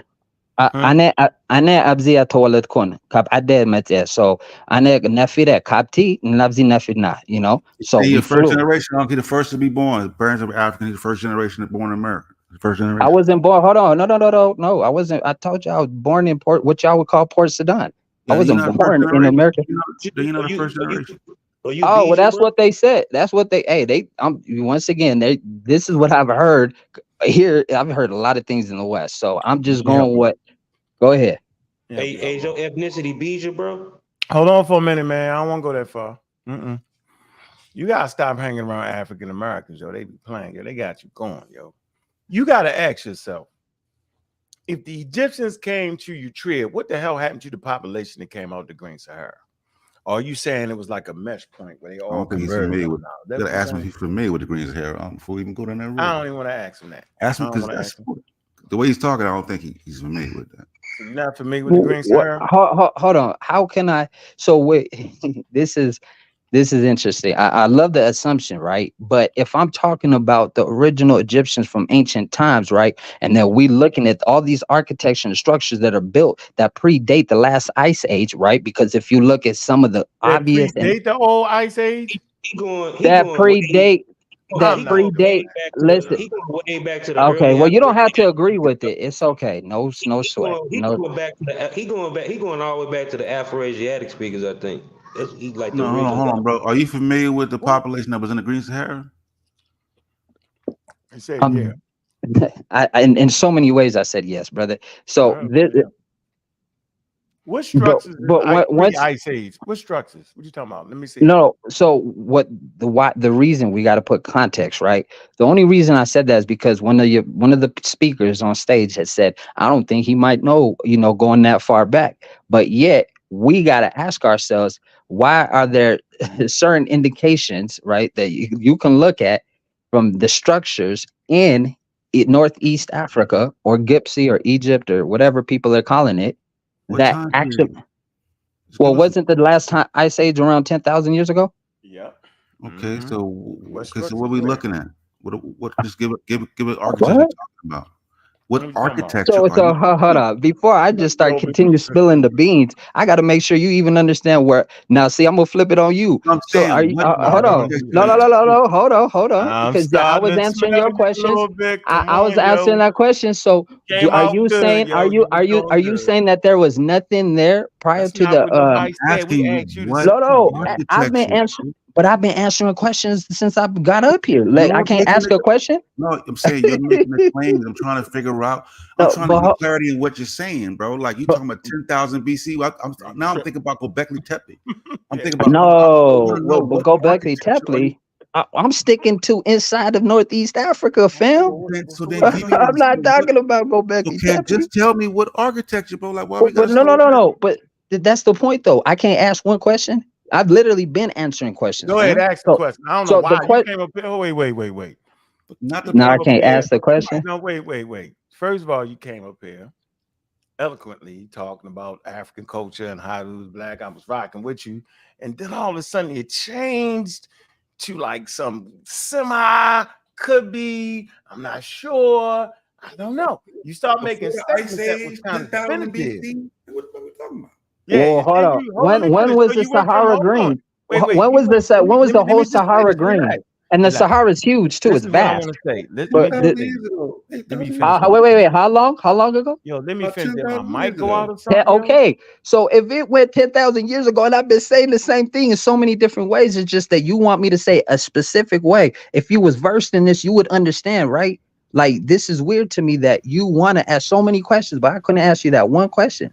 Like, we got to start being real with one another. No, I don't have an issue with that, bro. First, you said architecture, right? But That's not what I first said. Actually, when I jumped on, that's not what I first said. First, you said Okay, Egypt come from Eritrea, which all was right, let's whack. move the conversation. This shit I getting didn't say that. No, I started off saying we never called each other black. You talked about architecture before the Ice Age, Yeah, let's get on that. I'm gonna stay and then right you there. jumped to 10,000 BC. Crazy.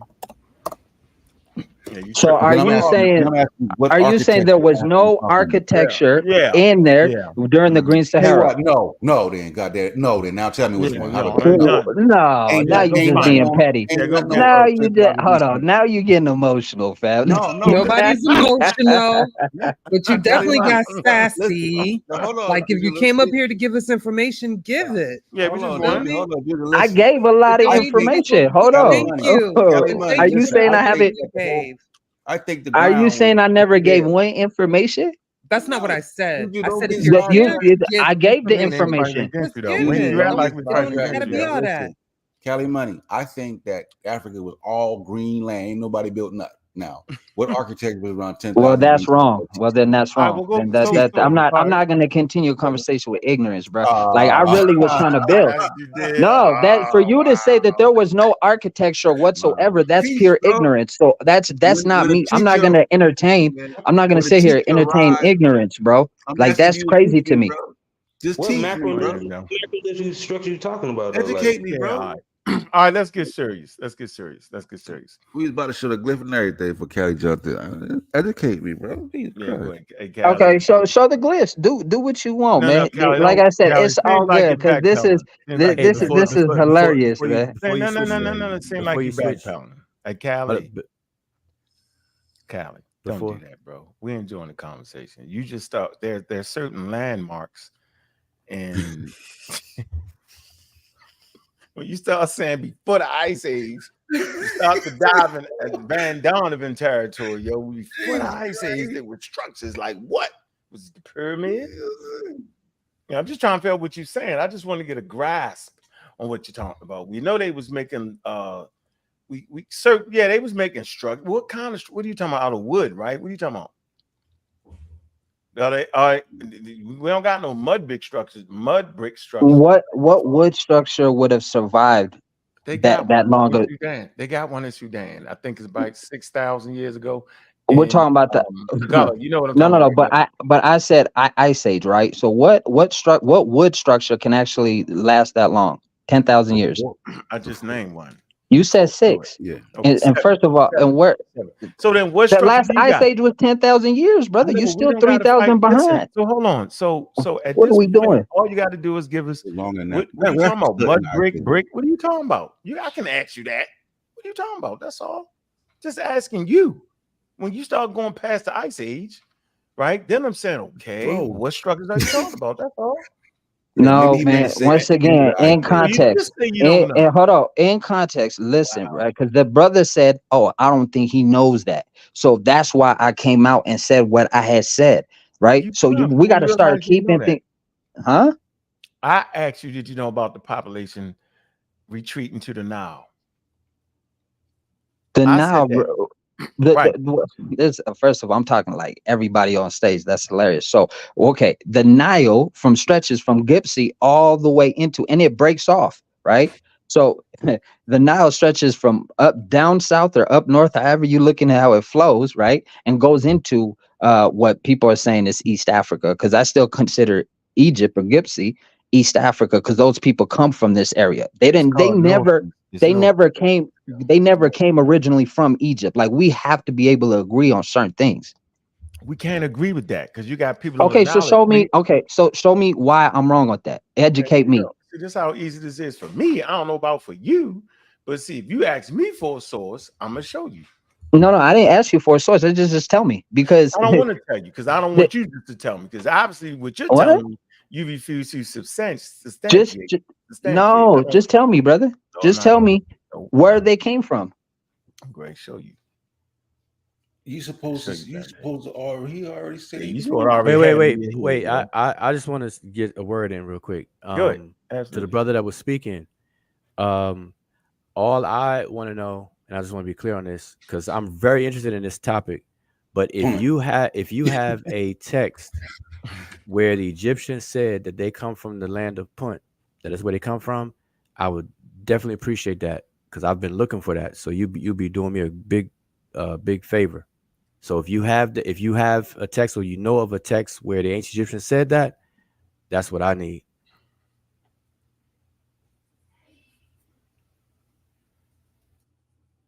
Cali Money, you up? He just want to go look at the information, bro. No, I'm still waiting on Unc. He says he's gonna show me where original Egyptians come from. No, Wuja just clearly asked you a question. If he could just, and I clearly asked the question when I first jumped in. Where do they come from? I've been answering a lot of y'all questions. Basically, there's only one of me. No, that's we not. didn't ask you to be here. You volunteered. I didn't. Whoa, I didn't volunteer. People in the chat said, "Yo, there's the link. Jump in," and I said, "Cool, I'm gonna jump in." Volunteered to do Wait, that. hold on. Wait. Let's not see. We gotta keep things in context. People in the chat said, "Yo, there's the link. Jump on." I screenshot it. I'm glad, and this is all recorded, so that then I jumped in. So I didn't volunteer for nothing. Like to just no. You did. Okay, but wait, man. Yeah, that's hilarious. Hey, brother, Cali Money, I have a question for you then. So nah, man, until Unc could show me, or one of y'all, because y'all think that the same people, the same area that I'm telling you they come from is not it, then we got to have a different conversation. No, let me just finish. I just want to get clarification from you though, because when you first came on, at least when I was on, and then I saw you come in, right? And when you first came on, you made the claim that the ancient Egyptians said they come from the land of Punt. And so based on your original claim when you first came here, and I'm not talking about you being bombarded with other questions from other people. I'm saying when you first came on, you made that claim. And that wasn't my first claim, brother. I said we're not black. That's not true. So if we keep it in context, this is recorded. I don't know why we want to play this. You're holding on to this to this one point, and you got to put everything in context. Yes, brother. Come on, man. It's recorded. Play the tape back. Don't run back the tape for the VCR. I'm not saying that you didn't say what you feel you said. I'm not arguing that. All I'm saying is my interest in your conversation. I'm not interested in anything that you have said and the conversation you're having with everybody else. The only thing I'm interested in is when you first came on, you at a point shortly after you first came on, you made a claim and you said the Egyptians said they came from the land of Punt. And then I heard Unc or Sosa call my name out and said, well, Joe, have you heard that before? And then I said, no. And so I said, so I'm asking you now, or this is my third time, I'm saying, because you made that claim, I would love to see a text where the Egyptians said that, because that would help me out seriously, because I've been looking for that. So if you have it, I would like it. And if you don't, then you could let me know that you don't, so I won't be in suspense and waiting for nothing. So that's all I was saying. And I'm glad you said suspense, because I've answered a lot of questions and I'm still waiting on the one from now you get no. You guys said you're gonna see this is I never said I wouldn't answer questions, because I have, right? So hold on. Answer the question, where do Egyptians come from? You guys are hosting spaces, and when I told you that there's a place where the Egyptians actually come from, I brought up Hatshepsut and the voyage, and then somebody said, "Oh no, that can't be." But then I asked, I asked the brother, I said, "Isn't she Egyptian? What would be the reasoning of her to go there? Especially that's the same place where you find that Ankh symbol. Especially that's the same place where you find a whole lot of connections going back from what y'all call Nubia, Kush, Ethiopia, that has been misinformed. So once again, where do original Egyptians come from?" So basically, Wujal, what he's saying is that he made the inference based on his studies. That's not, they don't literally say they come from the land of Punt. He's putting two and two together and basically saying that that's where they came from. Why would Hatshepsut go there? I mean, it's simple. I can tell you why Hatshepsut went there, because Hatshepsut in the text, she tells you why she went there. She tells you why she sent an expedition there. It's in the text. See, people got to let the Egyptians speak for themselves and not come from conjecture. So where do the original Egyptians come from? Where I'm still waiting. Like you said, suspense, right? I'll even cash app y'all, because let me cash app y'all. Let me cash app y'all. Okay, just tell me, where do the Egyptians come from? Nah. Go ahead and cash app me. What? I will. Where do the original Egyptians come from? Don't run past. Where do the original Egyptians come from? Wait, this is what's happening though. Hey, what's the word you like to use? Flim flamming. It's a whole lot of flim flamming going on right here. Cali money. But listen, Cali money. This is what's happening. Hey, I feel like if this is a match, it's a 1v6, 1v6. This is wild. Hold on. All I'm asking is it should be fair, right? I should be able to ask as many questions if y'all ask, right? So I've answered a lot of questions. My question to y'all is, where do the Egyptians come from? Okay, but this is what's happening when you ask that question. Oh, man. No, listen for a second. I'm saying it's backwards. A person can't make a claim, and then when they're called on that claim, therefore they shoot a question back on the same claim. That's not how it works. Brother, I made 7 other claims before I said that. This is recorded. I'm talking about one. I'm only talking about one. But yes, hold on. But this is the problem, though. I answered a whole bunch of other questions before we got that. This is being recorded. Suspense is killing me. So where do Egyptians come from? You volunteered others. I'm not. I didn't volunteer. They said, "Hey, crickets, why don't you come up?" So I said, "I'm not afraid to come up." So I came up. Once again, where do Egyptians come from? You the one that's speaking about Egypt. Where do Egyptians come from? I keep telling you that, bro.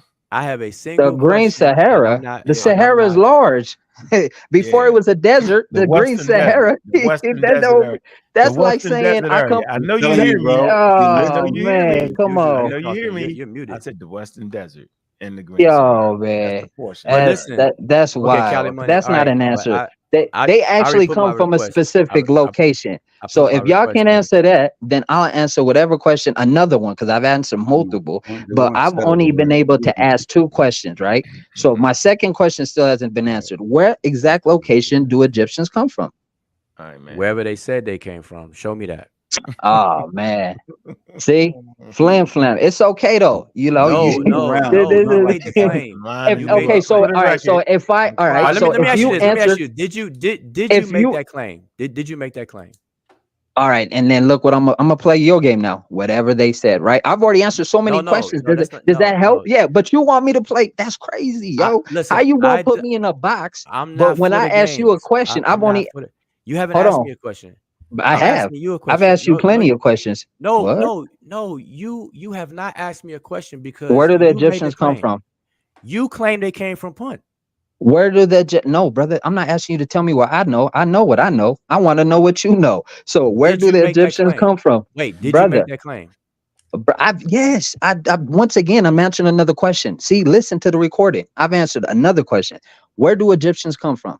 Okay, now before you ask, here we go. Here we see. I answer your question, and I'm telling you a location. I'm not saying they come from the. We already tell you that. The Green Sahara. That you might as well say planet Earth. That don't mean nothing. Come on, man. At least the Land of Punt gives you a geographical location that can show you a certain group of people. When you say the Green Sahara, you're encompassing many nations. Let's be real. Show us where Punt is. No, there ain't no big on nations back then. Whoa, hold on. There's not a lot of nations in the Green Sahara. You can't show any text. You can't show any text where the Egyptians say they came from the land of Punt. Yeah, he wild. You cannot support your. Hey, it's okay. I'm just glad it's recorded. No problem.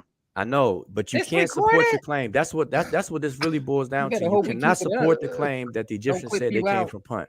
Because if you could, you would. And that's what I'm sticking on. I'm not letting you get past that point. You could talk to everybody else, and I'll be patient. When you circle back to me, all I want you to do is prove your claim. I'm only holding you to one claim. I don't care about all the other stuff you said about Gypsy and Eritrea and whatever, all that Ethiopia stuff. That's not part of my conversation. I'm not worried about that at all. So let me ask you a question you can answer. That the let me give you a layup. Let me give you. I want you to show me your claim. Back up your claim. If you can, do it. If you can't, just say so. Just be honest. Yeah. Let me give you alley-oop, family. Let me give you alley-oop, bro. Yeah, because this is getting weird. I already answered plenty of y'all. I might catch it. Oh man, this is wow. Okay. All right. So once again, I've answered plenty of questions, and I've only. Hold on, man. Hey, just chill. Drink some water, fam. You'll be all right. So when you you gotta stop. Hey, man, I'm being serious. That's why. You're not gonna ask the question. So once again, where do Egyptians originally come from? Where do Egyptians originally come from? Africa. Africa. Yeah, Africa. Man, not close. Okay. All right. Well, then you're gonna find it in the get is okay. So then you're gonna find what you look for and get is scriptures. So there you go. If we're gonna play these games, right, and just say stuff, then that's the answer. But we appreciate you coming up. We appreciate you coming up, bro. What is the scripture?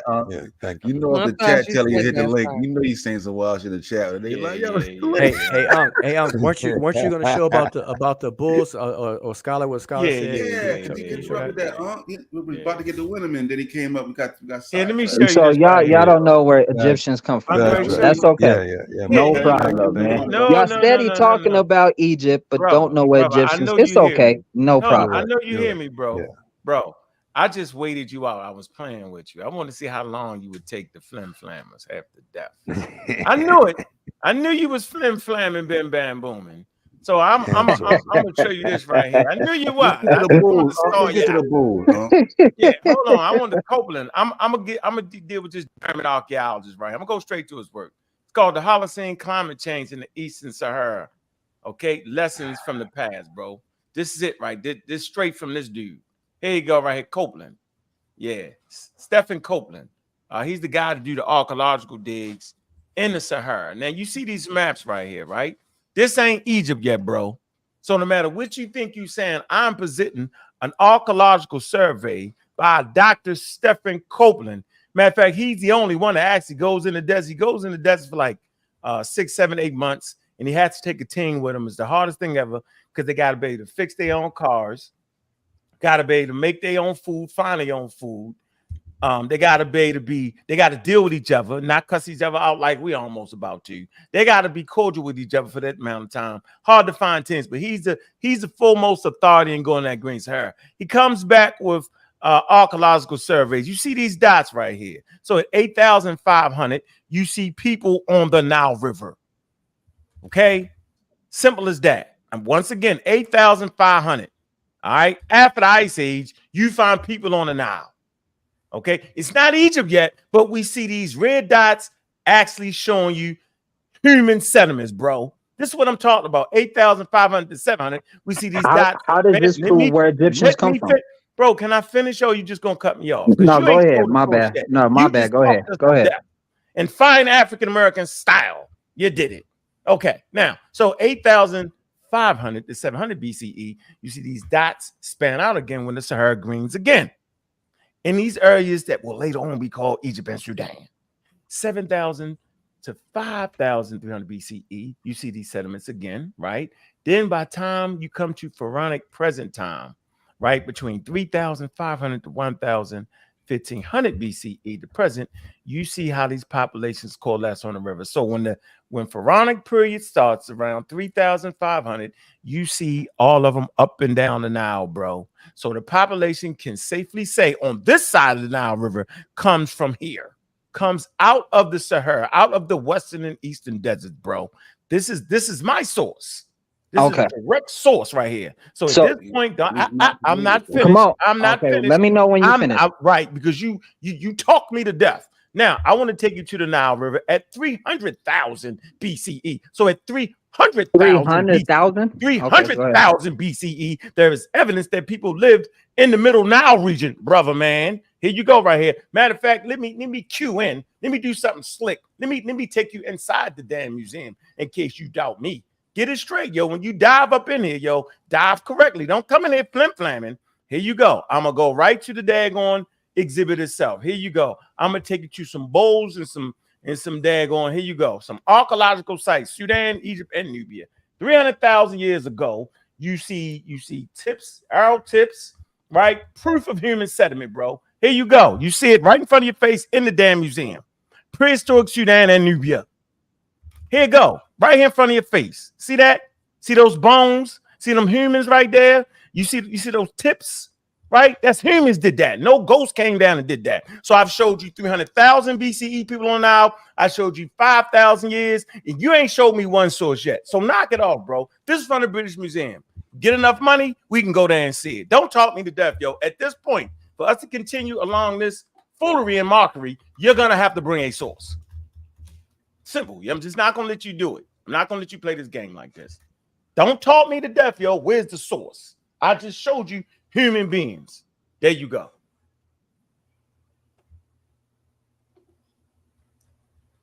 Hello? Yeah. Okay. All right. So and this is out of and I listen to you, so don't cut me off.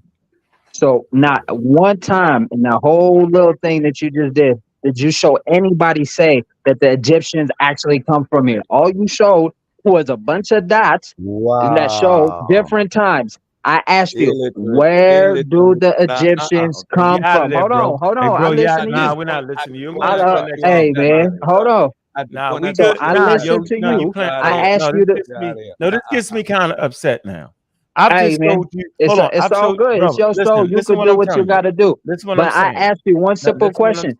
Show me where they come from, brother. I'm not playing with. You're doing a pseudo. You can kick me out if you want. It's all good. Yeah, hostile escape. Here we go. Nah. I asked you a simple question. You showed a bunch of dots. I showed a bunch of dots. So let me dot you. Literally, none of those information that you provided. Listen, so you ain't paying attention. When you talk, you want people to just listen. But I didn't cut you off. But you're gonna cut me off. No, but I told you I'm not. This is crazy. At this point, just say I don't understand what the dots are. Say that. No, I don't know what the because if you expand, hold on, if you expand that picture and you actually show that whole book, he will show you that they have other. Level of ignorance. Yeah, I'm not. You've been it twice. Let's get back to the because I want to see. Get back to this, yo. You tripping, yo? You can come back up. You gotta stop tripping, yo. Stop tripping, yo. Let's get to the bull conversation. Wait a minute, where's 12? Yeah, he got other dots.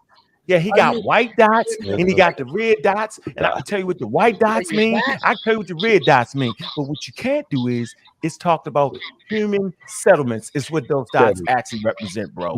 So you can that's exactly what it is, bro. You know it like I know it. Answer my the question. trust evolution. You understand No, the please concept don't ask of evolution. that. You got to do this one question. Please don't ask. You gotta vet these people. What's 12 times 12? It's science.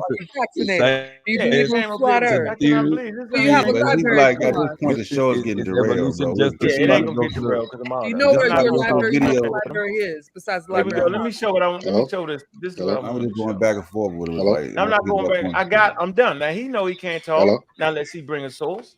That's it, bro. Can't ask you no more questions unless you bring me a source to support what you said. Ice Age settlement prior to Oh, the worm age. That's what you said. And until you can bring that, I've showed my point. I've showed you 300,000-year-old sediments. Yeah, Hello? there you go. It's out the game. Here we hear Mars. Oh, sorry about that. Yeah, I'm just testing my mic. So Okay. I'm gonna tell you a few secrets. You know, I'm African, but I've been here for a long time.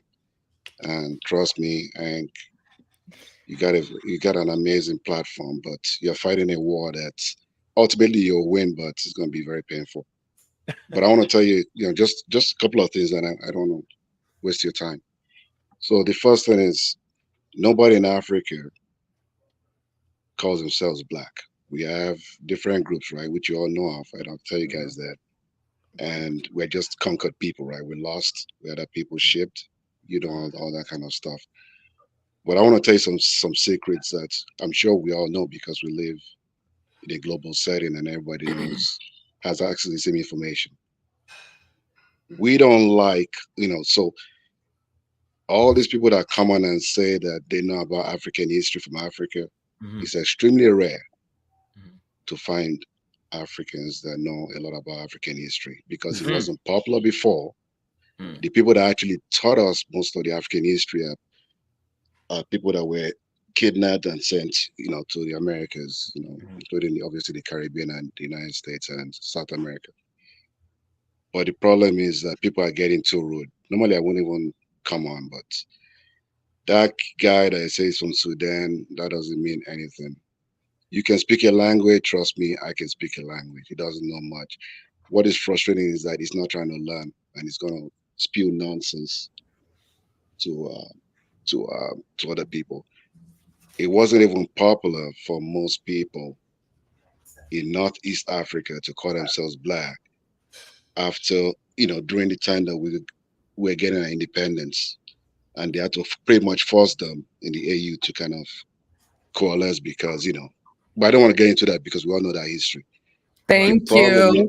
Yeah, exactly right. So the thing is, you have cultures that dominate other cultures, not always through conquest. So, for example, the Yorubas, right?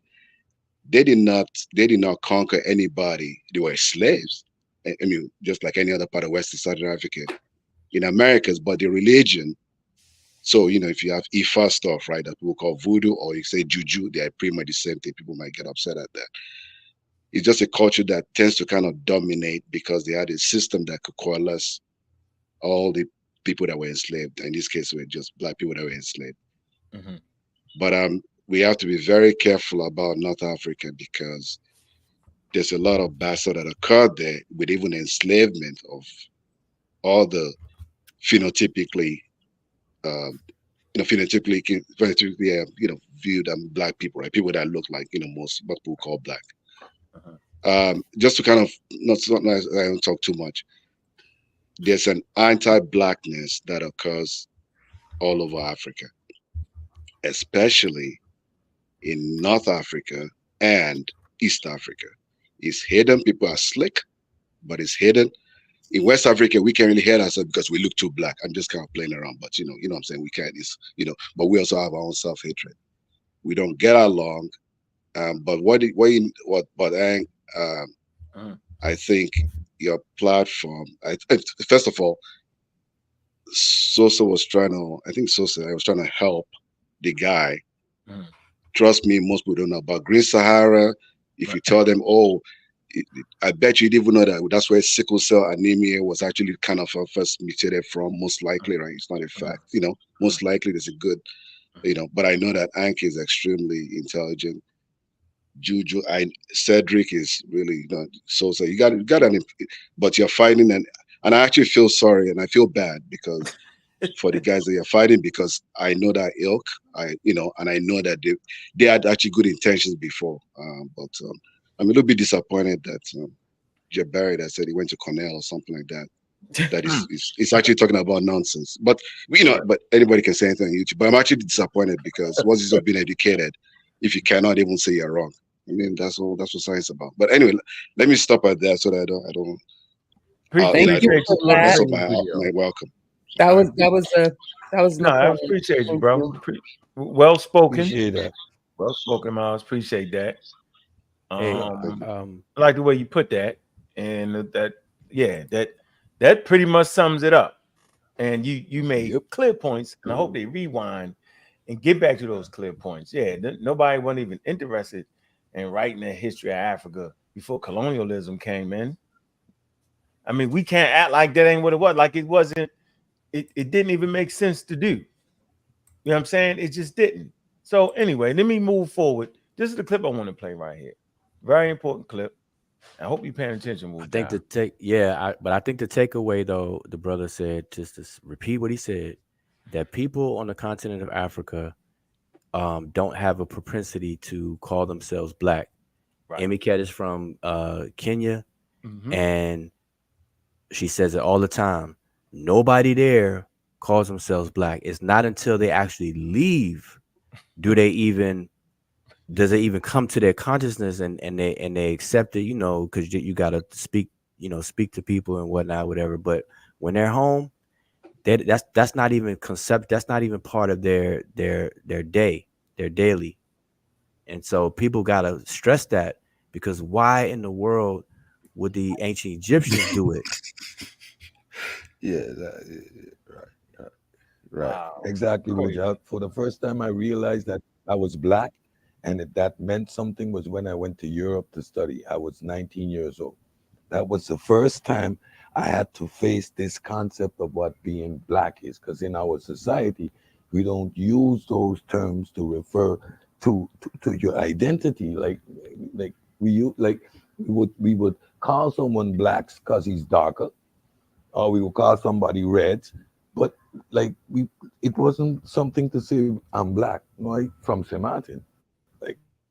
It was never something you conceptualize until I was in Europe. Really. He was gonna touch on them bulls. I want to see. We're going to touch it. Sawa. He said, God damn it.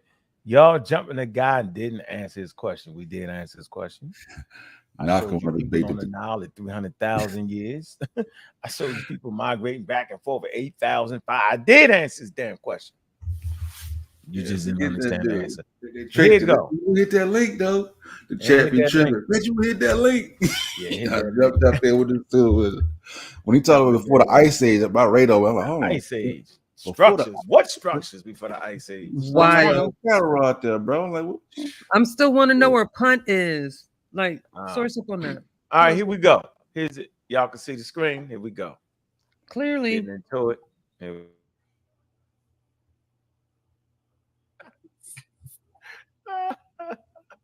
Okay, I know you're familiar with this right here. Okay.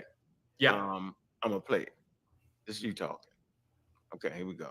It's really interesting because you have so the interplay of art and text is something that obviously the Medu-Neter not only allows but encourages.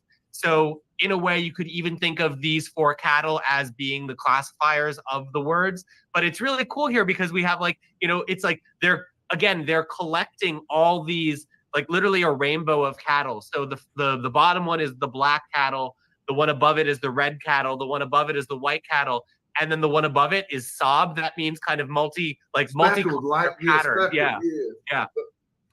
Continue. No, I mean it's just a really interesting example because and again, what I would say is going on here, because this is in the Temple of Ramses III. And so basically what he's trying to do, what it's in his interest of doing, is to show control, because he's the one that's holding the leashes of all of these cattle, that he's kind of, in control of all the different ethnicities or breeds of cattle, just as he is in control of all the different peoples that might live in the world. Okay. All right. Got that. Was he trying to, were you trying to say that those cattle is equivalent to people? Not directly, certainly not.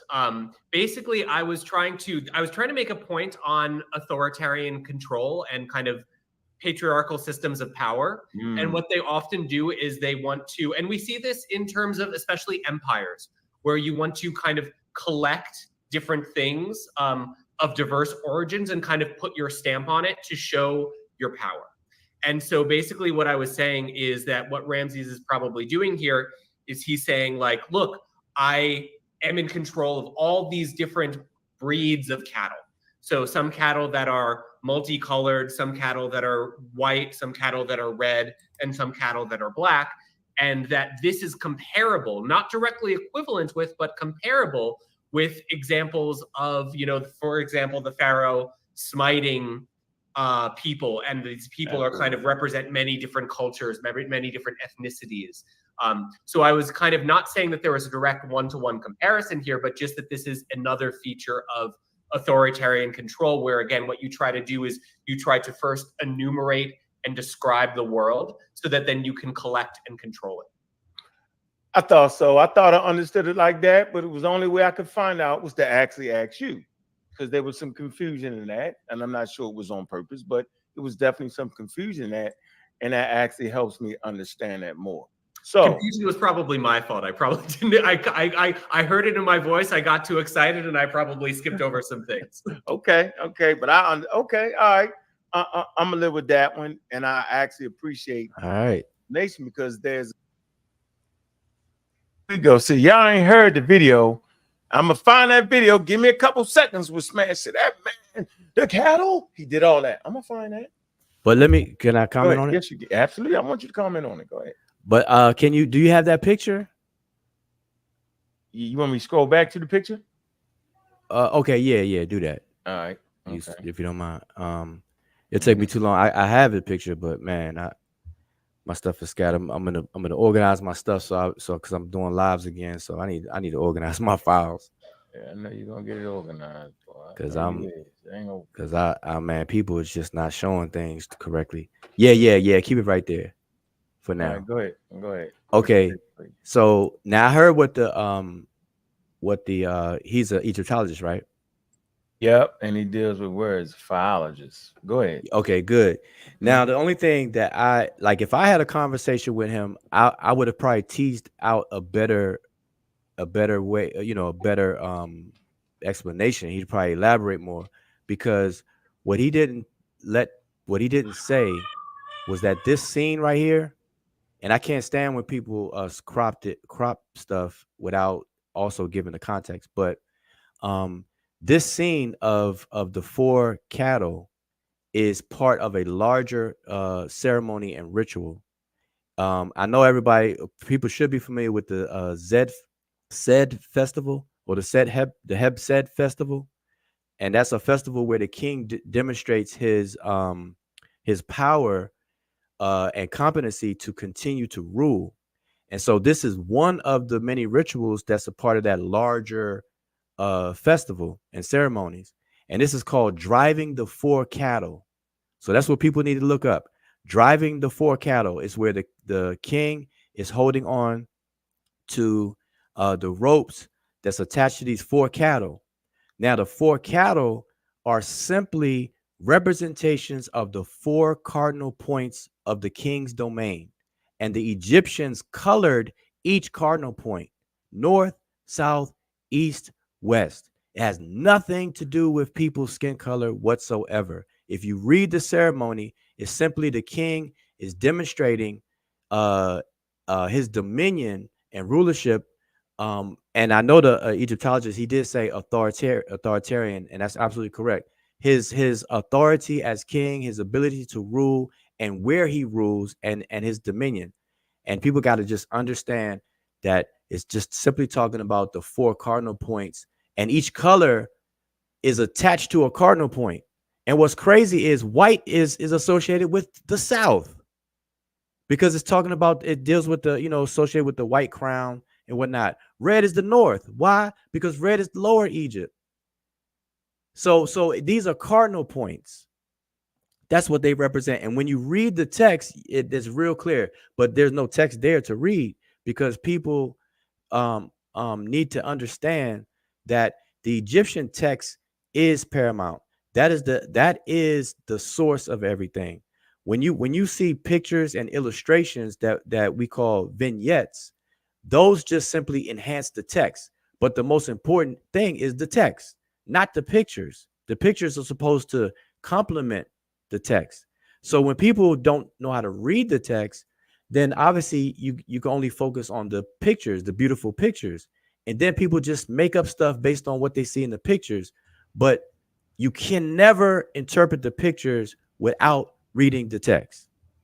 And so the text is called Driving the Four Cattle. Look that up. That's a ceremony. Scholars have written about it. That's the ceremony's name. So people can, investigate that. It's called Driving the Four Cattle. And it's part of the Heb Zed or Sed Festival. Heb Zed Festival. Hey, Wujab, ain't that like, for example, like the Egyptian glyph, when they talking about like a turquoise color, it's like a man and a pig or something. But it's like it don't have nothing to do with the actual man and pig. It's like you just have to do like the way the name pig, it sounds like, it's like some type of sound thing or something. Yeah. These associations are not direct or literal. And that's the problem. People are thinking that, something like that would be literal, and it's not. These things are it's a lot of figurative. There's a figurative association with these cattle, these four cows, and the color associations. It's simply the four cardinal points. And I could show you, like on my picture that I had up, I showed you 4 boat oars that represent the 4 cardinal points. And you'd be like, well, what does a boat oar have to do with a cardinal point? It's not literal. They just do that. And that's the beauty of the culture and the language and stuff like that. They made an association. If I can show the text right there on the oars on the screen, because at least in the picture, it actually describes it right above it. But on these 4 cows right here, it's highly abbreviated. You have to actually read the text about that ceremony that mentions the 4 cows. And also, this is associated with the 4 Meret chests.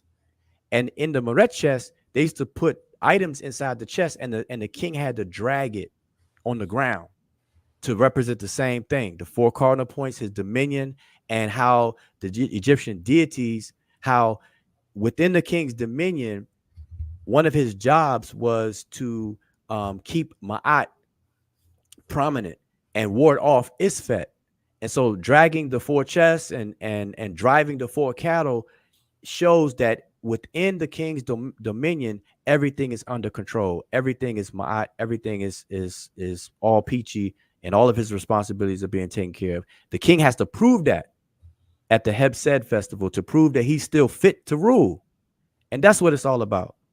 Had nothing to do with people's skin color at all. Ever. Yeah, it makes sense. It makes sense. I can see just when I be listening to y'all, I can see that there's that the gap is not just in reading the glyphs, the gap is in the overall knowledge of the culture. You know what I'm saying? So you're able, but reading the text, able to make it make sense according to the cultural context. So you're able to understand these things a lot more than just maybe a TLA entry and then looking at a picture and then thinking, I got it. Exactly. See, that's what I'm saying. That's why I'm telling the audience here, I'm giving the name of the ceremony. It's called Driving the 4 Cattle. It's part of the Heb Sed festival, so everybody can investigate it. You have to read the text first, and then let the picture complement it. Don't make up your mind off a picture without ever reading any text. Just because you see a couple of glyphs near pictures, that's just not it. Like the picture I showed about those 7 cows and 1 bull. That's part of a larger text. It's the part of the Book of the Dead, the utterance for provisions for the deceased, where the cows are providing food. That's what they're there for. And so if you don't know that, then people are gonna look at the cows, be like, oh nah, that's a divine black herd, and that's what the Egyptians named their country after, and that's their skin color. Hoorah, hoorah, hoorah, blackology prevails. Yeah, that divine black herd. Yeah. Nah, ain't no such thing. Matter of fact, cats are the most prominent animal in Egypt. Yeah, why so? Why did they get such an affinity with cats? Because even today, I don't know if to this day, cats in there. Right. if you live in the city, because in DC, they keep the rodents away. They keep the rodents away from that wheat and barley. Mm-hmm. Yeah, as far as back then, they welcomed it. See, cats, just like today, cats are plentiful. Cats mate. They go and eat. They mate, and they have litters, and and they help keep certain things away, so people don't mind, and cats multiply. They were plentiful, and plus it's associated with Bast and Bastet in Egyptian culture. For sure. But that's the highest cat. I mean, the highest animal that was revered, pretty much, or most popular. So when you get down to bulls and black divine herd, that's lower down the scale. You got other animals that were more prominent. Now you do have Apis, the Apis bull and stuff, and who was worshipped. But in terms of prominence of animals and popular, it just doesn't make sense to say black divine herd is what the ancient Egyptians built, was inspiration for the name of their country and all that. That's that you really have to reach. You really have to reach people playing checkers when they should be playing chess type stuff. Chess move, hit the link, bro. but let me ask you, because I didn't see that scholar. Did he mention that? That's the one thing I was saying that I didn't hear the scholar mention the ritual that's actually part of. No, he didn't, because it was just like it was more of a follow-up question from another story. Oh, okay. Yeah, I'm looking for that. I'm searching for that right now. Drop that link in the chat phone. Okay. For the Magi Archers. I'm trying to find what I need to find is the video entitled "A Discussion with Egyptologists Concerning the Place Named Kemet Part 1." Need to find that. That's important. Let me see. You can't find the video. He might have took that one down. You can't find that one. No, he might not have took that down. He got Smash. He got right. Well, Egyptologists agree. We got that homework. Okay, that ain't the one. Oh man, I need this. I know he ain't take that down. Yerak asks a good question. Yerak asks a good question. Hold on, let me slide out with y'all. Let me piece y'all out real quick. Y'all piece y'all brothers. Right, that game must be great. Come on, what time is it? All right. Yeah, about 4 minutes. So piece y'all. I'm gonna watch and listen. Okay. All right. Go ahead. I was saying, Yerak had a good question. He said, "So why did the king wear a bull tail and not a cat tail?" I think he was based on my statement, and so I'm gonna repeat my statement. I'm saying cats are the most popular animal in Egypt, and it's plentiful, but the bull's tail, because remember, the bull represented strength. Cats don't represent strength in ancient Egypt. Bulls do, and the king at all times need to be seen as somebody that is strong. Chaneket, is the term that they use to describe the king. And so, but that's an allusion to his strength, as strong as a bull, strong as an ox. We hear these terms.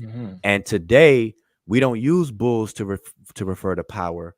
What do we use today? We use horses, and we say this car has 300 horsepower. We don't say 300 bull powers anymore, but that's what they used back in the day. So they made an association of the bull with power. That's what it's about. Nothing to do with skin color. They use the bull on Wall Street now. Oh yeah, they a bull market and a whatever. Yeah, but hopefully he get that. The point is it's association with power. That's what it is. They would never wear a cat. Got it. Found it. Here we go. Go ahead. We'll keep talking. Any more questions in the chat for Wuja? Oh no. No, that was good. I wanted to hear that. I know you mentioned it before, so I was wondering if the Egyptologists ever mentioned the elaborate, mentioned the ceremony, because that would have helped the conversation. But I know the way the way the conversation went, it doesn't seem like it was even like, it's kind of unfair. Right. You said, that's why I said you gotta go back and listen to the version where it's just the expert and Smash talking. Yeah, it's crazy. Yeah, and then the ad lib, then he got one when he talking over top of it, and it's totally different from what the guy says, which is a new fighting style they've come up with there, bro. So I'm gonna let you know. It's a new fighting style, and that's to make you think they said something they did not say, the experts did not say. The craziest thing why I even came on though was the lady that you played earlier. She specifically said the Egyptians did not call themselves black. Like I don't see how everybody like, did they not hear that? Nope, they want to And do then it. and then today, like what people feel today, like if somebody today thinks the Egyptians were black, that's like, who cares? It's like, okay, like, you know, it's like whatever. Right, we talking about ancient populations. How did they see them? How did they see themselves? That was the question. How did they see themselves, and what did they refer to themselves? Like basically asking, what was their ethnic expression? What did they feel their ethnic expression was, and did they have a label for it? And that's it. But yeah. It doesn't make any sense, right? There's no ethnic group. There's no ethnic group in the world that will call themselves, that will label themselves as their skin color. In fact, nobody will call themselves white until United States, maybe 1681 or something like that. I can't remember. 1687, 1689, 87, something like that. Something like that. Yeah. After we were black. After we were black, so they became after exactly, because you can't have white in American discourse without using black, right? Exactly. Nobody will call. And why would you call yourself your complexion or something? It doesn't make any sense, That's right? too shallow. Exactly. The choir, boy. That's boy. Say amen to that brother right there, boy. It's like saying say amen. That's like saying that the Tariq are actually they call it, they call it Tariq, the blue people of the Sahara. It's like calling them actually blue, like they. That's crazy. That's crazy. But man, I'm with that 100%. Black to identify black is so shallow. That's not even worthy of an identity. Like who would ever do? No people did that. And anyway, even when it's attached to people, it's always done externally. It's always an outsider doing that to a people. Like Bilad El Sudan, that a lot of people want to refer to. The Arabs call Sub-Sahara Bilad El Sudan. But then they act like the people made that up and right. That's an X. It's an X in there. Exactly. That's a X. Yeah. Even if you go and dig deep in that, even if you dig deep in that culture, in all these cultures, most languages, right? For example, if you focus on African languages, there's no good word for racializing people. So you can say white, you can just say light-skinned people, or pale-skinned people, or peeled-skinned people, and you can say maybe dark as very dark in complexion. That's why there's no good word to separate a European from a Northeast Asian. They just call them pale-skinned at best, and it's not even something that even says skin color. It's actually quite. It's almost made up, or a reactive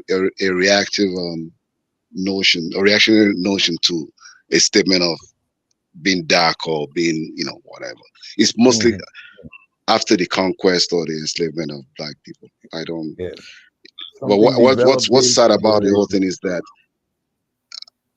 there has to be some level of intellectual kind of, honesty going on. Yeah. And I think that's the war that Anki is fighting, and it's correct. So what we're dealing with is a contention that has a particular philosophy or ideology, and by all means they are going to push their religion forward with no actual grounds to stand on. I mean, from the simplest perspective, if a people who were literate could identify different colors, use a particular color to describe themselves, right? Which we see on the wall, which is clearly brown, which is clearly the reddish color.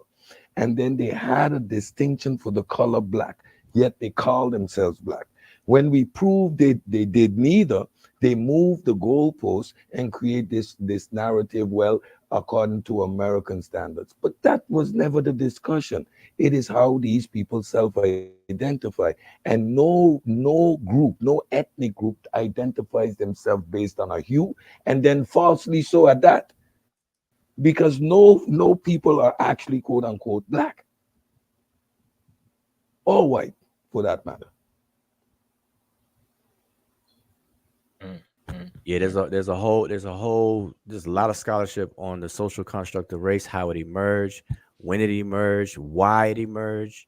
And if anybody did that study, I'm telling you, a lot of people will start shaking off identifying as black and try to seek a different, a more substantive ethnic, expression. And that's why I tell people today the better of the two between black and African American for now is the better term. I mean, is a better term. Yeah, I'm an Afro-Caribbean because this black thing doesn't say anything. And a superimposed, it was imposed on us with a negative connotation on top of it. So how are we going to go back and look at these, and they call themselves black or Kemet, or they, like Kemet means black people. This is a completely wild. Can't find it nowhere in the TLA though. You can find no attestation in the TLA which says black people. Nowhere. Nobody ever translates the word Kemet in the Calhoun Papyrus or in the rendering that's been floating around. Ever, you won't find it in any dictionary where it says black people as a translation. That should have been suspect. People, I mean, man, I'm telling y'all, listen, boy, the pseudo killers, man, y'all, boy, I don't know. The pseudo killers didn't do a lot of pseudo killing. No, we've been following y'all. Every argument, everything you said, and that's why I feel vindicated.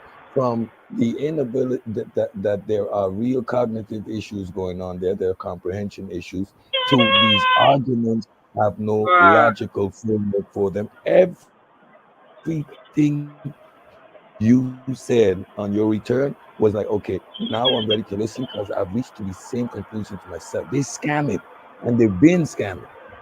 The Black Bull and all these arguments that just make no sense. Like black bulls exist, red bulls exist, red cows, black cows, spotted cows, the special black cow with the white diamond that was special.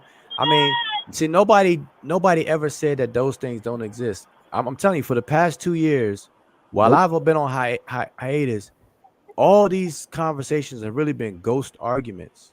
They've been straw man. It's all straw man arguments. I keep saying it. It's all straw man arguments. Making it up every time we put a stupid point to rest. They create another straw man. They keep moving the goalposts, and then they circle around. They hit you with a conjecture. You see, there are black bulls, right? So they are black people. And the king, in one of his speeches, he refers to his people as his herd. Of course, this is a cattle culture. So these are the references they're going to use. Now, all of a sudden, the black people herd means black people. Conjecture arguments, the most ridiculous stuff you've ever heard. This is high school at best when you're in the learning process. Yeah, why? I mean, we got to, I guess at one point people need to step back and just ask a more overarching question. Why, and this is one of them. Why must ancient Egypt be black? Like why? There's a good answer. There's a good answer for that. So remember when it became known? Yeah. So there's a good. I think there might be. It's an excellent question, right? The problem is that everybody wants to latch onto that, including people that came from the diaspora, that came from Africa and part of the Caribbean, to latch on to ancient Egypt and perhaps Nubia, right? Wanted to belong to something, but there are mistakes made, right? So they say, book. I don't think I can find it anymore. The guy actually did his PhD thesis trying to tie the Ifa religion to ancient Egypt. He published it in 1948, but I don't think I can find the book. You might be able to find it. You never know. So wanted to belong to something, right? Remember, nobody wants to be black, but suddenly the people that wanted to be black are black people from the United States that radicalized a lot of Africans, and or you can even say Marcus, including of course Marcus Garvey that came from Jamaica, but radicalized people to become more conscious of the black identity that was formed, right? Because so everyone to belong to a winning group or want to attach to ancient Egypt. There's nothing that if has nothing to do with ancient Egypt or Nubia. It was formed in central to southern Nigeria. It is what it is. If you don't like it, it is what it is. It's actually pretty complex. It's actually, in some ways, perhaps even more sophisticated than aspects of some of the Abrahamic religions. But anyway, I'm not obviously, that's just my opinion. I'm not saying that's fact. No, I think that's definitely part. I think that's definitely part of it, because I mean that echoes what I say whenever it comes up. I say that part of it is to fill the void of an identity crisis, especially for African Americans, because for African Americans, the idea of slavery, we treat slavery and the transatlantic slave trade and that whole institution the opposite of what Jews do to the Holocaust. The Jews embrace the Holocaust, and they remind people of it, and they discuss it, and they remind the world that it occurred and it happened, and they talk about it, and they got whatever. But when it comes to African Americans and slavery, we divorce it, and so we want to act like it didn't happen, and we don't want to talk about it, so we want to skip over it and then go to one of the greatest civilizations in ancient times, which would be Egypt. And now, we want to latch on to Egypt to go back to some kind of greatness to cover up the horrific events of slavery and stuff. And so we don't want our, and I'm saying we, but African Americans don't want African American history to start with slavery. That's it, and it just feels bad, right? So, it's a thing to go over that, and even skip over West Africa. A lot of people do, and then they, go to Egypt, and they want to latch onto it for those reasons and that reason, and that's part of it. So I think that's part of it, not the only thing, but I think that's definitely part of it. Yeah, and I want to add, go ahead. You're back in these YouTube streets, so you're gonna come across a very sophisticated Camiverse that is trying to use all forms. He's not sophisticated, yo. He's not sophisticated. He's a damn pseudo. He's a pseudo. He's a pseudo. I'm being tongue in cheek. Yeah, he's not sophisticated, yo. Everybody understands genetics and all that. Organized liar. Yeah, he flim-flams with the genetics and archaeology and anthropology, trying to make West Central African Egyptians. So there's that need to get this black concept solidified, so that our West and Central African aspect can be directly linked to that. And for all the reasons you both just mentioned, simply wanting to deny an aspect of who we are. And we see it in these YouTube streets with the Abos and the Hebrews and everything but Western Central African and products and we're the result of what happened during the transatlantic kidnapping, right? Even in the Caribbean. But a great part of our disconnect is the European education due to colonization. There's an absolute disconnect. People in the Caribbean speak of slavery as those people back then, denying their ancestral connection to it. It is the most wildest thing. So I agree with everything you guys just said. Hey, peace to the panel. How y'all doing? Yeah, but you got the last words, Amir. Last words, Amir. Hey, no, I'm just glad to hear Brother Wuja. I want to ask Brother Wuja a question. Peace. Yeah, peace, brother. Hey, Brother Wuja, do you consider yourself black? No, I don't refer to myself as black. I prefer to see myself as an African American until we can do better even with that. But I choose that over saying black, because black to me is too shallow. It doesn't say anything about anything from anything, and I know the history of it, so it makes me reject that.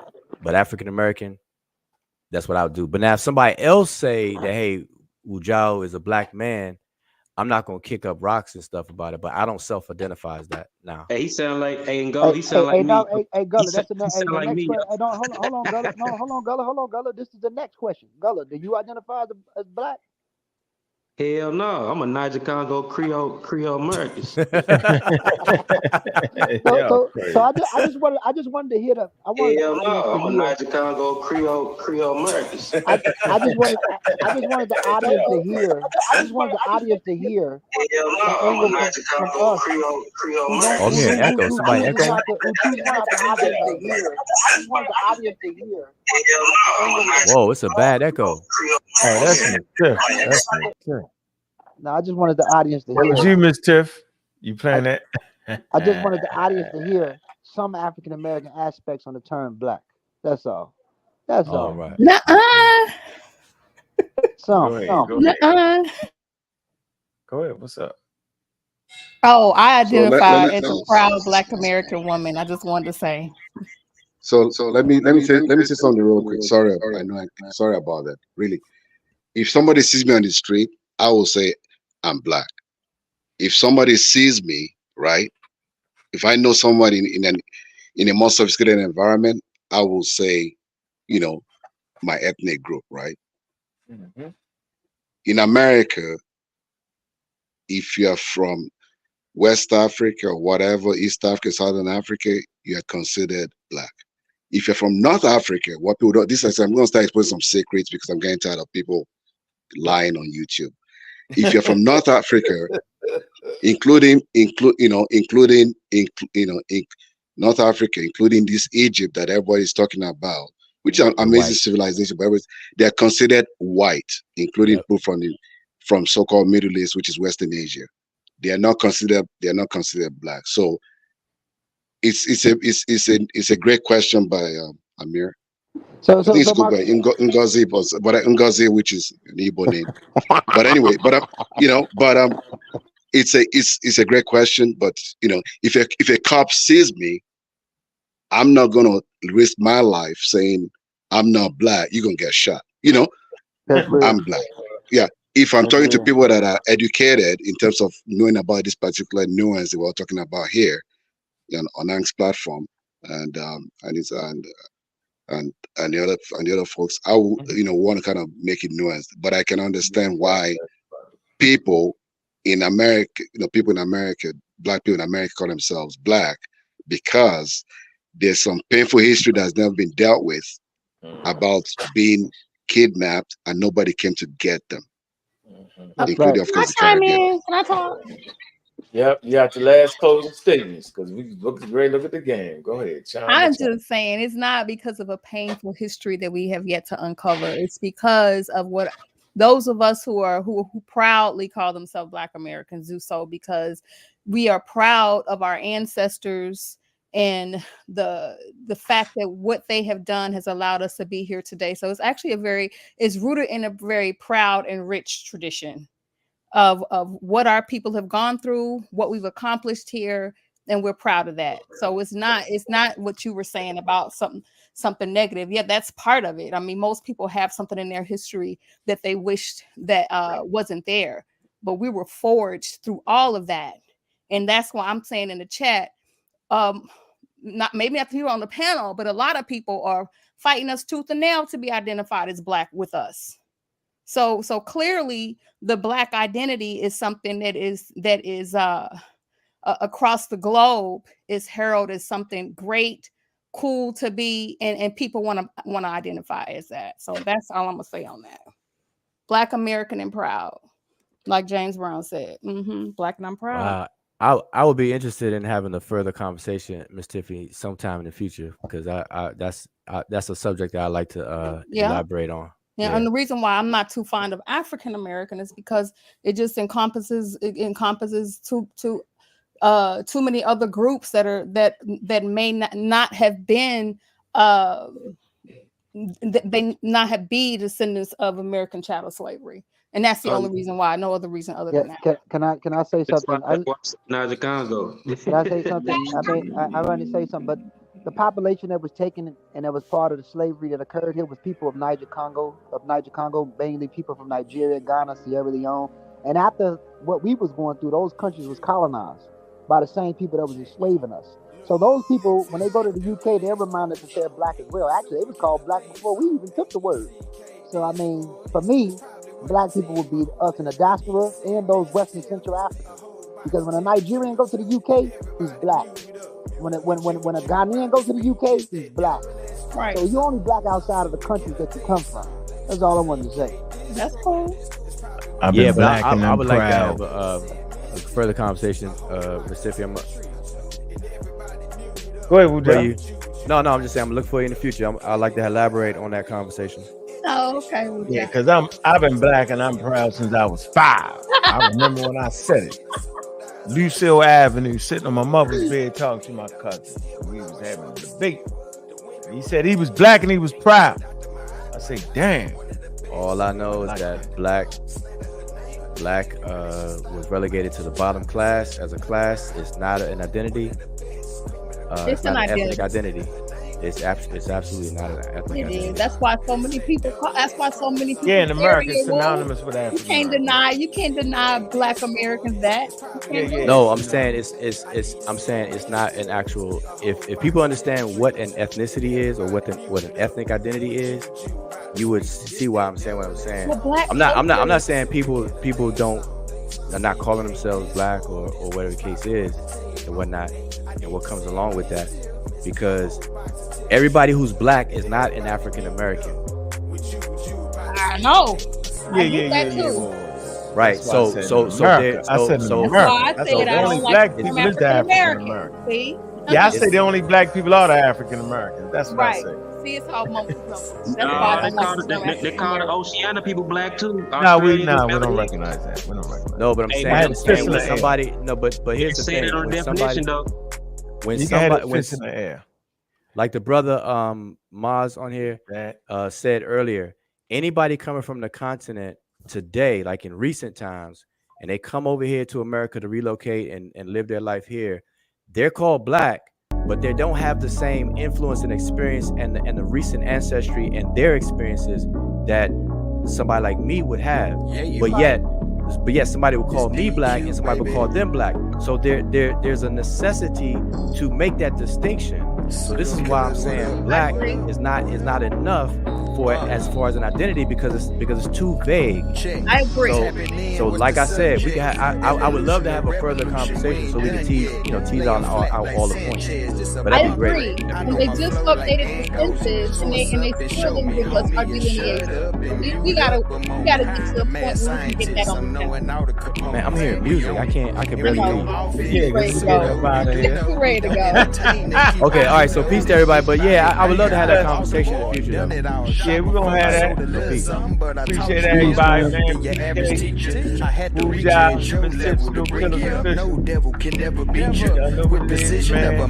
Like, subscribe, man. Channels, man. Juju, I chill in the cut. But if you boys wanna fade, then I'm chefing you up. Go ahead, cash app is cute. Y'all know what it is, man. Decorated pseudo killers. African tapping in.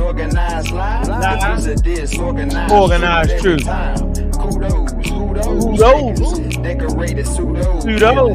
Space age African tapping in. I always been fly. That's an actual omen. You can catch me in the sky. Ask Anthony Bowman. You see me with his telescope. I was actually floating on some good kush. The Sabio is actually growing. See, Gullah and Kent is where the money gets spent. Them boys got some books that cost as much as you rent. It said Gent first ship is Rockwell, but I rock it.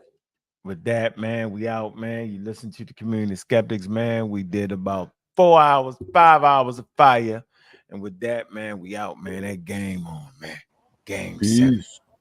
the greatest in sports. Big up to everybody. We out.